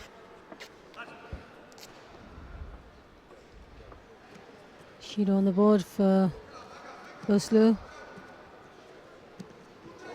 Oh yes, and Ippon.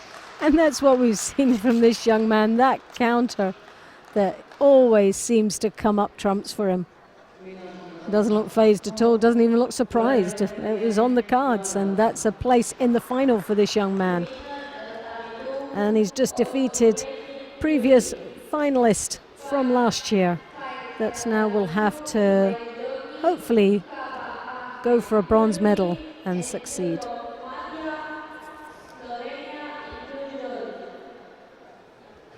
That was a very good win for Oslo of Turkey.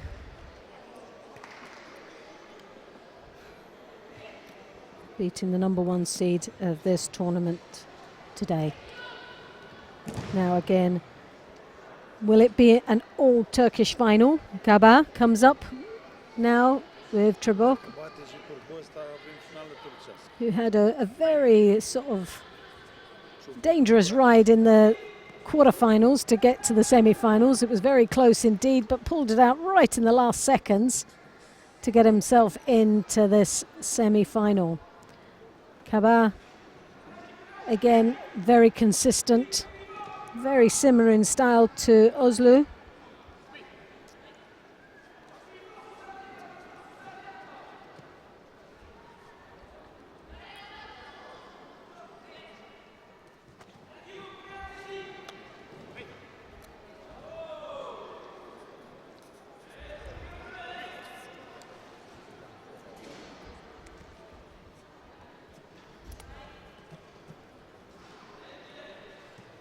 Now looking for the Niwaza, Shimiwaza. I'm not sure if it's there.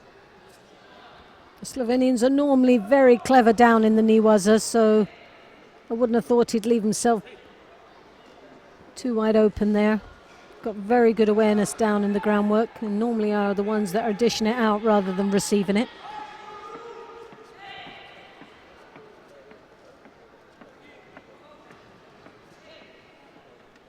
New flurry of attacks with the Ashiwaza, trying to create an opportunity, opening his opponent in, out for the Sienagi that it normally does. There's a little of attempt there of a Tai Toshi, but left himself really on off balance. And now that choke is on, and oh my goodness me, so close.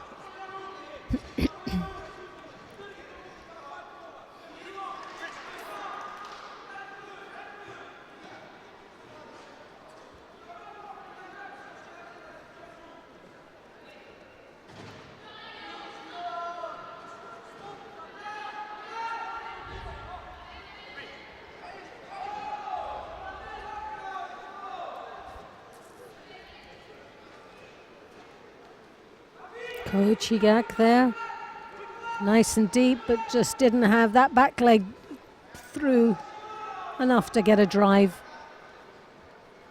forward on it, but still a great attack, lovely entry there for the Uchimata. Two good attacks there from Kaba.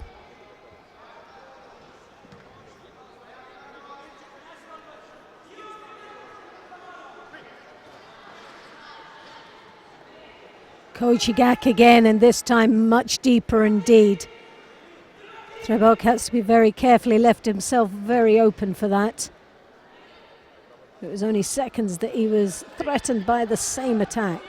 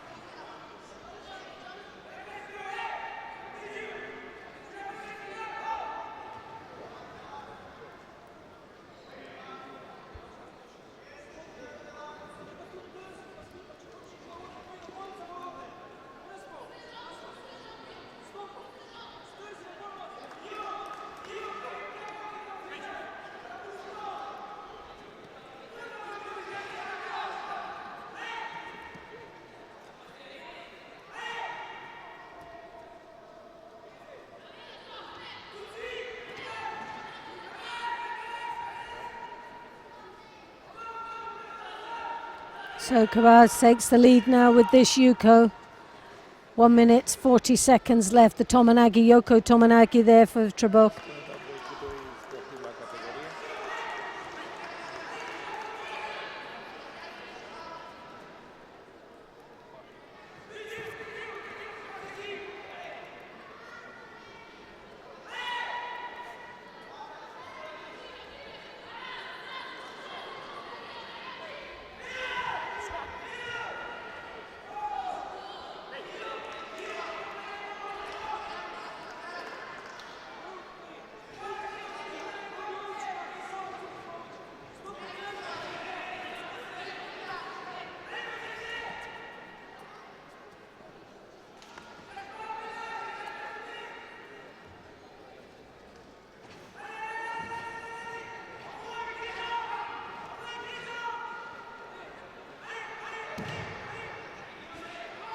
So last minute, and the lead is still with Turkey. Is this going to be an all-Turkish final?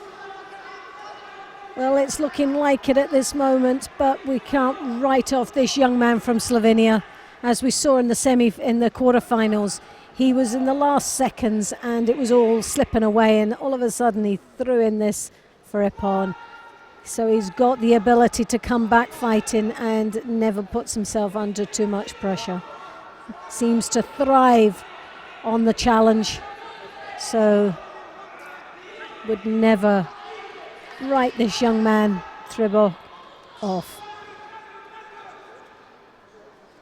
As you can see, great attack there, but still now semi-finals ticking, the clock is going down, and what a position to be in. A Yuko on the board. Ahmet Sahin Kaba, will he join his teammate in that final? And Uchimata again, a lovely attack from Ahmet Sahin. But he's left his neck open. I don't know how close that is for Ipon, but the clock ticks away. 10 seconds to go. Mate's called. Only 10 seconds, but I still wouldn't want to write Trebok off.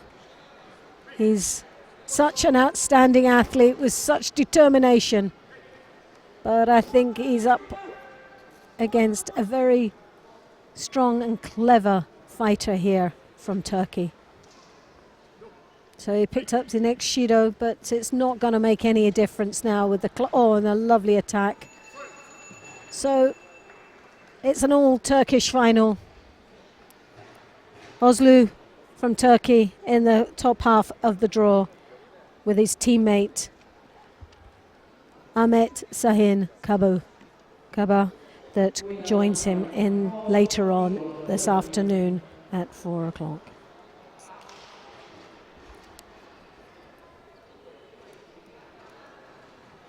That'll be a very interesting fight indeed. Both athletes very similar in fighting. Very, very similar indeed. So I wonder how this will all pan out.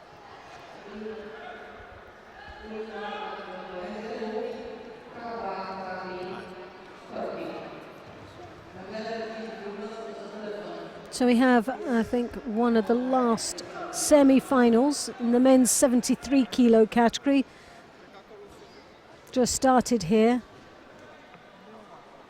Van de Westen, Sam of the Netherlands in the white, and he's up against Dmytro Kanevets of Ukraine in the blue.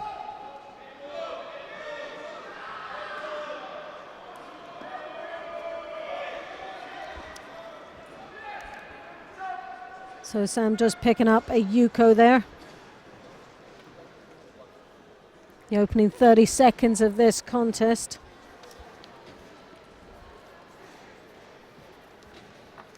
Well, if you've just joined us, well, you've missed out on some very exciting judo indeed. But if you have been with us all the way through, I'm sure you'll agree with me that it has been some wonderful judo displayed here today.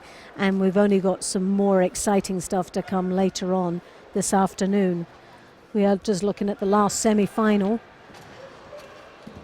where Kanevets Dmytro has now just scored a Wazari to take the lead, and this is really going to be an exciting finish to this first half of today's action. For those that are going to join us later on to see the final block bronze medal contest and the finals and the award ceremony, this will start at 4 o'clock. But before then will be our opening ceremony, and I believe it's most probably going to be roughly between 3:15 to 3:30.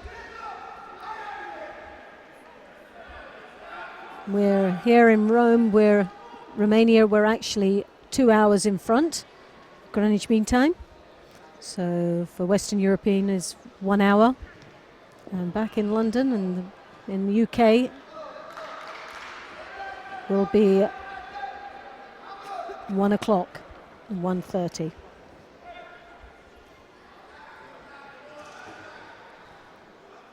So Kanevets here, Dmytro, showing all the class that he is and has. Even with his head wrapped up there, he's had some war. Oh, what a control there. Van de Westen, Sam, takes a place in the final. And where we thought it was all sewn up there for Dmytro Kanevets, he lost that control as he was driving forward on his attack, and great awareness from Sam.